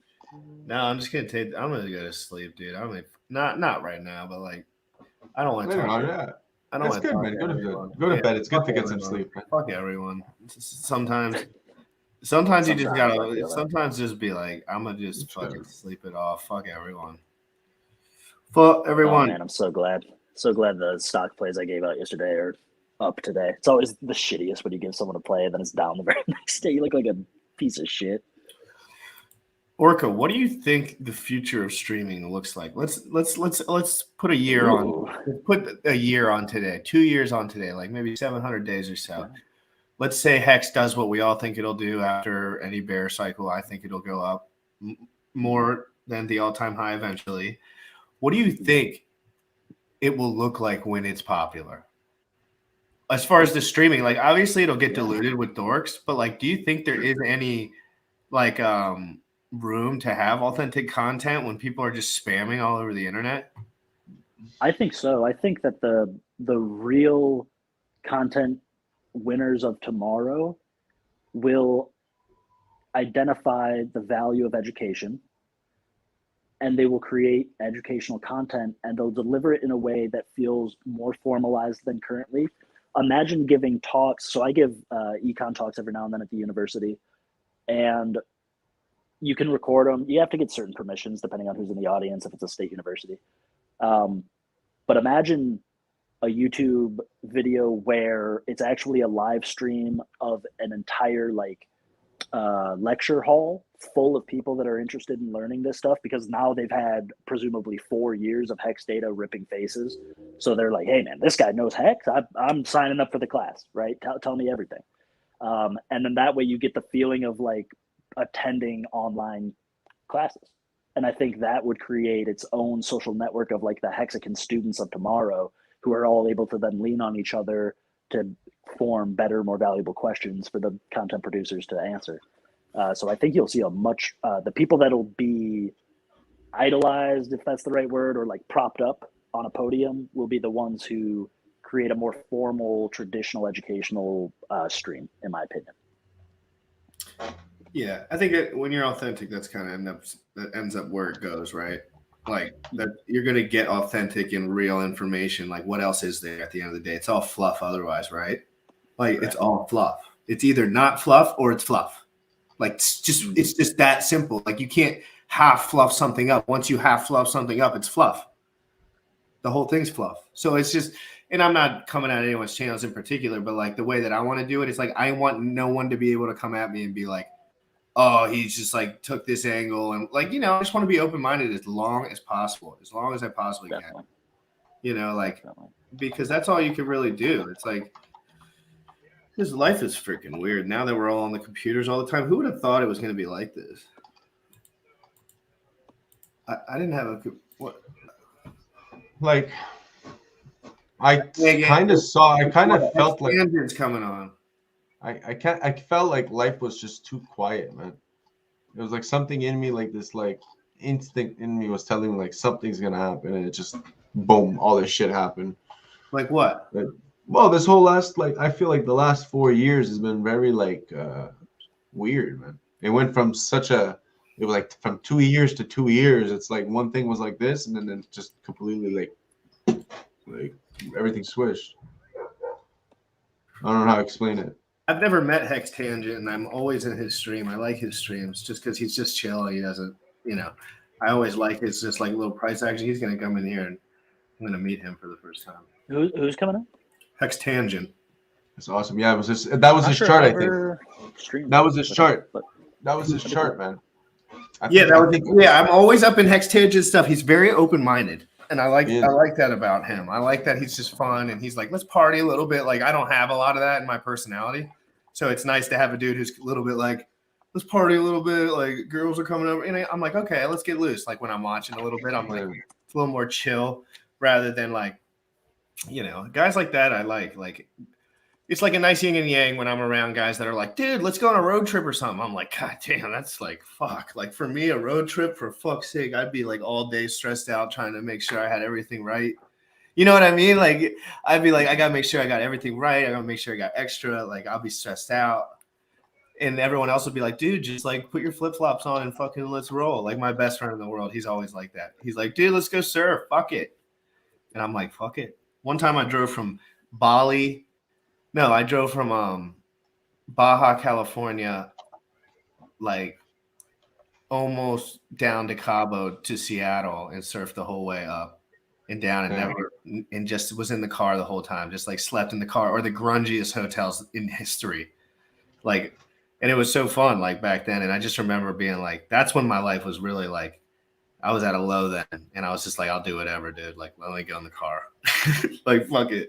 But it was actually some of the best times of your life when you look back. Hell yeah, man. Make money on what you know. Sell your skills. Yeah, Yes. I'm honing in on my skills right now. It's kind of like I don't know. I'm just like honing in. Oh, perfect. This is awesome. Yeah, I like it. Oh, wait. So another thing I wanted to mention, guys, and I don't know if there is a Bitcoin conference in Miami. I know that's not like 100% on topic, but I like going to Miami personally, and I'm probably going to go down there and make some content and like shill Hex a little bit. If it's possible. Like I got to check the scene out, but there's like a concert and shit too that I'm like interested in. Nice. So I'm looking at Stetson Law University down in Clearwater. Are you looking for education? Yeah, I think I'm gonna pick up another degree. I stack degrees like Legos, man. I love learning. That's so crazy how opposite we are. I've never even read a book. Yeah, man. I you know what? I used to not read a lot. I used to just be more internet curious and like social question curious, but there's so much timeless information out there. One thing I do like to do is to learn the way that the world was being viewed by these authors. I mean, Benjamin Graham, right? He's long dead. Warren Buffett is his like prodigy student, and the book was published. Let's see, what years is that? Early 1900s, maybe. That's crazy. Yeah, man, it's old as shit. Yeah, he was born in 1894, so he probably wrote the book, mid 70s, early 70s. But the information is timeless because it's not telling you how to buy; it's telling you how to evaluate and how to condition your approach and recognizing the value other people see. So, like when we do TA, it's important to understand that everyone's doing TA, right? So, if you're looking at the same data as everyone else, somebody may be competing with you from the point of view of, I know everyone's looking at this data the same way. And that's exactly why does everyone use the same timeframes on the MACD and the RSI? Who is that helping? And you're crazy to think these whales don't keep their stuff close chest. Mm-hmm. They don't. Why would they tell everyone everything when they need to get positions? Mm-hmm. There's just no point. So I always tell people, like, whatever people are saying, like, just like quietly do the opposite. When it gets really rowdy, like when it gets rowdy one way, when everyone's saying Pulse Chain is going to outperform Pulse X no matter what, trade all your shit. It's kind of like, all right, I'm just going to keep my Pulse X bag and chill. Like it's just like, that's how I kind of approach it. I just try not to be dramatic. No, it's important to keep yourself at arm's length with all information. If you take everything as the gospel, you're gonna set yourself up for some pretty nasty experiences. You'll get scammed. You'll get fucking scammed. Richard Hart. I support freedom of speech and movement guaranteed in the First Amendment. The right to transact underpins all other rights. You can't use your right to assembly if you can't buy a ticket. You can't use your right to speech if you can't buy a stamp or an internet connection. The wise Richard Hart. The always wise Richard Hart. He got a link for the stream today. I'm the crypto goat if he comes into this stream, by the way. That would be awesome. Oh my gosh, Hex to learn. Oh wait, who is that? Johnny Sins? Yeah. Johnny Sins, how you doing, man? Good to see you.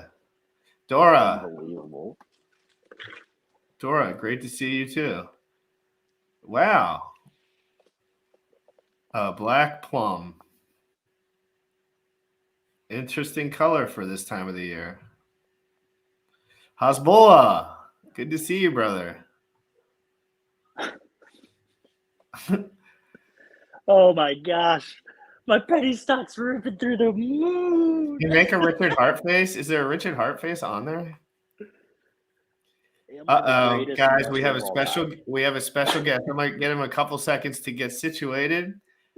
He's got his Pulse Chain background looking fresh AF. Let's fucking go. I've been spamming this dude for months. Hex Tangent. Yo, what's up? Hello, dude. How's my mic volume? What's up? Your mic volume is a little high. Just a little. We have we have been threatening a collab for fucking forever. So it's good that we finally made this happen. Yeah, dude, but I really didn't, I still had to put in my time with the, YouTube, which was I was working with someone else on the YouTube, and I decided to do my own one. And you know how hard it is to get to that first couple hundred subs. It's like a fucking grind and a half, dude. Like it's like a full-time job. Luckily, I have no job, therefore I can just do this all day long. But tangent, I had a question for you, and you don't have to answer it if you don't want to. Will you be going to Miami anytime in the next month and a half? No. You're not going to the Bitcoin. As in, I won't be able to leave my state. Oh yes. Like I'm in Western Australia, and we've got like some of the harshest restrictions on being able to re-enter the state. Ugh. I've completely written off the idea of traveling outside of my own state for at least the next probably 3 to 5 months. I've just like accepted it. Motley said you're like loud as shit. But I think when things like, I don't want to get into that topic of conversation too deeply, but I believe that when things start to like roll back and crumble, it'll happen fast. Like I think shit is gonna get better quickly once it happens. Yeah, it's so crazy right now. I mean, like, let's not go down that rabbit hole because we all know where that leads to censorship just so quick. But like, you know, I always have a couple of questions from you. I don't want to know your background, like all your stuff. I kind of know that from watching your streams enough. But like your lifestyle has always been interesting to me. And it's not only because you like to have fun. Like, we all like to have fun doing our shit. But like you like to be around people and like kick rocks and chill. Like, you know, like, which I'm not used to at all. Like I cannot chill. I cannot, like, if I go to a bar, I'm like, everyone here is stupid. Like, I don't think anyone's smart. Like, everyone's wasting their lives. Like, my brain goes on this like self-help. Like, I've always been so hard on myself, you know? Like, it's just like, I'm hard on myself. But I always like, my best friend's more so like you, where he's like, dude, put your sandals on. Like, we're going to go fucking surf or something. You know what I mean? And I'm always like, okay, cool. So have you always been like that? Or is that something financial freedom has kind of changed you a little bit? If you're financially free, I really don't fucking know. But like, I assume. First of all, I want to say that, you know, I don't want to misrepresent my lifestyle as in my life is not always 100% as awesome as what I'm posting. I only post cool shit. And I try to tell that to people as much as possible, because I will not post the boring parts of my week. So people only see the cool shit and just think that my life is just like 24/7 awesome. And that's not the case. So I try to bring that balance back in terms of that sort of thing. But in terms of enjoying myself when I'm in those situations, I think maybe a little bit with age, like as in I definitely, when I was a lot younger, I definitely did not enjoy myself in as much because of those sorts of reasons, like as in either, you know, feeling guilty that I should be doing like out achieving something rather than just getting lit or something like that. But now I enjoy seeing people having fun. You know what I mean? So if I'm in those sorts of situations where I'm seeing human beings enjoying themselves, that is the greatest thing for me. I love it. It's hard to find, to be honest. I mean, around here, dude, I go to and I live in the city, nasty city. People die down here. Like, it's like, you know what I'm saying? Like, shit. But it's a good city. Like, it's like any city. Like, there's beautiful parts and there's amazing restaurants. But like, if you go, but it's real in the streets. If you go 3 blocks to the left and you're with yourself, you're getting mugged and beat up 100%. Like, you know, if I go down that road, I'm getting mugged. It's not like an if, and, or but. It's just like, don't go down that road. It's just that simple. But that's anyway, so like I go to all these bars and I just see people in their early 30s, depressed, doing cocaine hysterically. And I'm not saying any of those things are horrible in moderation. I'm saying, but like you could see it on their face that they're not fulfilled. Really? They're not hiding it all. They're just cracked out. They're just they're just like, I don't want a boyfriend. I don't have a boyfriend. Like literally that bad. Like it's just like everyone's depressed. No one is like, of course there's other people, but when I'm out, that's all I ever think about. I'm like, why are we just doing this? But anyway, dude, what do you think about all this price action? I want to know what your take on the whole market is right now. Like, we are in a weird spot, right? Like, we kind of have to admit to ourselves there's a bear market, but we don't want to be like mega bearish because mega bearish is kind of sketchy. But like, who knows how bearish we could be? I never flipped bearish. I kept the hopium alive for myself. I never flipped bearish. Like I became less and less bullish over time until I got to like being neutral. So I wasn't bullish anymore, but I refused to be bearish. I was just like, I'm not being bearish. I'm not bearish yet. Fuck this noise. And I'm still not there. I'm still hopeful. You will be bearish till we're at negative 14 cents. So I don't know if you guys saw the triangle that I was drawing on Bitcoin. There's like an ascending triangle, like a large scale one. So I'm hopeful for that. And doesn't it what feel else? Too convenient? Don't you think it's a little convenient? I mean, there's just an unbelievable run of bullish news for crypto that has just been relentlessly coming out over the last like weeks to maybe even months, where it's just like ridiculously bullish news, which actually tends to indicate that you are in a bear market. When you're having news coming out that good and the prices either are flat or down, that is a bear market indicator.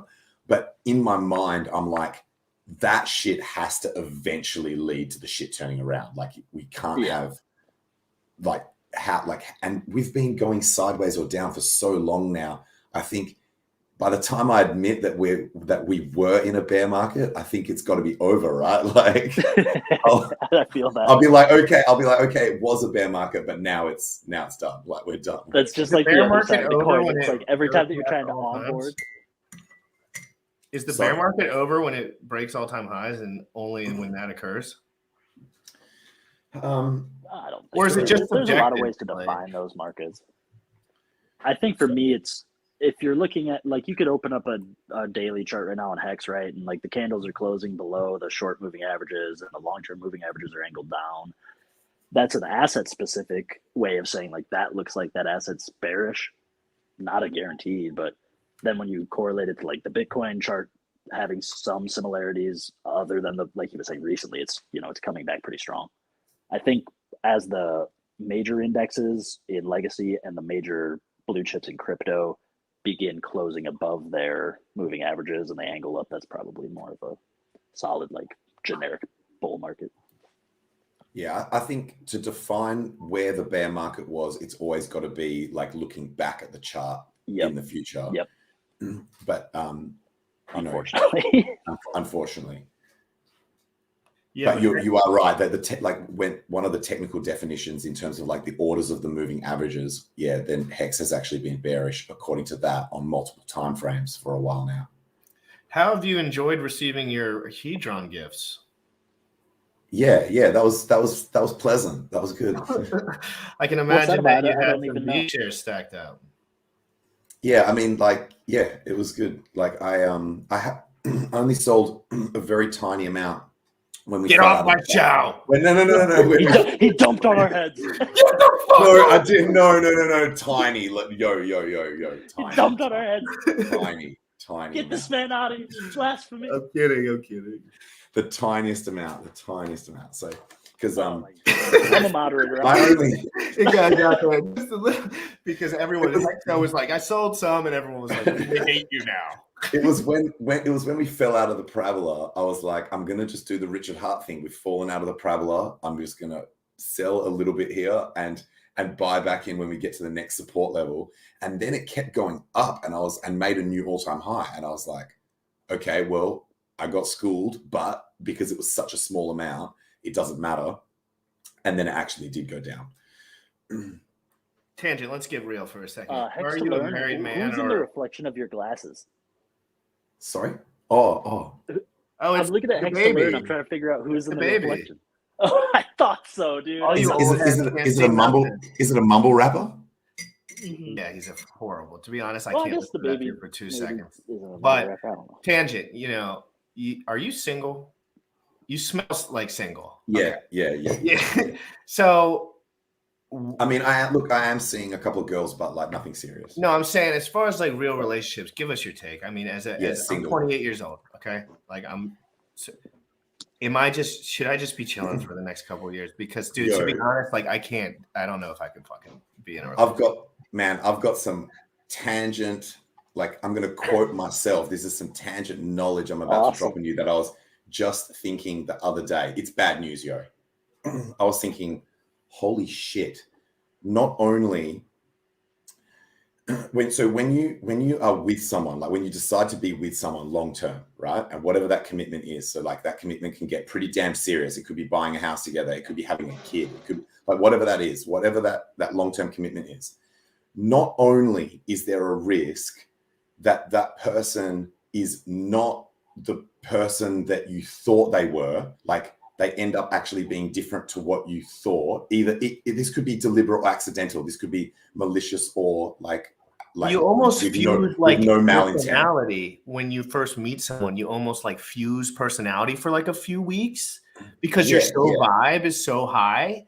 And then it's like reality sets in and it's like, I'm a stubborn bastard who never does anything but work. Yeah. So there's that risk. There's that risk. And then there's also the risk that they actually are the person that you fell in love with, but then they change. Like at some point they change. And that's also potentially not their fault. And I was just like, fucking hell. I was like, that is just such like both of those things can happen easily. Either one of those two things can happen. And it is such a huge commitment, particularly if there's kids involved. And it's just like, fuck, man. Do you want baby tangent?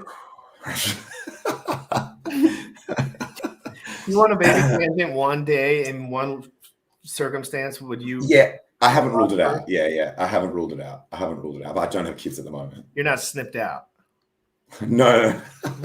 Nah. Some guys like preload. They're like, I know in 5 years I'm gonna start thinking foggy, so I'm gonna fucking snip them now.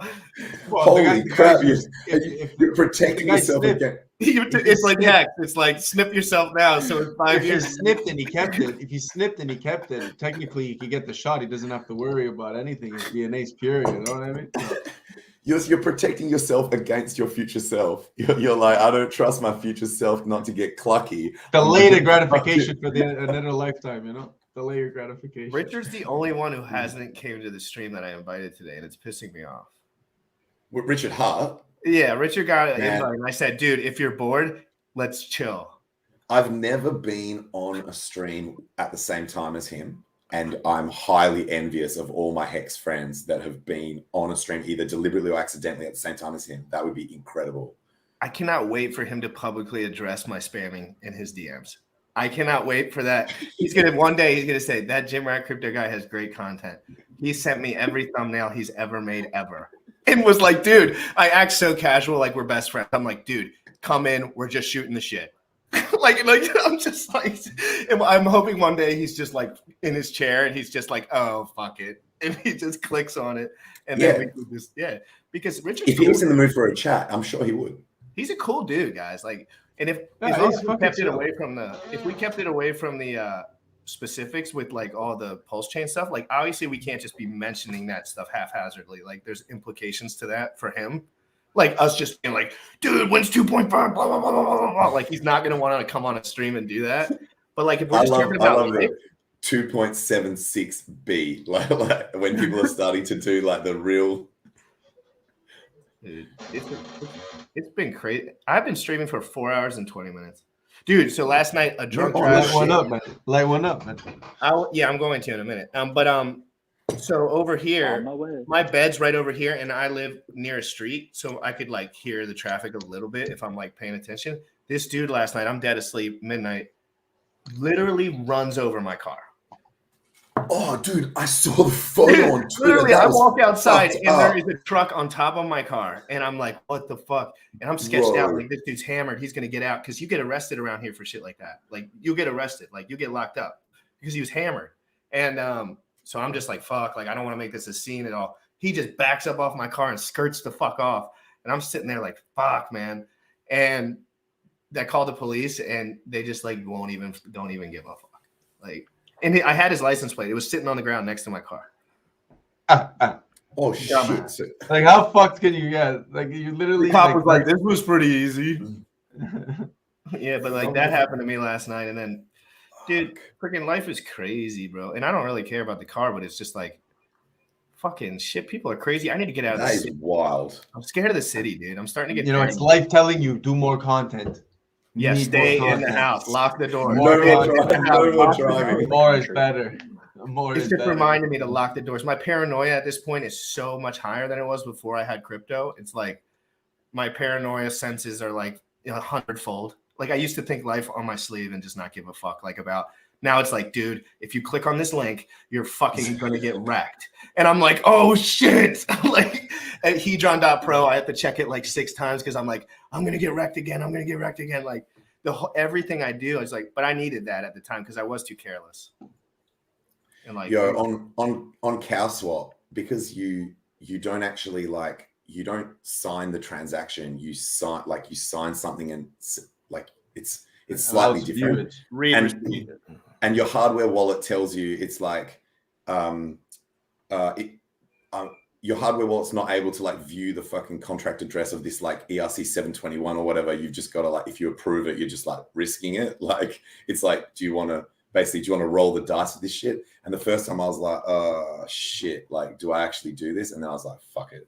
But because I was using a coin that was I wasn't doing hex. Like it wasn't, if it was gonna fuck up, it wouldn't get access to my hex. When are we gonna ban this guy, bro? Who? He's selling his Hedron. He's dumping his bags on my head. He doesn't even buy. No. I wasn't selling hex. I was just testing out CowSwap. Tangent's a freedom fighter. Tangent's a freedom fighter. So CowSwap's like a new DEX. It's like they're calling it a meta DEX. It doesn't actually have a token yet that you can even buy. So I'm not shilling another project. Like it's just like, rather than they basically try and line you up as an OTC trade before going to the liquidity pools of the DEXs. So it still will aggregate the DEXs and execute your trade on one of the DEXs if it has to. But first it tries to basically line you up on an OTC, and it protects you from all the different bot attacks. So it protects you from like sandwich attacks and ARB bots and fucking like all the MEV bullshit. Like it protects you from all that because you're submitting the transaction and sending it to them, and they're batching it with other transactions. And so by the time it gets like put on the chain, it's past the point where they can fuck with it all because of the batching. Yeah, that's an interesting. It's more complex for the bots to try and, because it's not just a single transaction once it's batched. So the bot can't just like attack that one transaction. It would have to make it profitable across the whole lot. Yeah. So I don't even know if it's possible. So yeah, it's really good. It's a really cool idea. I like it. I was just messing around with it. Yeah, that sounds really cool. You know, speaking of, you know how he was saying the car that ran down the street and hit into it, reminds me there's a guy in my city that runs one of the biggest festivals. Like he runs a New Year's Eve festival, like an EDM festival. So it's like massive, and other festivals throughout the year. He got drunk on Melbourne Cup Day, which is like a horse racing event in Melbourne, but the whole of Australia celebrates it. And this is a few years ago, before everyone got on the whole like animal cruelty, like it's not cool to watch horses race. So he was drunk and drove his sports car and pinballed it down a street where like, so basically just like smashing into cars on both sides of the street, like a fucking just wrecking all these cars. And the last car that he hit before driving through a brick wall at the front of someone's house was like a 4-wheel drive, and it flipped the 4-wheel drive, rolled the 4-wheel drive, and then he just went through a brick wall that was at the front of someone's house. Totally wrecked, just absolutely wrecked. Whoa. And that was pretty exciting for my city because we don't have a lot of shit. Like we don't have this whole thing where you walk down the street and get mugged. We do not have that, which is good. It's good. Coming to a city near you, man. Just, you know, you gotta be patient. Yeah, well, you're so early, bro. You're just so early. I'm surprised you guys haven't started going crazy, man. We're so early. We're so early. We haven't even had muggings yet. Our homicide rate is barely at 1%. It's so early. Oh my god, so early. Wait for the 10,000x. Yeah, shit. You know, although at the moment it's kind of weird because I have had people tweet at me being like, you Australians keep complaining about like how restricted you're being, but all I ever see on your shit is just like fucking photos and videos of you partying like fuck every weekend. So For us, it's been kind of weird where we are. It's like we can party, but we just can't leave. Yeah. So it's kind of, it looks weird. People think that, you know, so we're not like restricted to our homes, but we are restricted to our state. Whereas other places, it's like different shit. So yeah, but it's all good. How about you guys? No, me, it's the opposite. I'm in Canada. I was restricted to my home. Oh yeah, so you guys had the full-on Melbourne style trip. I literally had I remember working, and I would wake up, stores weren't even open. I had to start work, and then I would end work, and all the stores would close. Shit. So I'd be like, when do I go get food? Oh, you have to go during your lunch hour. What do you mean during my lunch hour? My lunch hour is my lunch hour. Why do I have to go buy food for later on in my lunch hour? I should be eating food on my lunch hour. That's why it's a lunch hour. And it was crazy. Now it started getting better, but whatever, man. I thought maybe you guys it was the same thing, but the more we realize it's just you're not able to leave. Us, we're not able to leave, and we weren't able to do anything. Our city is kind of a little bit like that always. Like, as in, it's weird. I've always thought it's weird. Business hours, the hours that people work are also the hours that businesses stay open for. So it's kind of fucked for people who have 9-to-5 jobs because like they're at work while shit is open. It's dumb. Like, and very rare businesses have like after hours trading or early morning shit. But obviously, like having done with supermarkets, even worse. Like, we do have some 24-hour supermarkets and shit like that. So yeah, I definitely want more of that New York shit where it's just like a 24-hour vibe where like shit is just like open 24/7. Everything you can do anything at any time. That would be sick. Man, are you planning on moving at any point in your life out of Australia? Just curious. Well, I was going to mention, when you mentioned Canada, the Nomad Capitalist did a video where he was saying, because obviously people come to him when they want to like move locations because, you know, they've become rich or whatever, and they want to like avoid tax, or they just want to live somewhere where it's like OPSEC too, just more beneficial for their new wealth level. And he was saying the number of wealthy Canadians that have been contacting him going, I want to get the fuck out of here, is like, man, through the roof. It just it didn't make sense. 8 p.m. you stay home. You're outside, $6,000 ticket. Like curfews. What am I doing wrong in my car? At one point, it was they would stop you. What are you doing here? What if you're trying to flush so many kilometers away from your house? I would look at them and be like, bro, I just want to get in my car and drive and just chill. Like, what's wrong? He's like, no, you're not allowed to be here. What do you mean I'm not allowed to be here? What the fuck are you talking about? That is wild. And then it was like, then it's like, okay, you have a QR code, right? So it's like, man, it's like, imagine if hackers just get the information. It's like hitmen could just know where you are at all times. It's like, oh yeah, he's at this restaurant. Yeah. It's like the government's like, oh yeah, so why were you at this restaurant then, sir? What do you mean? And then I get an email saying, come for your 3rd dose. That's when I was like, whoa, this is done. Who sent me this email? A professional doctor? Anyway, I don't want to get too much into it because we're on stream. But Jim Rat, you started saying something about, like, because I never thought of it in that way. That's an interesting way of looking at it. That it yeah. What if they're flushing people out? I was thinking it's a punishment to the government to have capital flight. Like, you're like, oh, the wealthy people are going to leave. That's bad. But you're right that if the wealthy people, if everyone who could potentially buy political influence in the area is out of the country, then that makes it easier for them to do tyranny shit, not harder. They might know it's the only way. They might know it's the only way. They might say, you know, this will take. Well, the kings only could control the people inside the castle walls easier than the outside.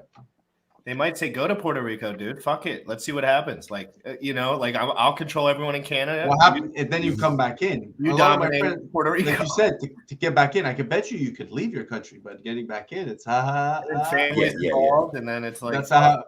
My cousin was stuck in Mexico. He went on vacation for 2 weeks. Trudeau told him, fuck you. He was like, oh, bro, I guess I got to stay here in Mexico. Like, to him, it's like it's a joke. But think about it, man. If someone wasn't good and he just, you know what, I want to take a 2-year vacation because I've been working as a fucking essential worker and I only have this much money and I'm with my kids. And then Trudeau says, too bad. Like, I've got friends that were like half serious, half joking about doing that with Bali, which is an island that a lot of people from where I live, they go there for holidays, like a Indonesian island. Yeah, Bali, of course. And like they were like, fuck it, let's just go there. And if we can't get back, then like, oh no, I'm stuck in Bali. But I'm like, you say that, but imagine literally not being able to come home. Like it sounds like, oh, it's a island holiday forever, but it's like not being able to come home could also fucking suck. Like it's scary. Some people were scared, man. Like it's more like you can't understand. Some people are like, what the fuck do I do? Like, I have a job, I'm gonna lose my job. Like, and then it's like the 2-week quarantine. It was like you got to stay home. And then people are like, well, I can't go to work. Like, and then you don't go on vacation, so you stay. And all the plebs are like, let's make sure we're following all the rules. I swear to God, I'd never acknowledge COVID-19. Yeah, I went partying. Never one moment where I acknowledged it as a real existing thing. And I never went clubbing. 1 second. I was Same, literally man. just like, dude, nope. same. My mom was like, you're killing people. I was like, fuck you, nope. Like, bro, like literally say it like a month or two ago, I was driving down the street and I saw a sign that was like drive-through test thing here. And I was like, is this still a fucking thing? Is this yeah, we have for that. real? We have that. Like it's it just, I was just like, fuck, are these guys for real? Like, what the shit, man? Just give it up. Just fucking. It's money, dude. It's there. It's free money from the plebs, dude. Free money from the plebs, dude. Forever. It's an endless stream. Yo, someone was saying, if you looked at the ratio of like gold price at these critical points in history, the price of gold right now should be $78,000 an ounce. Yeah. Like, as that's what the price of gold should actually be. $78,000 an ounce. But it's just digital. Madness. What do they just do? Tickets that represent gold?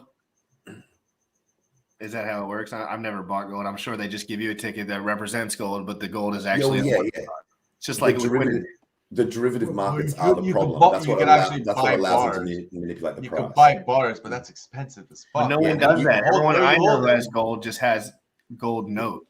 Like you can buy physical, but you need everyone to buy physical to actually force the price up. And they can lie about reserves and shit like that. I know someone that just bought it for fucking to put, like, literally, like Richard said, not even to put it on his neck, just to put it in his house. It's a gold bar. Just fuck it. It's a gold bar. I heard this because I used to work in mining, and like lots of my clients were gold miners. And I heard this funny thing once where someone said, "Look at all the time, effort, money, and energy that we spend to get this shit out of the ground, just so that we can put it back under the ground into vaults." It's you get it out of the ground and then you put it back underground in vaults. Like that is, and I was like, that is actually quite hilarious. What are we gonna do, Tangent? What fix are we gonna do? Fix the world. Fix the money, fix the world. Are we the ones that are gonna do it? Crypto's legit. Crypto's gonna fix the world, man. Are we gonna die first? Look, it could take a while. It could take a while. I think we. Yeah, but we can be the guys that do like the first. Well, what does it mean to fix the world, right? It means to be that it's established and it's not something that is occurring. So, in my opinion, I think once you have a sound money basis, right? What that means is that then all the price signals are actually correct. So the supply and demand actually. So you don't get like these perverse incentives and these perverse signals. The price of something should indicate what the demand is for that thing. So when you fuck with the prices, like when they manipulate the prices, then you're not actually getting you. So in terms of like an ability for an individual or a government to allocate their resources, you need correct information, and that information comes in the form of prices. So until prices are legit, then there's misallocation of resources, there's perverse incentives, there's corruption. All of that shit gets fixed if you can have a sound money basis for the economy. So yeah, I think crypto, people think that we're overstating it when we say fix the money, fix the world. It actually could go a very, very long way to making the world a much, much better place. I do think people in the future will look back and be like, what the fuck? They actually had like not sound money. That shit's insane. Like they'll think this period of time was fucking. Yeah, it's like how could they nuts. actually have a piece of paper? Like like how could you do that? How could you? Well, look. I don't know if your money's like that also, but my money's not paper no more. It's like the cash is like plastic. Like you can't even rip it. Yeah. Ours is plastic. Yeah, which so is good like, if you jump in a pool. Which is awesome, man. When it came out, we were throwing it in the water and jumping in. Yeah, Like all kinds of TikToks. But it's just to think about it. It's not paper no more. It's like becoming something that needs to survive, right? So, man, it's the people. At one point, people are gonna get so much money that where are you gonna put it? You know what I mean? It's like the same problem that Pablo Escobar had. Where are you gonna put it? Where are you gonna put it? Put it in the ground. You know what I mean? Exactly where it came from the trees or in the ground. So it's ironic, but history repeats itself. The other thing is like we might have like ridiculous amounts of money, but like if a cup of coffee costs like 30 grand, then it's you know what I mean? Like we might all be trillionaires or billionaires or whatever. Exactly. But the inflation might just absolutely wreck us. So yeah, I've got high hopes for crypto. I really do think it is going to make a massive improvement to the way this world works. Well, I think it has, man. Look at the last 10 years and with digital money, how it's evolved. And believe it. And like in a way or not, like the people that are working in that tech now are working with crypto because it's nonsense to work in not crypto if you're a part of that tech right now. Yeah, man. Every tech person is like right now getting into crypto because it's like this is the move for technology. And if you look at the last 10 years, it's like I feel like people talk about it as it never existed, but it's like, man, you know it existed the last 10 years. It's just look at the email, look at the internet. Yeah, man. It took time, and those are the best resources that everyone uses nowadays. You cannot live without it, apparently. People that do it probably have the most relaxing life ever. But the brain drain is insane. Like the amount of people that are quitting their jobs in legacy and coming to crypto is huge. Oh, they work their whole life for what sometimes people get in a week. Think about it, man. Someone that offers their clients a 10 to 20% per year in their lifetime is what? They have like a 30-year, 25 to 30-year fucking, you know what I mean? So it's like, how much is the portfolio up? If every year you're going up, you know, amortizing only 10 to 20%. These coins are doing 100x. It's a week. It's like, what the fuck have you done for the last 30 years? It's like some kid for 1 week beat your whole life. It's like, imagine how those people feel. It's like, they must be like, are you shitting me? Are you shitting me? This guy got 100x in 1 month? Are you shitting me? Yeah, man. Oh, fuck. Fuck that. Don't put that. It's a scam.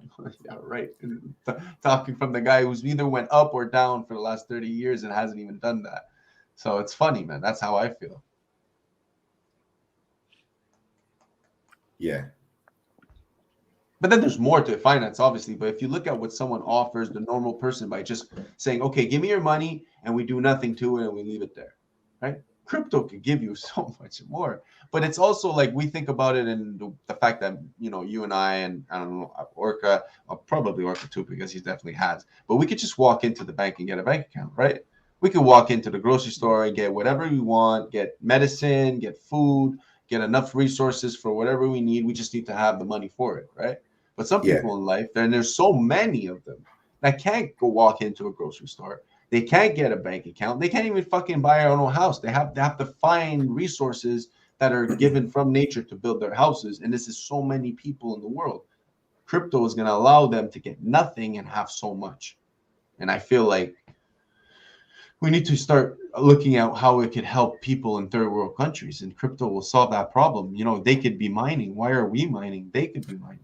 People are on that shit. Like, as in there are groups of crypto enthusiasts that are, I mean, like, unfortunately, some of those groups are shitcoiners that, you know, that are pushing their specific shitcoin. Like, but at least the idea is being spread in those directions, you know. And I mean, look, even the shittest of crypto is still better than the best fucking fiat. Like, fiat is but the best crypto tricks everyone out of their money with an 85% dip that no one's ready for. For. That's true, actually. Except for crypto people, like for us, it's no biggie, like whatever. Like Hex went from 54 cents to 10 cents, like 10 cents. I guess I'm more meant if you're just using it as a transactional layer. Like, so say you're using some shit coin and you're not holding it for extended periods of time, like an investment. You're just using it for value transfer. Then it does it. Then, and I guess that's what users would be doing, really, because over there, yeah. It's like Litecoin. It's like Litecoin. The easiness for me to use Litecoin and to just transfer money, it's like, why pay $50 when it's going to cost me $3-4? I could send whatever amount of money I want, and it's ridiculous because then I can put it back. It's going to be crazy. But then once you get to the bank, that's when the bank says, "Hey, why you can't deposit this much? I need you to fill out this whole. Oh, it's more than $10,000. Well, I need you to fill out this massive thing saying, well, how did you get this money?" You just got to get rich friends. You want 50K worth of fucking Hex? Here you go. Send me 50K. There you go. Well, at the beginning, that's how I was getting an old man Steve in your network. I was doing P2P. I was doing P2P, man. Forget about it. Just, yo, man, here, man. Pay my bill. I'll give you some Bitcoin, man. That's what I would do for people. I'd be like, hey, use my account. Just here. You want $2,000? Give me the $2,000. I'll give you Bitcoin. Go on my account, buy the Bitcoin, or give them money. Yeah, I wish on some legacy stocks. It's disgusting. I wish. But you're doing well right now, no? You're doing really well right now. I think. Fucking shit's going evil. Yeah, I've made more money in the last 2 weeks in legacy than I have in the last 3 months in crypto. Well, yeah. Oh, do you trade in legacy shit as well? I used to trade daily in legacy, and then you got bored. Like early 2020. I kind of got bored, and it was also just not the right market conditions for the strategy I was using, because I developed an algorithm, and then fuck you, Orca. Built an algorithm to defy all the plebs and sell all, you know what I mean? Like everything Orca talks about, he just nuclear specific and like has already accomplished, like so heavy. Like he's just like, we were talking about Alibaba and he's like, I was #1 on the Alibaba fucking chat room charts. I mean, I'm not #1, but I am the highest. No, on the chat. There's only like 1,100 of us on the chat room though. That's still dope though. Yeah. That's probably like early crypto. It's basically the same thing. It's disgusting, man. Like I no longer have to go out and like ask these people questions. I can just post, this is what I need, and they come to me and hey, I have the best quality of this. You know, let's get you samples. Let's get you this, that. Do you need a line of credit? You know, do you want to build a factory? If you need, it's like it's starting to get like that for me too. Like I have people reaching out to me that are just like, you have projects that you want, like, you know what I mean? Like, what are you doing, kid? Like people have definitely reached out to me and like poked around at like wanting to know, and it's too hard to early on when you don't know enough. I'm like, I don't want to do anything. I don't need money right now. Protect yourself first. Yeah, protect yourself because people are fucking snakes in the grass, mate. Yeah. They are quite forward, like as in they do make an effort to contact you once you've expressed any sort of interest level. But what Orca's talking about, that's fucking, I'm pointing the wrong way. He's there. That's crazy. Like for them to like offer basically making a custom facility to facilitate. So this is not just them trying to pimp you their products. This is them saying, if you need us to custom build some shit to fit your spec, we are willing to do it. That is epic. Yeah. What goes on behind the screen over there, Orca? What goes on? What are you into over there? I talk to people and I try to find mutual benefits. I don't enjoy zero-sum games. I try to create win-win solutions. I try to grow a larger pie rather than take a larger slice of the pie. And a lot of people that are entrepreneurs tend to find that to be a pretty benevolent value, and so they're more likely to align their organization with mine. They don't know that we're coming up with crypto and we're all just freaking Hexicans, and they have no idea. Some of the smartest crypto people I know live in China. So I'm on WhatsApp all the time talking to them and getting leading info and stuff. I mean, some of these people are wizards over there. I keep asking. Yeah. Go ahead. I can imagine. What about you, legacy-wise? Tangent, what's your legacy experience? Oh, I was just about to say I don't touch that shit, but I made an exception. I made an exception for GameStop. I did that shit just to be like part of the like, fuck you to the funds. Yeah, like the establishment, hedge funds. to those hedge funds. So I don't know what the fuck happened there. Anyone want to give me a 35? Man, Wait, it was so much fun, dude. It was worth Why was investing. it profitable? It was worth investing just so that I could just jump on Reddit every night to be a part of it and just look at the GameStop thread. And bro, it was like, you know how funny, like crypto Twitter in its funniest mode. This was like fucking five times funny. Just constant, bro. The level of IQ was negative 50. It was so fucking funny. It was fucking, oh man. And there was just all these jokes about, like, the ones I found the funniest, it was always like these ones where it's like my girlfriend's boyfriend or like my wife's boyfriend, right. or like this one that stuck in my mind. This guy was like, man, like they were having an argument and he was like, dude, I know I'm right about this because even my wife's boyfriend agrees with me. Right. And he's like, and we never get along. Like it was just, and there was just all these jokes about. And then they came out with like the Tendy Man song.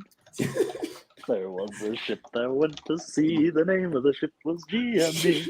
Guys, what do you think? Like tendies for anyone who doesn't realize, like that was that was the profit. Like getting enough money to go down to Wendy's and eat chicken tenders, like eat chicken tenderloins from Wendy's. Go Wendy's for tendies was like that was like the version of getting a Lambo. Like in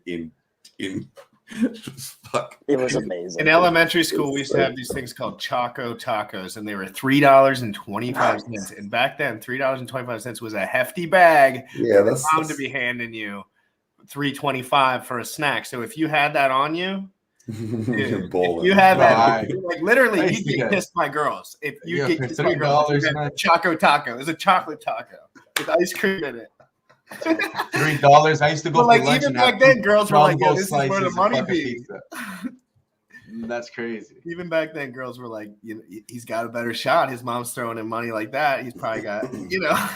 It's just like Jordan Peterson talks about like the evolution of like guys and girls' attractiveness to the opposite sex, that sort of thing, and he talks about that shit, that it's like a guy's ability to like. So that's why like say like a highly skilled soccer player or whatever, like if you are athletically skilled, then evolutionarily you would have been more likely to be able to hunt and get food because you're quick and you've got good coordination.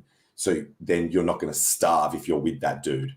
So that's why women see, like potentially under this theory, that women will see like if you're highly skilled, like highly athletic, highly skilled, or if you've got resources or a network of people that can get you those resources. So in this case, if you've got the freaking Choco Loco, or whatever the fuck you said it was, like you've got the business, man, you got the resources, you got the Yeah, dude, no, seriously, it was crazy back then. The elementary school strat was another story for game theory. Like you were like, you know, you would do anything for money back then. Well, I mean, it was all, I don't even remember really, but I just remember Pokemon cards, dude. That was just it. Like if you were back in heat with the Pokemon cards, you won back then. You were winning. You were Richard Hart winning if you had the Pokemon cards. And I had none. Do you want to hear my favorite quote to do with this? Well, maybe I had some, but I wasn't good at it. Yeah, go ahead. I forget where it's from, but it's you don't get to fuck the prom queen until she finds out you fingered her best friend behind the bleachers. It's pretty much. Oh god, that's true. It sucks. It's like whenever I feel like I need to take a shower after I heard that. It's like right when a girl like wants you to settle down, and you're like, "All right, baby, like everything, I'll do everything for you." They're like, "Yeah, well, I don't like you that much anymore." But if you're like, "Fuck off, work all day," why didn't you want me? Yeah, I mean, it's real. That shit's real, and that shit is tragic. Tragic, dude. It sucks because girls when they're dating me don't realize how many girls have tragically destroyed me. Like, you know, when you're young, I'm talking not as much anymore. Like, you know, you get older and you get wiser, and you're not care as much about like the specifics. But when you're young, like I was young, I was goofy, I was weird, I was short, I was like I was mouthy. Like, you know, I wasn't like a catcher or anything back then. I was just like a dork kid, and I was freaking ADD. I know what it's like to be like texting girls love letters and shit, and them just being like, "Fuck you, dork." Straight up. And in college, oh man, that's fucking What did you get for being a fucking dork, though? There's chicks like at that age, they don't realize that. But like all the way to college. All the way to college. Did you ever pull on the first date that don't fall in love with me, please? Just don't. Like, I'm warning you. I've heard that's a good line. I've never used it, but I've heard that line. Bro, swear to God, I need to sometimes. It's just like, and it's sometimes if they understand it, they understand. If sometimes they take it wrong, and they're like, I should have actually used that line tonight. God damn it. Honestly, ever since I've been 100% honest when it comes to women, I have no headache. I have no headache. Listen, I have friends that are girls. They're gonna call me at any time. I'm picking up the phone. I'm sorry. On the first date, girls are like, "What?" And they see, and the girl friend calls me, "Hey, what's up? What's up? Nothing. I'm on a date. I'll talk to you later." Well, dude, definitely. You just gotta be honest. You just gotta be low honest. Stress life. Honesty and transparency is definitely the low stress way. 100%. The only way. But that works for me. That works for me. Some people it doesn't work for them. You know, some people want to have their like. I find it's whatever you want, man. Do whatever you want. So many people end up going in relationships because they think they have to do that. But it's like, do what the fuck you want. You know what I mean? That's why nowadays you see more people, quote unquote, you see them more coming out and doing what they want, especially sexually or like socially too, the way they look. Right? People are like bigger earrings, tattoos everywhere. Me and you, if we see someone with their tattoos, like I have a tattoo right here.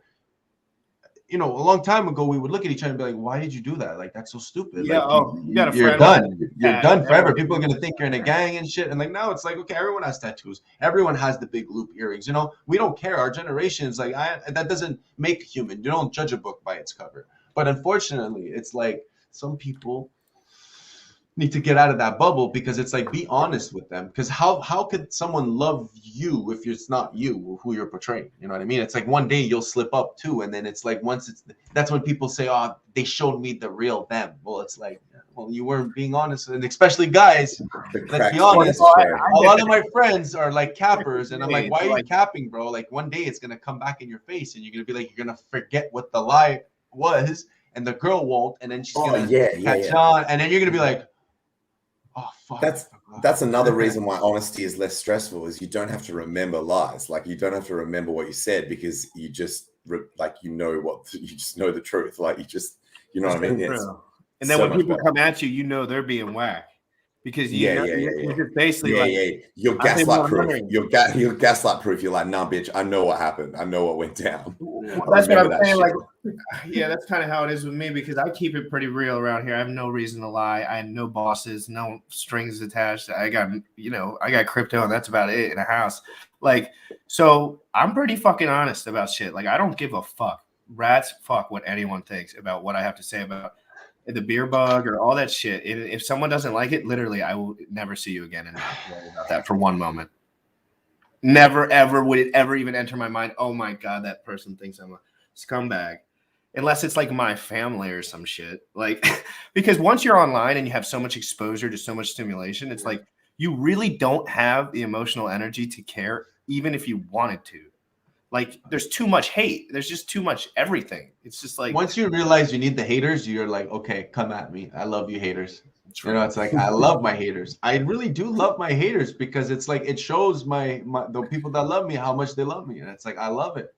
I love them haters. You learn that at the gym too.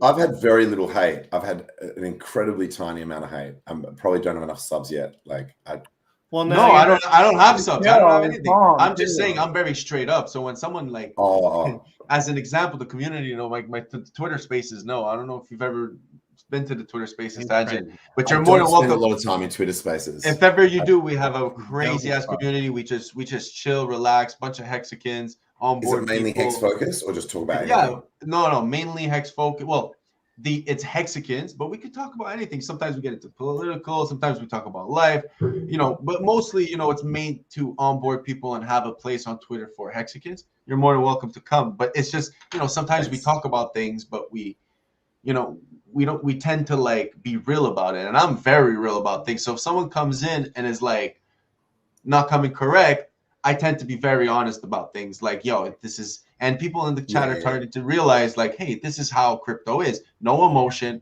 no customer service. It's, hey, you got to be transparent. If not, get the fuck out of here. It's like, it's not what we're about here. You know what I mean? Yeah, that's better. Lots of questions. If you ever have a quick question that you need, you're like, oh, fuck, that Hedron 9X. I didn't study up on it at all. Just pop in there and ask. Just pop it, and they'll just give you the lowdown. It's a fast way to get. Oh, they'll give you the fucking lowdown. 45 seconds. If anyone, they'll give you the link. Boom, boom, boom. If you know what you're doing, like you do. Like if you have a question that's like a normal ask question, like what's the Hedron bonus? How do I claim? You'll have the link and the description within moments. Damn. Yeah. We got all that. We have like 20 something hours of just people in the chat just coming up and asking questions to Hedron. It's not just prepared, you know, it's people on the spot coming up, asking their own questions, not pre-prepared that I'm choosing the questions for them or choosing people in the chat. No, come up. You want a question? Ask Alex yourself. And we did that for 2 days, 7 hours each. Then we did another one, Crypto Bit Law, like did him a disposition. They also did to liquid loans. We did that for 7 hours. It wasn't as positive in my opinion, but it was still very good because questions are questions, right? And answers are still answers. But, you know, at the end of the day, man, it's you give power to the people, and Hexicans is not just one person that knows everything. We all have things that we bring on the table. You know, Orca is very resourceful. There's people in the chat. Hex is the way. You know, we have other people that come in. It's like Mad Hatter, all these people come in and give their opinions, but more than their experiences. And what I've learned in crypto is your experience goes a long way, because no one really has been prepared for this crypto unless they took the time, spent years of research, learned it, understands it, looks at the examples, been through it. Like there's so many factors that go into someone who's been experienced, but it's good to have a community that focuses on onboarding the proper information and just wants to like and make you enjoy your time. And like while everyone's been seeing this negativity, we're just in the chat with so much positivity. It's as if we're at the all-time high. That's how we act. It's like, yeah, let's do it. It's the all-time high for us in the chat. It's like the all-time high fucking discount. So let's fucking go. I wish that I was immune to price action. And like, look, don't get me wrong, compared to a freaking newbie, my immunity to price volatility is really good.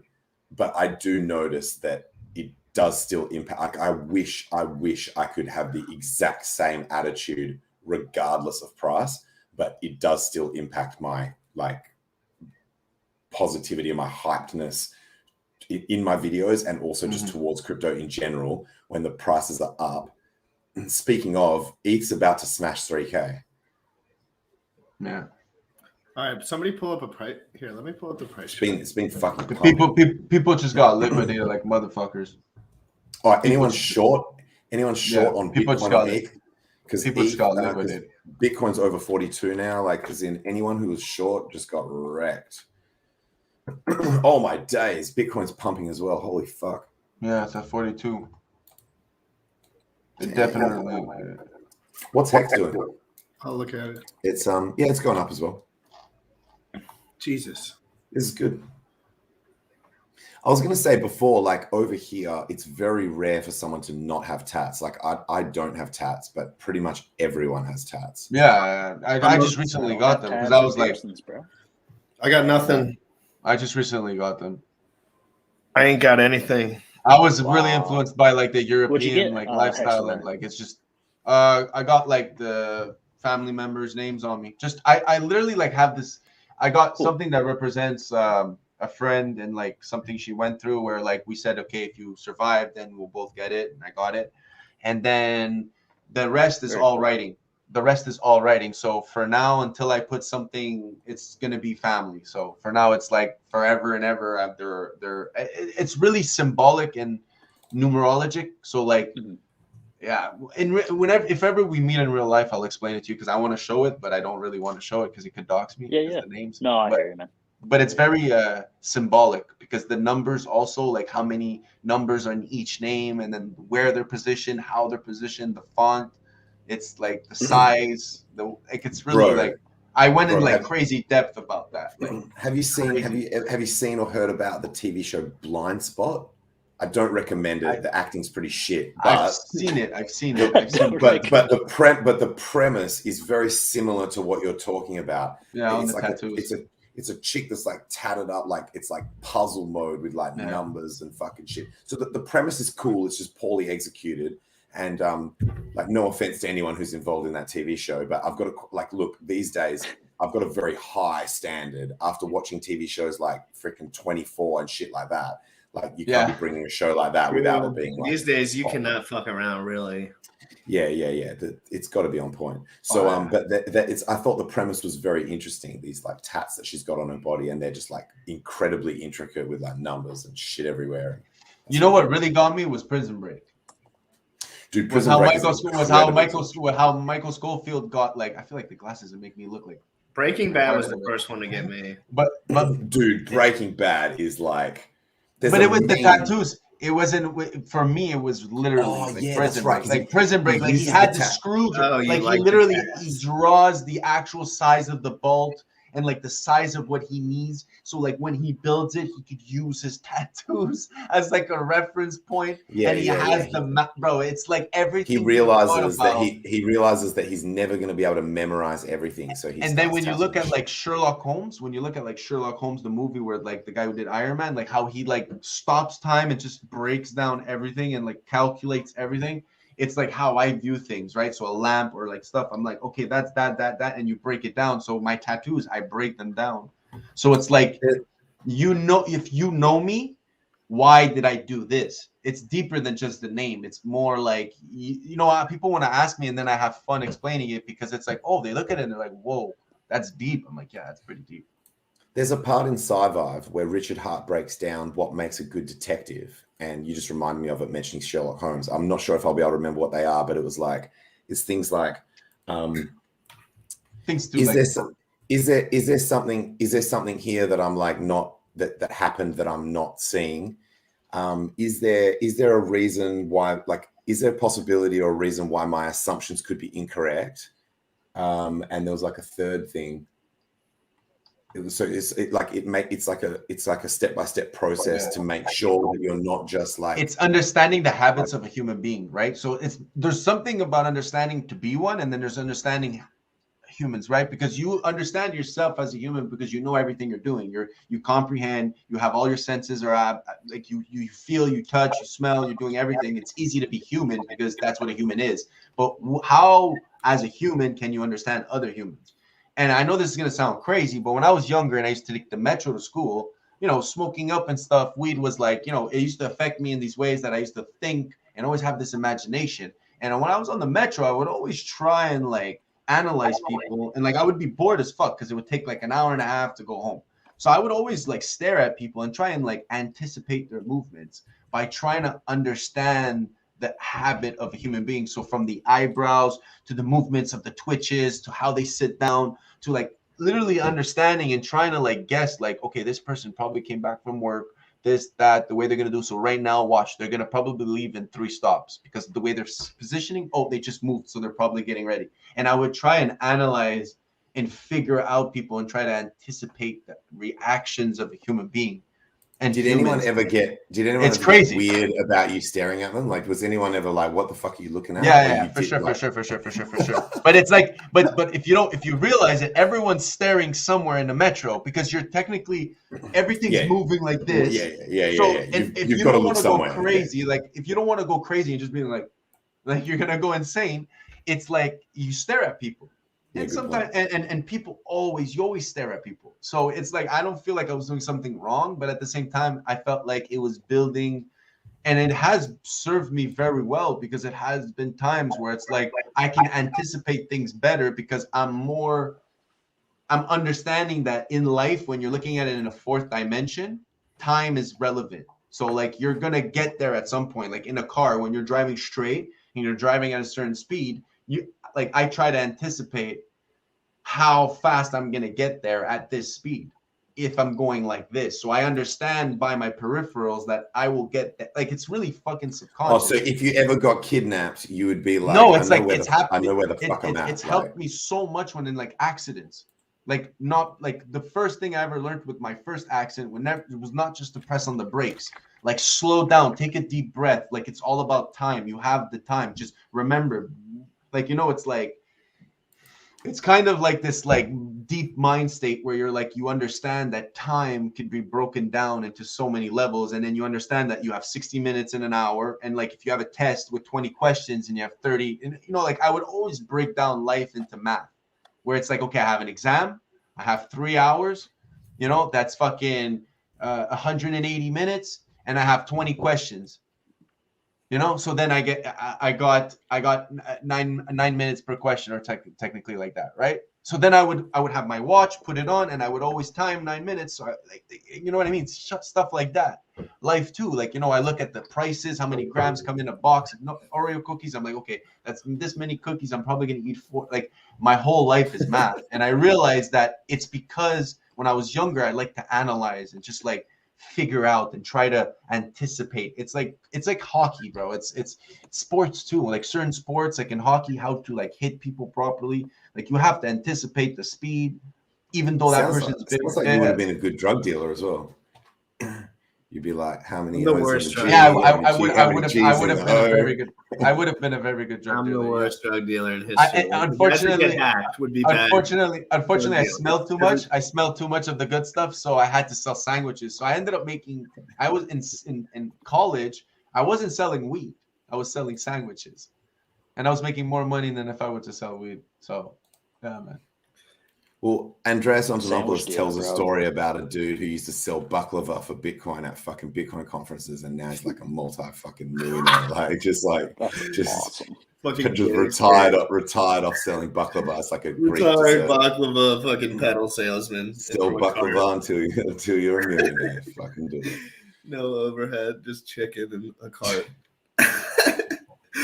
But yeah, how many likes are we at? So basically, my whole strategy the Bitcoin conference is coming up. You mentioned that one, that Miami one. Are you guys? Is it going to be a Hex one around the same time? Because I know you guys overlapped in Vegas, right? There was a Bitcoin in Vegas. No, I just want to go to the Bitcoin conference and shill Hex and like make some content. Man, they get very. I want to make some viral content and go down there and like make a little scene and like talk about Hex and just interview more like one-on-one with people. I wouldn't be like interrupting anything, of course. Like I'm not. Yeah. Just like, but funny stuff on the outside, maybe like within like. Or I don't know. I just want to see what it's like. And I also would like to go to a conference where nobody knew me or anticipated me being there in any way. And I could just sit there and watch. I'm not sure if you guys are aware of this, but Trace Mayer, who is like a massive name previously in Bitcoin, like the Mayer multiple is named after him. He didn't develop it, but it was named after him. He shilled Mimblewimble coin at a fucking Bitcoin conference, and his career ended, I don't want to say harder than Alex Saunders, but let's say as hard. Like he's fucking done. No one ever heard from him ever again. Like he literally just he ghosted on life, just like Alex. Him and Alex, and maybe on some island. The Alex guy just disappeared, right? Dude, never to be seen ever again. Just ended. How paranoid do you think those guys are, OPSEC wise? Like, because people hate them. And he stole money though. Like this dude owes motherfuckers Bitcoin all around the nation. Like it's yeah. So I mean, I don't think Mayer had any debts that he would need to worry about that aspect. But yeah, Alex. Holy shit! Yeah, everyone was like, "Oh, he scammed me for 10 Bitcoin." Oh, I guess that's part of the reason why he disappeared, right? Like, as in he had to He has when you have family and stuff, guys. But with Trace, I reckon he could have recovered from it. Like, there's plenty of personalities within the crypto space that went from being Bitcoiners to being shitcoiners and didn't have to like end their careers. How many paid group recs do you need before you can't be online anymore? And the only reason I tell you that story is if you are going to a Bitcoin conference to shill an altcoin, like to a non-Bitcoin cryptocurrency, let's call it. I don't want it to sound like I'm lumping Hex in with the other non-Bitcoin cryptocurrencies. Let's just say anything that's not Bitcoin. Damn. So. Yeah, but I'm a savage like that because my life has nothing to do with any of this shit until like 2 weeks ago. Like literally 4 weeks ago. I just no. I mean more in terms of just the immediate backlash in person, not necessarily impacting your like. I would be really like professional about it. I do think Hex is going to be here for the long run, but yeah, I know what you mean. Like fucking, get wrecked by all those people. They're like hardcore Bitcoin people. You can't talk to them about anything like that, really. I mean, come on. It's just like coming over and saying Wimble at a Hex in June of conference. 2023. Imagine. Sorry. What do you say? I win over the Bitcoin maxis by telling them what they want to hear. Bitcoin is going to 100K in June of 2023. Yep. Okay. So wait, do you lead with that and then go also hex.com? I hit them with that, and then I listen if they agree or disagree. If they're bearish on Bitcoin, I go, I know, man. That's why I've been looking for yield and all these other alts for now, because I'm a little nervous about the bear market. And if they're super bullish, I just go, man, I can't wait to pepper a little bit into these alts, because then I'm going to rise all tides. You know, the boat rises, the tide rises for all boat stuff. That's just kind of you gotta meet people where they are. If they're Bitcoin maxis, I'll talk Bitcoin for a while. Fuck, guys, dude, my life is so weird now. I don't work, and I just like sit here and I just like think of plans and stuff. It's pretty cool though. It's the best. One of my chick friends was grilling me and saying, like, she's like, oh, why don't you just like take on like one engineering project at a time and like have one engineering and I was just like, no, I don't. I was like, look, I told her, I was like, look, I'm not slacking. I'm not like, don't think I'm just sitting at home punching cones and watching Netflix. I'm not like when, like, you don't realize I'm still like working. It just doesn't feel like work anymore. It doesn't seem like work because I enjoy it. Like, I love crypto. Well, if you didn't know how to double click Hedron and you were just, let's say, going about your life, and no, I'm not kidding. If you were going about your life, you had your hex bags chilling, and you were just like, hex is cool and I love it, but like, you know, I'm not going to keep up to date with it because, you know, I know the future's good. Yeah, good point. Yeah, good point. And then you're like, all you had to do was double click and you could have retired all your family for like generations. If you just were smart enough to be at your computer, paying attention hard enough to be like, free airdrop, let me double click this, and then make a new wallet for protection. You are right. At first, that sounded ridiculous to me because I was like, dude, Blue Bum would have told me, but I wouldn't even be friends with him if I hadn't been like streaming and being a part of the Hex community. If I just bought my Hex, staked it, and then went on with my life and didn't actually get involved, then I wouldn't even know that crew. So, because I was like, you know, yeah, good point. It's like, that's why I was leveraging everything. Like, I was working and making a good amount of money, and I had money all the time, no big deal, whatever. It was a good life. I was partying whenever I wanted to. Nothing crazy, but just normal fun. Having a good time, going out to dinner whenever, a vacay here and there, no problem. Like, just that kind of vibe.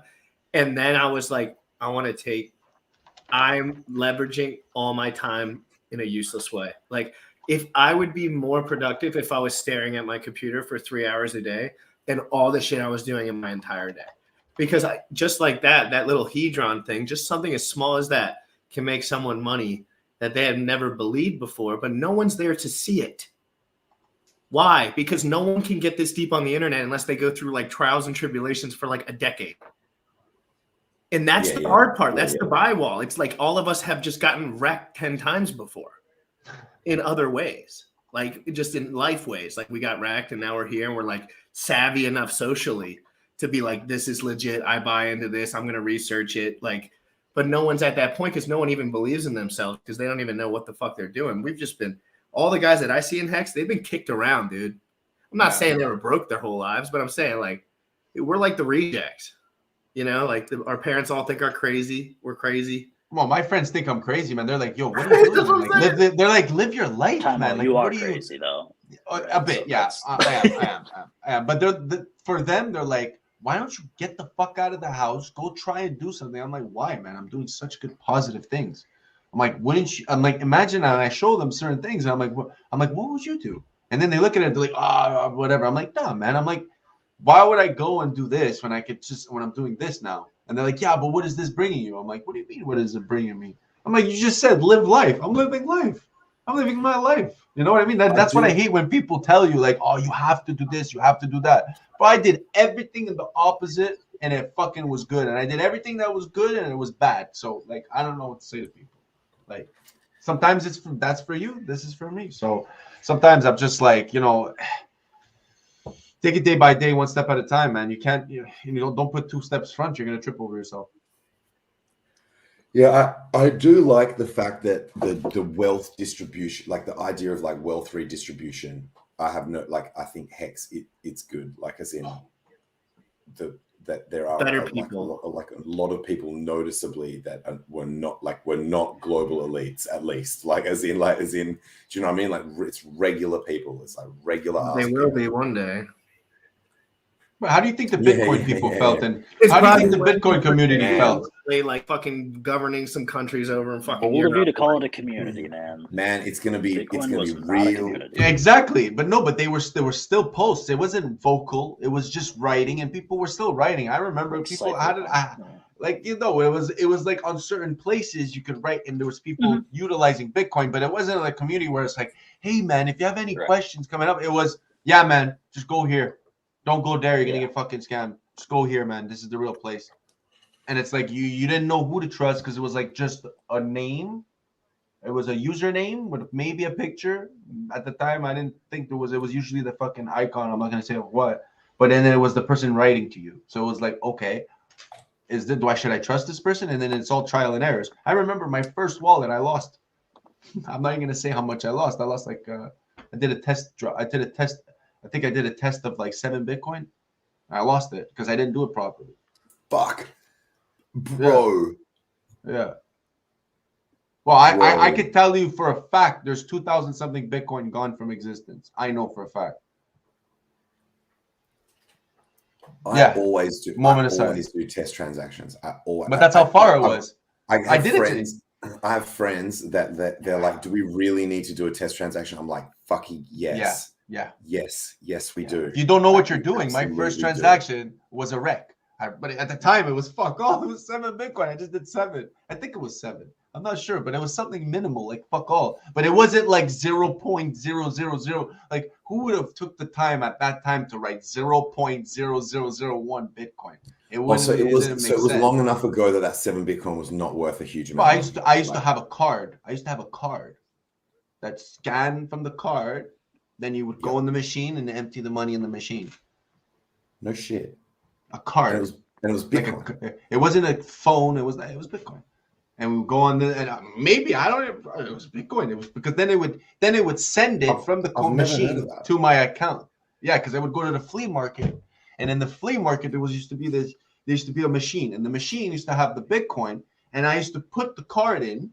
He used to print me out this like card, and then put the card back in. And then with the card, it would say, okay, now and put in your money. Put in the money, and then the card, it would say, where do you want to send to? That's wild. And then I would send it to this other account, and then I would go buy stuff. I used to buy bags of shit and send it to people's houses. It was like $25 at the time. I don't want to tell you how much it was. Tangent, what do you think it's going to look like for Hex streamers and like content creators after another pump or two of Hex? Like, what do you think will be the good way that it could turn out? Or do you think it's just going to turn into all fluff again? Like right when something gets popular, does it just get fluffed out and all the bit boys come in and they're just so much more savvy with marketing because that's all they focus on? All they focus on is marketing, and all us guys focus on is not marketing. Like we all just like talk and just have open discussions and like want people to come in, and yeah, we share our links and stuff. But I feel like the second this thing goes viral, I'm going to have to sell out or just stop even streaming because it'll just be like everyone's watching the bit boy of whatever we're doing. Oh, you think Hex will end up with a bit boy? Like we'll have a bit boy. I think it'll just have to. Like I think just the way things work is that and I'm not saying I want that, and I'm saying I hope that's not the case. And I can try to make that not a reality by doing it myself, right? I mean, like, I guess the equivalent would be like shitcoiners that start streaming about Bitcoin, and then they do Bitcoin and other stuff. So they'd be like maybe starting with Hex, and then or like I can't picture it. I can't picture there being, because if Hex becomes popular enough, I think people will look to the people who have been streaming about it for longer. Like, I don't know if someone's going to be able to come in and just be a retard and. Sorry, that did happen to Bitcoin.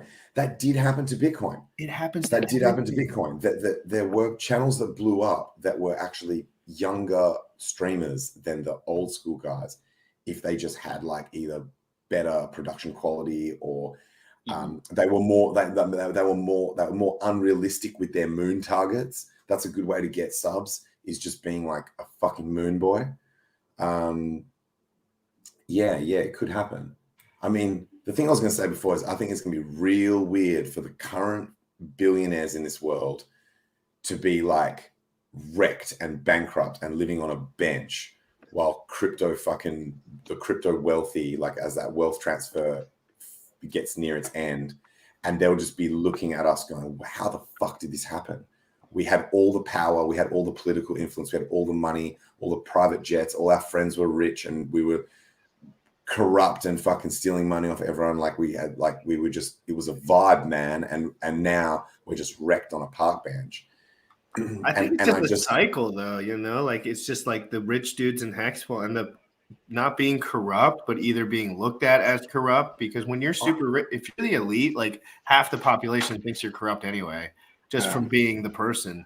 Like I just feel like it's cycles. Well, they have to blame someone. It's like Batman. At the end of the day, it's like, so how is he the bad person? Like once someone always has to blame someone. You always have to blame someone. Humans always blame someone for their bad stuff. The incentive structure. So just if you ignore people's perception that you're right, that some people might be like, that dude's rich, he's obviously done dodgy shit. If you ignore that side of it and just look at the incentive structure, I think that the incentive structure, when people get crypto wealthy, will not breed corruption and rent seeking and just like all the terrible things that are fucked within the economic system at the moment. I think will not be as incentivized. So I'm quite hopeful that people will be able to be wealthy on crypto, and it will actually be hopefully in their best interest to not be a shithead. It's that inflation. It's that inflation, man. I feel like crypto is not gonna. At one point, it's like when we're in it, we'll have a good advantage off of other people. But because of this inflation, like it's just starting and it's bad and it's at 7. Like it's gonna get insane. I've got a question for you guys. Do you guys believe that Hex can become the world reserve currency? Lots of Hexicans genuinely believe, and I believe that they believe this, that Hex is better than Bitcoin. They believe it is a superior. What is better? It's all social consensus. Like, yeah. Like obviously Bitcoin's got first mover advantage. It's already a legal tender in I think 2 places now. Like so. Well, geopolitically, how is it better? Because for me right now, the only reason. I'm not saying. Sorry. People are saying. So what they say, all the time is people want it more. So what you're telling me is that it's just right now it's like high demand. Right now it's just high demand, right? Because we all understand how liquidity works and how the price is being, it's the scarcity. So it's like, okay, I understand what you're saying. So what you're saying is just because it's high that you want me to buy it, right? And that's what they're saying. Yeah. Okay. So then, let's go with the code. Can you build on it? No. If you can, what are you building on it? Nothing. Because it's been how long? Personally, nothing's really been built on Bitcoin. It has, but it's not really good. If anything, it's shit. I don't want to be mean. Good question. Oh, I mean, you don't need to build on it for it to become like the reserve. In my opinion, in cryptocurrency, if you're trying to create something that's peer-to-peer, you got to be peer-to-peer, which is you can't be just looking at it as a. But it's already doing that, like as in it already does. Yeah. But anything can do it. If you want to do peer-to-peer, why aren't you using XRP? So I guess XRP is not even real crypto. It's trash. Like as in who cares? Centralized garbage. If it's peer-to-peer. But regardless, if it's just for peer-to-peer, right? Why aren't you using XRP? Why aren't you using Litecoin?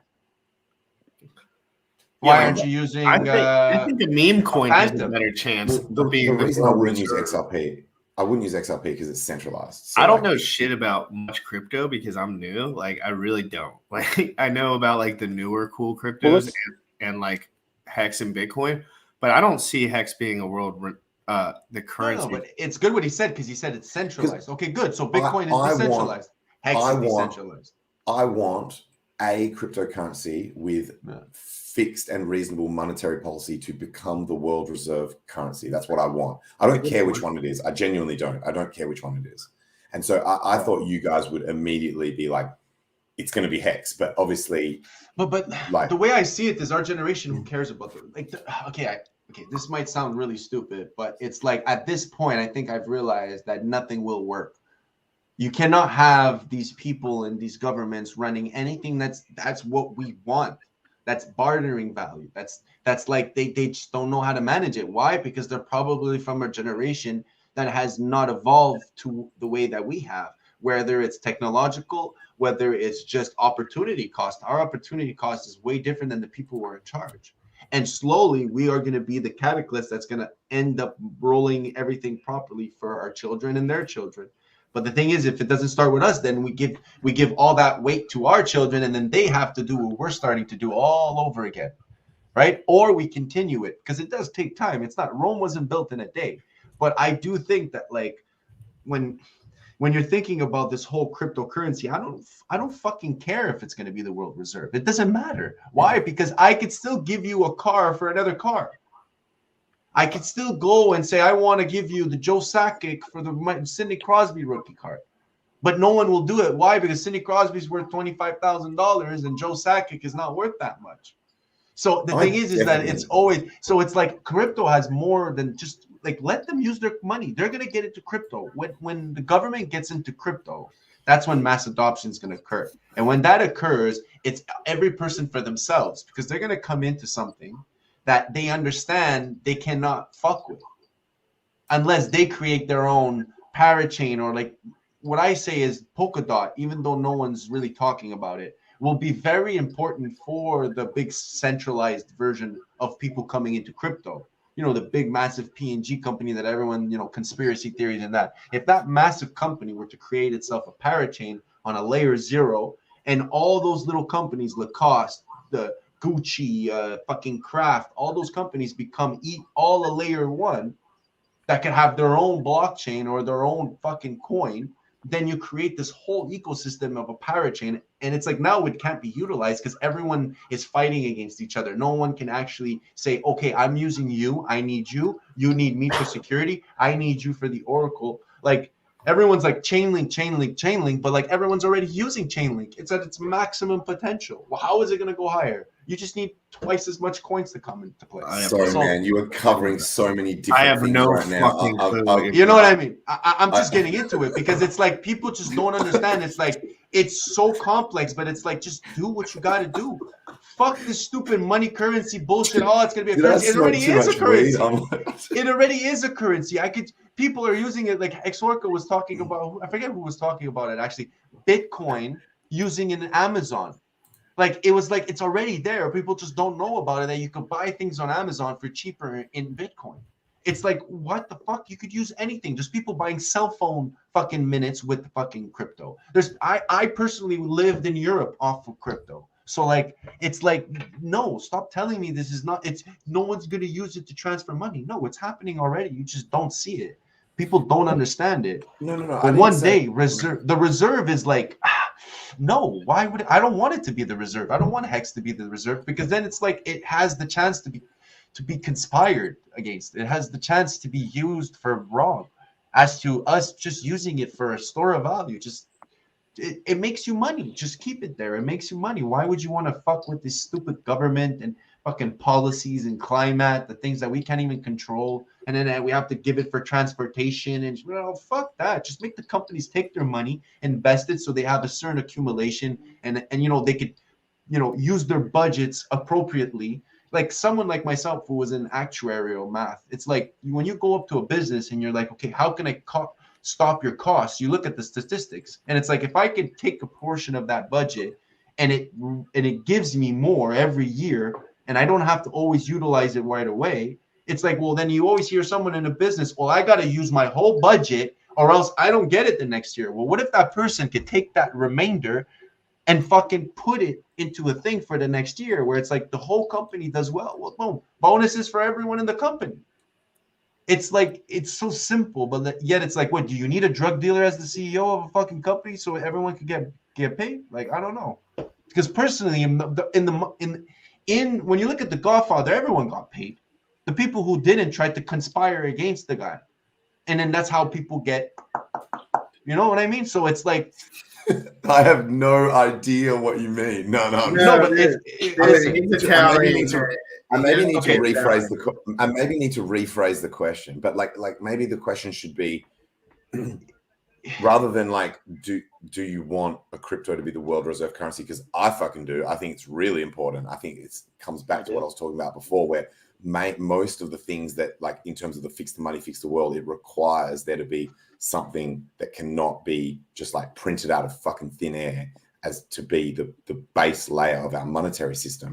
But I guess maybe my question should have been like, if we assume that that's where we will go in the future, which crypto do you think would be the most likely, or the one that, or most likely, or the one that you would most want it to be? Doge or SHIB will end up being probably SHIB. No, I'm not kidding. I'm not kidding. Homeboy is high off of a lighter. Yeah, sure, brother. I'm not kidding. I'm not kidding. I'm saying. Do you remember when Elon mounted this like full like case for Doge? Like he was like using like all these like law. He was like, you know, Murphy's Law or whatever, the one that would be like the least likely and the most hilarious. Would be the most ironic is the most likely. Yeah. Do you remember that? And I was like, this is like borderline legit. Like I'm still not buying that Dogecoin could become world reserve currency. But I was dude, 90% of people are totally plebbed out, dude. It's so true. Like, we always think, people come into these conversations, they always think we're the masses. We're just not. We're like literally like the 0.0001% everyone else could give a fuck, and then the other people that kind of give a fuck are brainwashed to the point where they don't know how. Yeah. So it's kind of just like, and I'm not, when I say brainwash, guys, like everyone's having nice lives. I'm just saying, as far as like financial and like political, like, I'm not saying like they're just zombies and they have no idea what they're doing. Like, I'm just saying, like, as far as like my mom and my family, they just want everything to be safe, and like anything that's not safe, they don't want me to bring it up. It's pretty much it. Like, yeah, man, it's scary for people. It's scary for people to wake up. Like, as in, it's like when you go down that thought path of it gets fucking scary fucking quickly. So it's, for a lot of people, it's easier just to not think about it. So Tangent, what is your what are some qualities that you would want to see in a world reserve currency? Maybe there's like one or two things. Like, what are some of the qualities that make it more attractive than, say, a fiat dollar? I would go with I would go with the most important one is no single entity or country in charge of that currency. So how do you feel about that? It cannot be a nation state. It cannot be a nation state's fiat currency. I would be fine with it being hex. I'd be fine with hex. I'd be fine with Bitcoin. So as in, I just would not want it to be a country's currency, like something that is being controlled by a nation state where they can just print as much as they want. Do you feel that a government oligarchy is more threatening than a corporate oligarchy? No, I think they're both bad. Like, as in, yeah, I'm not down with either. Like, as in, I'd have to give deeper thought as to what the subtle differences are between the two. But yeah, I want the rules without rulers. I want that anarchy in its true essence of no rulers, no one gets a disadvantage, like no one gets an advantage over others within that system. If you could have something like that, which crypto kind of is. But is it though? That's kind of what I'm asking. Do you feel that way about Bitcoin and Hex? Yeah, I do. Yeah. I mean, it's anything, once you start stepping over into proof of stake, then that question becomes a real issue in terms of because then larger stakeholders do potentially have larger control or influence over the network. But when it comes to a decentralized proof of work cryptocurrency, I believe that it's fair. Do you believe that Hex is decentralized, in your opinion? Yeah, I think it's sufficiently decentralized. Okay. As in, because remember that decentralization, that like there's the various types. Of like, course. I had this guy arguing with me in a bar about, he was saying, he pitched me this coin, and I was like, oh no, dude, like at a glance, this looks centralized. And he's like, no, it's decentralized. They've got servers all over the world. And I was like, yeah, but they own all the servers. And he's like, yeah, but it's decentralized. I'm like, no, it's not decentralized. That's not decentralized. They own all the servers. And he's like, no, but they're in different locations. I'm like, that's decentralized geographically, not in in control, like who controls it. So I guess like with Hex, obviously there's potential centralization in ownership percentages, but not in like in terms of being able to not like the mechanics of the actual service to take and change the monetary policy. Right, like there we go. You can't. Yeah, so the monetary policy is critical to me. To not be able to fuck with the monetary policy. So, okay, perfect. Because that's kind of where I come from too. I just want to get your feel for it, right? Because I hate putting words in people's mouths. But so I kind of agree with that too. How do you feel about, I believe that an effective form of currency does have an inflation rate greater than 0. Do you share that sentiment, or do you feel differently?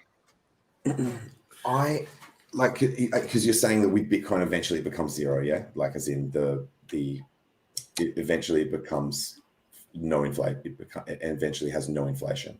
I don't think it's a problem because of its divisibility. Right. So because it's so divisible, I don't think you need an inflation rate in the long term. Okay. Do you think that the effective reduction in inflation over time leads to faster velocity of the circulation of Hex, or a slower velocity of the circulation of Hex? If the inflation rate was, well, if Hex's inflation stays the same all the time, right? It stays flat. Mm-hmm. Isn't it always the same? Well, the global inflation is the same, but the effective inflation rate is variable, because the 3.69% overall inflation is also based on the circulating available supply. So as people stake, it actually reduces the effective inflation rate. Okay. So we have a closer to 2%, if not lower, effective inflation rate currently in Hex. Shit. Really? Yep. Holy shit. I didn't realize that. I thought the whole 3.69 was getting distributed to the stakers. It is. But it takes say it again. 3.69% of whatever's available. Oh shit! I get what you're saying. I see what you're saying. Sorry.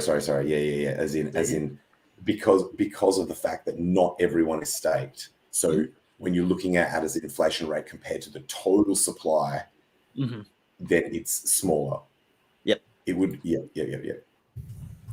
And so when I think about that, because there is a real economic pitch for inflation.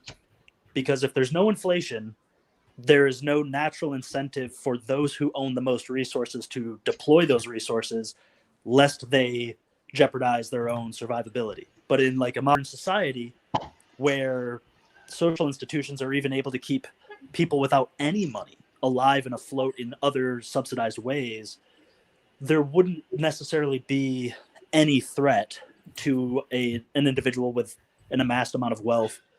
And so without inflation, they don't lose any value on their money, right? And there's no incentive to, as Richard talks about, deploy that capital in effective ways. It becomes a wealth hoarding system.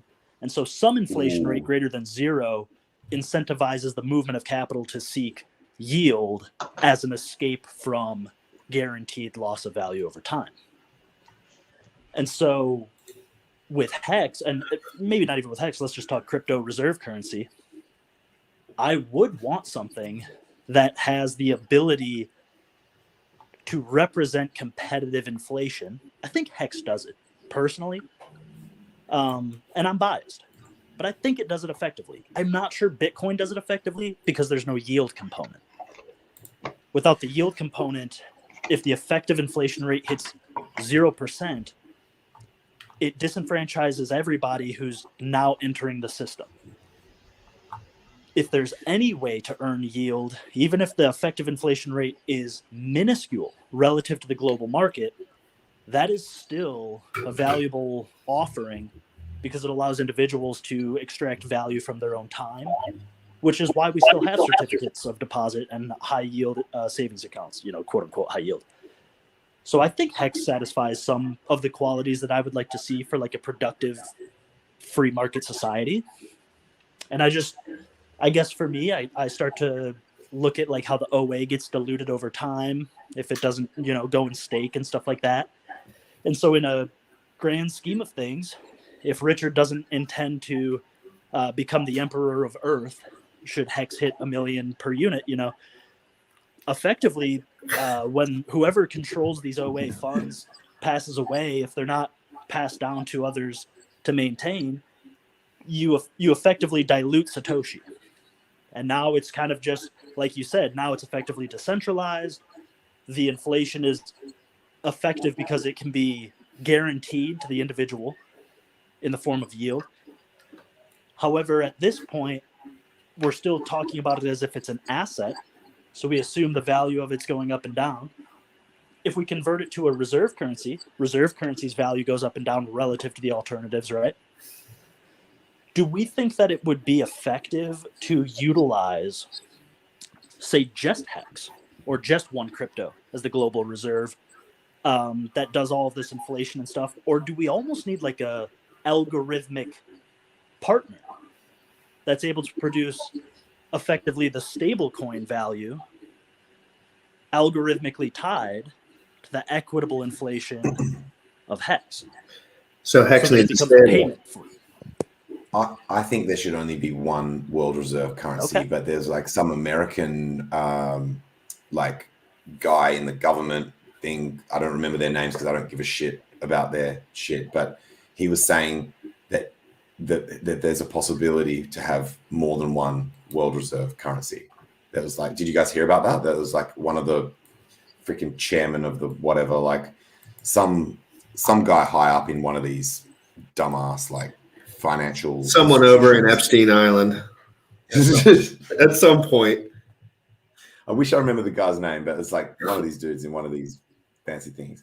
Like I haven't thought deeply enough about this specific thing you're talking about to have to give a solid opinion, but I can tell you what the Bitcoin maxis would respond to what you just said. They would say that justification for inflation is nonsense from like modern monetary theory, MMT.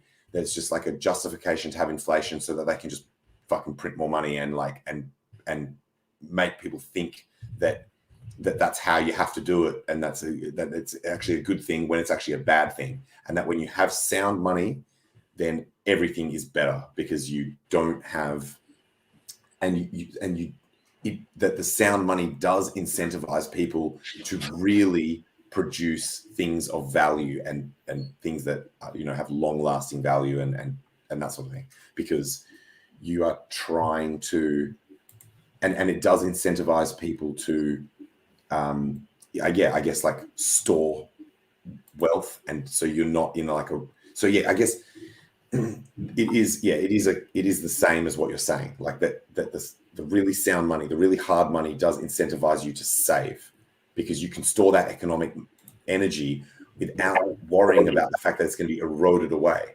That's the point of having something that is hard.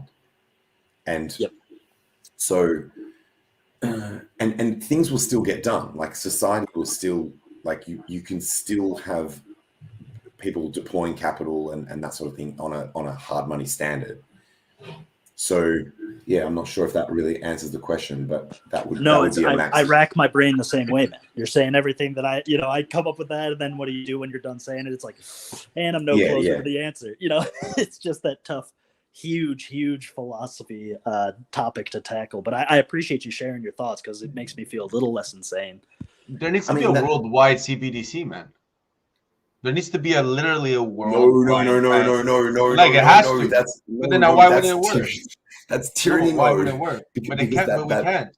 Because the laws are going to be tyranny themselves. You don't understand. No matter what, like a world currency, if they get a one world CBDC, that represents. Well, no, one that gets offered. It's offered in every country, but it has to. It's like Walmart. It's like McDonald's. But they won't offer it. They would enforce it, like as in if they had that. Then that's the thing. How can you actually enforce something in crypto? You can't. That's the beauty about crypto, and people don't realize that they're just pawns, right? They're just pawns. So because a CBDC is not real crypto. It's not real crypto though. That's why. But neither is your credit cards. So how's your credit card real money? No. I'm saying a CBDC is not real crypto. It's not a crypto. So when you're saying how can you enforce something if it's a crypto? It's like optional. It is optional if it's a crypto, but that's not a crypto. Like a CBDC is fake crypto, like Ripple. So crypto is something that utilizes a blockchain. And if it has a bridge, it has a bridge, right? You could bridge the fiat. The fiat is part of us. We have things. It's like, in my opinion, we're looking at it wrong. It's like even the governments are looking at it wrong. In order to have what you're saying, in order the world to be one good place and to have crypto all united, and in order for our Bitcoin to properly be worth every single Bitcoin, there needs to be something, an on-ramp and an off-ramp, where it's not to make profit. It's literally a representation of what was put in, gets saved into the thing. So when you take it out, that's what you have. And you can spend it in the real world. Just like I could take my PayPal and I could go get Venmo, or I could go get my checking account money, or I could go get my credit card money and I get rewards, and then I can get a gift card. It's just like, it's the same concept, except people are making it.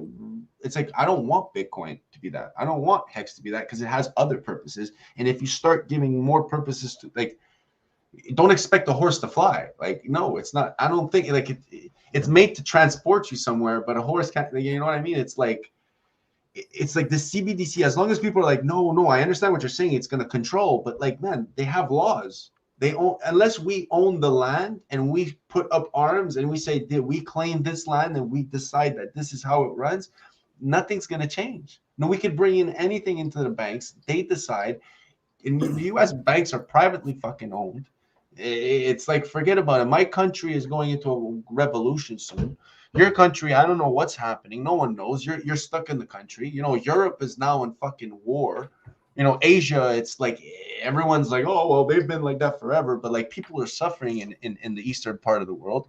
It's like, and then now they want to make, like, everyone's like, well, let's put Bitcoin as the world reserve. Are you serious? And like, Bitcoin's like, oh, well, you know, inflation is not good. But it's like, man, do you understand if we continue printing money, that like it's going to cost you more to buy your machines, which are going to not give you enough hash rate? Then you're going to cost more for electricity because it's going to be more. It's like, they don't realize that the way they make their interest, the way they make their delayed gratification, is by pressing a button, making sure a human does it. Because if a human doesn't do it, it's not going to happen. So their network is not going to run if a human doesn't do it. Ours neither, but very soon, it's like ours doesn't have to suffer. It could be anywhere in the world and just connect and say, okay, run this computer. I don't have to have a bunch of machines that I need to buy and spend all this money on fucking. It's different. It's more secure. It's maybe not like hacking wise, but like, we're not safe from hackers. You know, a lock is meant to be unlocked. So, yeah. If anyone understands that, it's just, you know, a lock is never meant to be locked. It's meant to be unlocked. So crypto is going to be hacked. Like, technology has to be hacked because we have to be the masters of technology, or else it controls us. So there's certain things that people want to take away, but it's just not going to happen. It's like, how do you stop breathing? I just want to reiterate that if we get to a point where there is a one world currency, CBDC, we are fucked. Freedom. It's game over for freedom. It's tyranny on a global scale, completely fucked, in my opinion.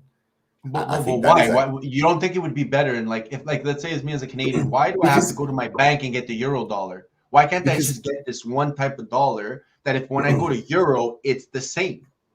because it's everywhere in the world. It's like on the blockchain, and like everyone in the world could use this money to vote. I don't think that's Tangent's issue with CBDC. So what's it's the not censorship?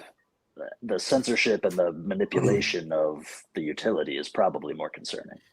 Yeah, it's not about having that consistency so you don't have to like change currencies when you get to a new place. Like that all sounds fine, like from a convenience aspect of everyone in the world having like a single payment fucking So thing. you're talking more like, politically.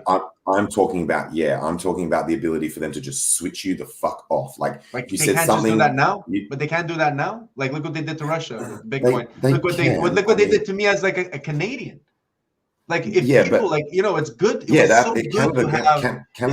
Canada was an excellent example of why people should be absolutely fearful of that shit, because it's a Western democracy that was respected as being like a reasonably politically stable place, and then they just started switching off people's bank accounts because they donated to a cause that they didn't like as in it was like that was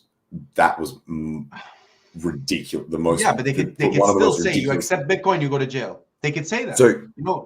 They can, but it gets worse if it's like one world currency where it's like so countries don't have these CBDCs yet, right? Like so you still have there's like multiple different banks. There's like you know what I mean? There's still like the system is not as just top down tyrannical one level where you just have one account with the central bank directly as an individual, and then they can just switch you the fuck off. Like if you do something that they don't like or say something that they don't like.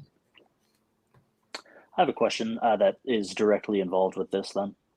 Yep. Do we think, given the current trajectory and narrative of the US seeming to lean into the possibilities of CBDC, do we think that given the trajectory and the leadership position that the US traditionally is considered to have in the monetary world, right, the reserve dollar, do we believe that having oppositional philosophies of politics, such as the Central Party of China and the oligarchy of Russia, serving as competitors to the United States, do we believe that that is a productive disruptional force against the adoption of the US CBDC? More broadly, I think kind of like the enemy of my enemy is my friend. Having a balance of power is, I think, is very important. So I want places like China and Russia to exist so that you don't just have one dominant superpower or group of countries that can literally just own the world, because they'd do it. They'd fucking do it. Like any country would if they could just dominate the whole world. Like empires have tried to do it in the past, like Rome and Britain and shit. They would love to have world dominance. Even family empires, right? And so dynasties when you have that in Asia, and oligarchs in Europe and in America. So I think having a balance of power, like I'm not saying I agree with how they treat their people or any of that shit. Like as in, so this is completely separate. This is completely separate from any shit to do with their actual country. But I want there to be at least one other country.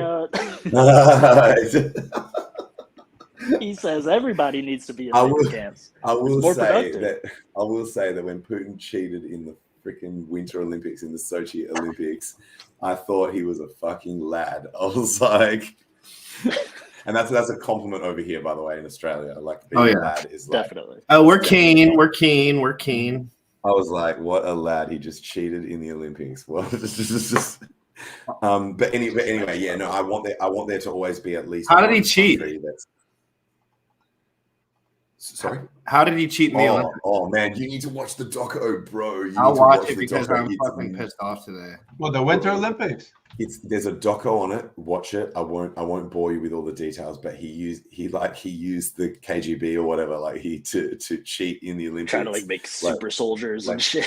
They were backdooring. They were backdooring clean drug clean blood and piss samples into the laboratory that was being used to check whether the athletes were cheating or not in terms of doping and shit, in terms of drug it's funny.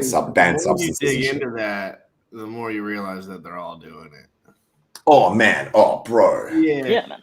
bro. Like people at the gym don't even admit that they're on roids after 40 years, and their like traps are like bigger than a fucking coconut, both of them. And you're just like, you're not gonna admit it, bro. Like you're not gonna fucking admit it. Like you're just not. You're just not. Like I'm literally like, yes, guys, I've experimented 3 times with these drugs, and these were my results. These guys will be 300 pounds. Sucking their thumb at night, like, I hope no one finds out I'm on roids. And you're just like, dude, you can just like talk about it or like something. Like, why not just like mention it? Like, I'm always like, hey guys, I've experimented with TRT from the doctor. I like tell everyone like really enthusiastically like what they offer and like what it does and just stuff like that. Like, just totally educational, right? Like nothing like. And why can't people just do that? Why are they so afraid? I don't even know what TRT is. It's like testosterone replacement. Oh. So all that kind of stuff. Like I'm waiting. Because you know there's a lot of the peptides and human growth hormones, and then you find out some fucking cricketer or whatever like it like fucked them up. Like I am waiting for them to come up with the one that actually has no side effect, like has no bad side effects, and also for that to have had a track record long enough for us to be sure that that's actually Dude, they already do. What is it? What is it? It's just too taboo. Like people don't know, but like the people that know. Like are you allowed to tell? Hey, everyone that's looking at me that from the screen that knows what I'm talking about. You know these motherfuckers don't know shit about this shit. Like it's funny because I come from a different background, right? Biology, pharmacology, entrepreneurial drug stacks. Like that's what I was obsessed with. Like I wanted to know how to be more efficient because I was not efficient as a youngster at all with anything. So I was not. You reckon there's a fucking? Well, it depends what you want. Do you want to be confident all the time and have sexual energy and be dominant over your friends? Is that what you're looking for, or do you? Oh no. That's specifically gym gains. Specifically, gym gains. Dude, come on, bro. Just DM me. Okay. I'm talking like no side, like so. Well, we can just talk about it. We can have an open long-term side effects. No long-term or medium side effects. Well, if you go to the doctor 3 times a year, then no, you're correct. There are no long-term side effects. But guess what? Okay. No, listen, real quick. You do get checkups. You do get checkups to make sure nothing's going wrong. I have a doctor, and I get blood work. See. Oh, sorry. I didn't mean you specifically. I meant you, as in the person doing it. Like, as in, I was trying to give. Yeah, no, I've. So basically, what happens if you're a smart person? Now, there are dumb people that do everything. Remember this. Everything that I'm saying, somebody can do the wrong. Cocktailing the shit out of it, like just. I'm very smart with this stuff. I want no side effects. I want no problems. I want no issues. I want healthy life. I want to wake up early. I want to drink coffee in the morning until I'm freaking 85. You know what I mean? That's what I want. As you get older in the bodybuilding community, you actually get really hyper aware about everything because you're so deep dived into blood work and stuff. Like I know more about blood work than all 3 of you combined. There's no way that I don't because I dug into that for so long because that's what the bodybuilding industry is. Once you get into the red pill of it, like the steroids and what the doctor will give you, won't give you. Like the guy that I do the first hour with, his name's Sam Stolt. He's a bodybuilder and he has all of these peptides and shit on his website that you can buy them. What the fuck? It wouldn't be legal for me to buy them, like as in over here. But I'm saying, like, I go to my doctor down here, and it's no issues. I'm in the United States of America in a democratic area. Like, it's not. Same in Canada, except it's harder to get an appointment in Canada because it takes for fucking 6 months to get an appointment for shit. Yeah. But what you can just tell the doctor, like, look, I just want to get jacked in the gym. You don't. No, you just tell him that your quality of life is poor this way, that way, and the other way. And okay. So you do. They're going to give you prescribed supplements. Well, compared to me, your life, like not you, but like if I'm talking to someone else. Yeah. Compared to me, like most people look at me and they're like, if I even had 10% of what that dude had as far as energy, just energy, not like smarts, not like brains. Oh, yeah. Just like energy. Like I can outwork people because I'm here. I'm awake. So some of these things are like nootropics as well, like in terms of. No, it's all the same thing. This is getting a little taboo. Oh, but like, no shit. Yeah. No so shit. What happens is people take testosterone for the gains and they end up taking it for the mental side effects. They keep taking it for the mental sides because they're so good. But again, I'm super naturally boost your test levels with like my you can naturally boost your test levels with your diet and shit, right? No, you can't. You can make them like normal, like that would just be your baseline. But you're like fighting the healthiest genetics. you would Yeah, be you're your fighting normal. genetics. With the healthiest you will just And be it's your a normal. downward sloping curve.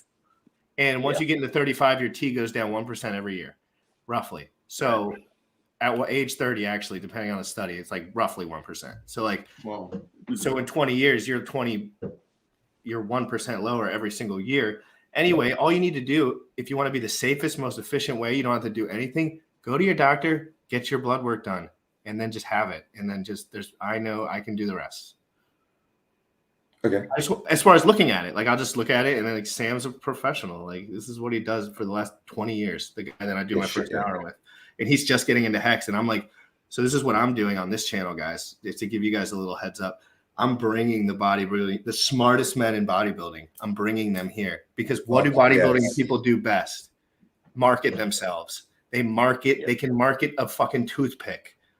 They just do. They're just everything is to them is just because that's how we grew up. Aesthetics, clothes. You know, that was our vibe for whatever reason. And so I'm bringing the best guys, like the most legit dudes that I can find that I've been watching for the last 10 years because they're getting into crypto now because they're entrepreneurs and they're finding their way close. Like I had this one dude with like 100K subs. I've been watching him since he had 1K.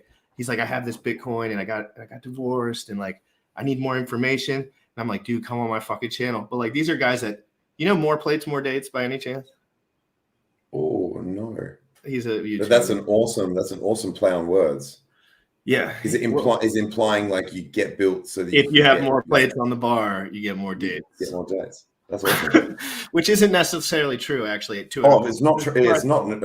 It's not true, but I like the implication because it's a motivation to smash more weights in the gym. Like it's a motivating force, whether it's actually not accurate or not. Well, no, it's actually counterproductive at some point because the guys are just like, you forget about women when you get really deep into it, and all you care about is like muscular fiber additions to your arms. Like you're literally like, oh, there's more tissue on my fucking traps this month. Like, please tell me you follow Bro Science on YouTube. Probably.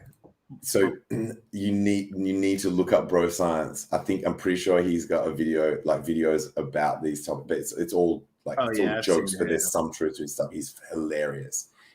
Just like the crypto industry is much bullshit. Like I'm telling you already, the Bro Science dude, total fucking racket. Like I know all those guys. There's no legit info there because they're all getting paid.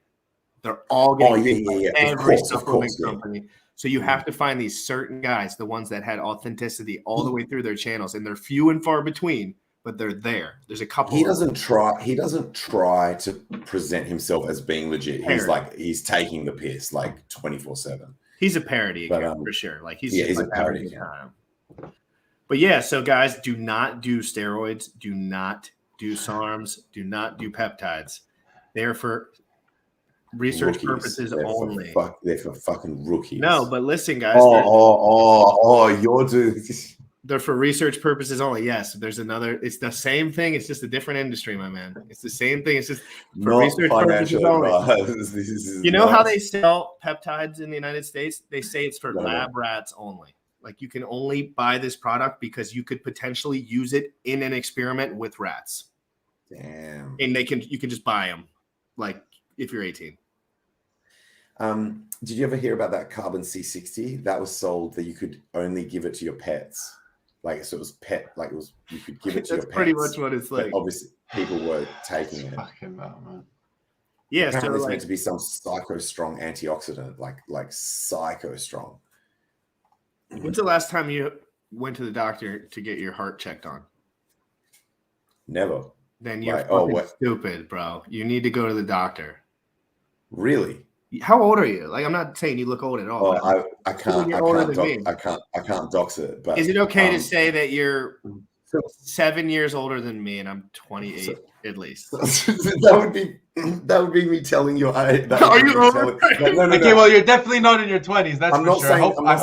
I'm not saying the math is wrong. I'm just saying. No, you definitely have to go at least once a year to your doctor and get a checkup. Rather than making it about me, just say the. Okay, let me say my public service announcement to everyone. What's the first age where you think you need a heart checkup? 25. 20, You know, 25. First of all, guys, this is huge right here. This is huge info. They Family history is everything. Family history okay. is everything. If your dad had a heart attack when he's 50, I promise you, you're probably going to have one. Like, listen, like it's that serious for family history. But even besides that, you can get coronary artery calcium scores. That's when they actually go in, you can see inside of your artery and tell you how much plaque buildup. And there's an equation, just like everything, like how much plaque buildup over time. If you get 2 done, at least you can kind of see it. And they can tell you right there if you're going to have heart disease or not. They can tell you. And if you are, they'll just say like, you have to switch this, that, and the other. Yeah, but they have to stick something into my heart. No. It's all non-invasive now. It's like it's totally procedure, normal scan, like it's some kind of sonar shit. It's actually the doctor punches through your chest, pulls the heart out. It's probably picture. It's like the massive syringe with like a thing like that. It's like this. They strap it through your chest, like in the movies, and it's like fuck it. Tangent, your life's pretty good. You have to think like, what if I drop dead sometimes? So you're saying, okay, go and just ask them, check my heart. Like, man. No, even if people are 25 years old, I want to know how my heart. If you're not active, even if you're active, just like the way we live, you're at 25 years old. Someone at 25 years old once a year should go see a doctor and say, hey, I want to have a general checkup, because you never know. You never know. But yeah, 100%. You should be freaked out, dude. You should be freaked out. Bro, you have one life. Your organs they are replaceable only to an extent. I want to fill you guys in on something that happens here medically. I'm telling you straight up, this is true. If I went to a doctor and said, hey, I want to get this shit checked, they'd be like, they would be like, what's wrong? What's your symptoms? Is something what thing? And if I said, no, I just want to get it checked just to make sure that everything's fucking legit, they would be like, there's no reason to do that. Legit. What? They would be like, there's absolutely impossible. If you don't have some kind 30, of, I've had it happen. When's the last time you've been to the doctor? For real, and ask them that question, bro. You were probably a decade younger. They probably were right. They were right. You were 24. You weren't going to drop dead at 24. But it's not dropping dead. Just check me up. Just check to see if I have good blood pressure. Actually drop dead. If they good height, weight, understand family history. When people have a heart attack, they never know beforehand. No one tells them beforehand. Nobody comes to your ear and says, "It's happening today, buddy." But you can. But you have to understand that this stuff is very predictable.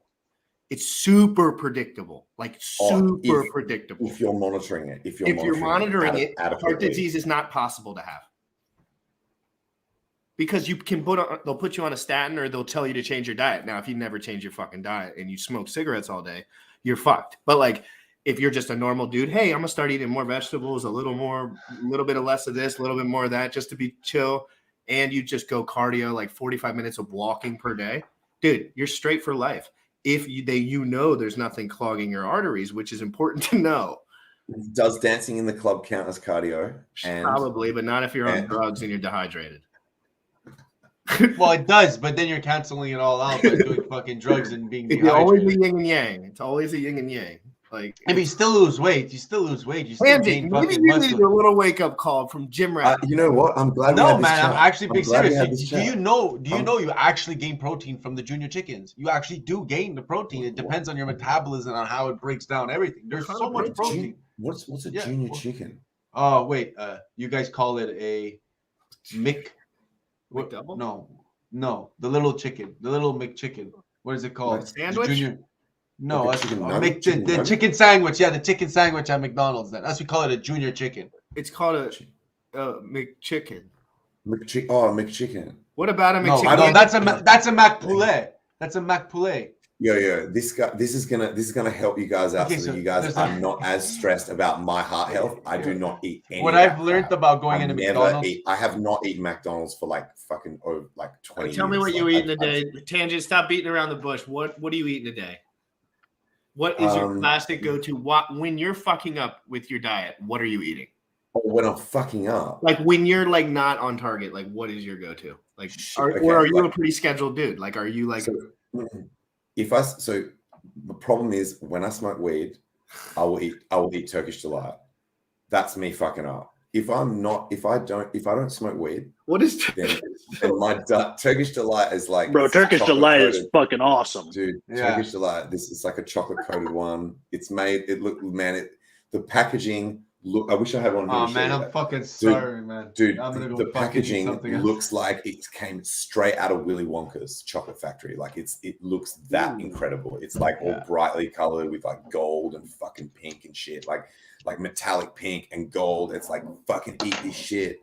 Anyway, if I don't smoke too much weed if I just manage to like have the self-control to not eat candy bars when I'm high, then my diet's actually really legit. Like I don't eat any sugar. I don't eat any processed foods.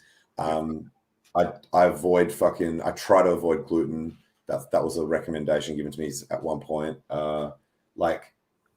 Just kick that shit.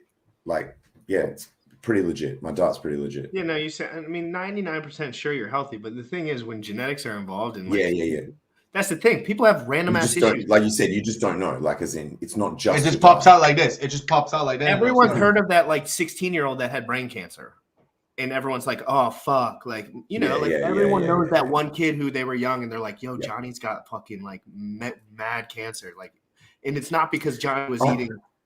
I thought chocolate bars. I thought I was doing a good thing by mainly only vaping weed and not really ever smoking weed, because I thought smoke is like bad for your lungs, obviously. Fair. Someone was telling me that when you vape, any type of vaping, it can be like bad for a different reason, because it's like any kind of vapor, like water vapor. Well, just think, like if we were all on this earth, like weed would grow and like vape juice would not grow. Vape juice. So that just means they're putting certain things in there that they don't know necessarily the downstream. Sorry, to be clear, this is not like vape liquid with THC You're talking about in it. Concentrate. This is dry bud that just gets heated up, like the chamber heats up until the THC gets vaporized. So you are exactly. Like you only do that? You never those balloon ones that's called a volcano. Oh, I mean, look, occasionally I'll hit a joint. So I do have smoke going in my lungs sometimes, but mainly I'm just vaping off the dry herb. That actually just vaporizes the THC. So you get it at a certain temperature, I think if you are going to smoke weed, it probably has to be the healthiest way to do it. But obviously your lungs would prefer just air only. I still haven't heard about someone that died because they smoked too much weed in their life. Yeah, but it's all accumulation effect at the end. Nah, man. There's cell degradation that goes on. Cigarettes at some point is more addicting than fucking heroin. Well, we're not talking about addicting. I know, but there's no. Look at fucking Willie Nelson. Look at Snoop Dogg. Okay, maybe they're some people are more sensitive. Bro, they smoke more weed than ever. So then the weed has nothing to do with it. What it does is paranoia. It causes you to make your body. I'm actually with Hex 2 Lean on this one. There's more peanut butter kills more fucking people than weed, man. No one fucking gets. I heard of a study that you can smoke up to 6 joints a day. This sounds incredible to me. I want it to be true. That as long as you're smoking no more than 6 joints a day, then it's actually not bad for your lung health or something like that. Like as long as it's straight green, no tobacco. It's that you do get. That sounds crazy. It's not as bad as the tar you get in the cigarettes. It's like if you're you not go going to die. It's not that you're not going to die, but you're able to counter it. It's not like it goes in your lungs, but it doesn't set in like the way the tar does in your lungs, and it keeps burning. It's like weed you cannot burn weed you burn weed like when you're smoking, it burns at a certain temperature. Cigarettes burn at another temperature because of the dryness of the tobacco. Point. Yeah, good so point. And you have to understand accelerants and shit. They put accelerants in it and shit like that. And that's why you get all this liquid at the end. You know, the tar people are like, yo, give me the end of that joint because it's the best part. You know, that's like people say that all the time because you have all the resin, and that resin has to be heated up at a certain point. That's why you can't. Bro, I've always wanted to have a pipe. You know those wooden pipes like. I've always wanted tobacco. Yeah, for fucking weed. Of course, for fucking. I would save so much money. I would save so much fucking money. It would be ridiculous. Sometimes I just take look, I haven't finished my joint. I just keep it on the side for in 5 minutes, and I'll just respark it. Like I wish I had a pipe because I would save all my weed. It would always be a clean hit. It's like I don't have to have like a joint that's been like roached. It's not really roached. It's just on the side, you know. It's just I want to keep it for later. I don't want to just blow my brains out. You know what I mean? It's like moderation. Stop streaming. Why? Because it's been I could step away like and take a freaking nap. No, but I'm saying I thought you said like I gotta stop. No way, streaming. bro. You broke your 100 likes. You've been doing it for hours. This is your buddy telling you it's time to release yourself from the grind. Guys, my car is absolutely totaled in my driveway, so I'll be just going to my bedroom. You'll be pacing in your house. You're just gonna walk around. You're gonna be pacing in your house, just like, okay, what do I do? I'm gonna walk to the local market, I guess, and get some blueberry juice or something because someone said to jog. Someone said to jog. That would actually be a good idea, man. Dude, I'm so stressed out at this point. It's like I don't even care. But like, that would be awesome for you, man, to just walk or jog, man. But walking is fine, but guys, everyone, amazing stuff. We're getting there with the channel. I'm enjoying it. It's open form content, invites just coming through, people talking about stuff that's going on, and we'll get to anyone in the chat that ever needs anything. It's just going to be a resource more for now until I figure out what the fuck I'm going to do more permanently. But it's all just for fun, guys. You know, like this ain't no big deal. It's fun, and I'm taking it as a serious project, but like it's just for fun right now. Like I don't want this to be a place where people are like, oh, you're talking to him like you're a fucking shithead. And then they're like, oh, but you like Hex and Bitcoin? Well, you can go fucking die. Like it's just like, I don't like that because I'm too new to be brainwashed by anyone. So I'm just going to continue inviting cool people on and just chatting. But everyone have a wonderful day. I'm peacing out. Dude, this has been sick. This has been fucking sick. Yeah. Sick fun. Awesome, man. Nice meeting you, Yes, both of you guys as well. Yeah, guys. Like, I clicked like on from both my accounts to get that count. I can't believe over 100 likes. That's fucking sick, man. He's been doing that every day. He's keeping. Dude, I don't stop until I get 100 likes. Tangent. Oh, I don't stop until I get 100 likes, bro. Like, bullshit. I swear. He's an animal. Took me 7 hours the first time I got 100 likes. Bro. But it only took me 3 hours yesterday, bro. Yeah, I know, man. He's breaking it. He's gonna break the shit. We're gonna break everything. We already have Orca started the world record fucking Twitter space fucking marathon that we're doing. So every day, 24/7, people, you could literally like Tangent. If you have people and you're busy and they have questions, you can just say go in the Twitter space. Go on Hex to Learn's Twitter space. It runs 24/7. Yeah, you see the Hex to Learn like right here. Where is it? Right here. The website. It's literally live. So they could watch it live on their TV through YouTube, Twitch. They could be on Twitter. We're literally 24/7. I go to bed. Sometimes I just let people go in if they want to talk. Holy fucking shit. If they troll, someone's going to say, okay, guys, we got to let Jim Rat go. We got to let him go. Hey, guys, we can do this. I'm live every single day, guys. Every single day, 11 a.m. Eastern. Jim Rat Crypto, guys. I'm live. Oh, yeah. Hell yeah. Come on now.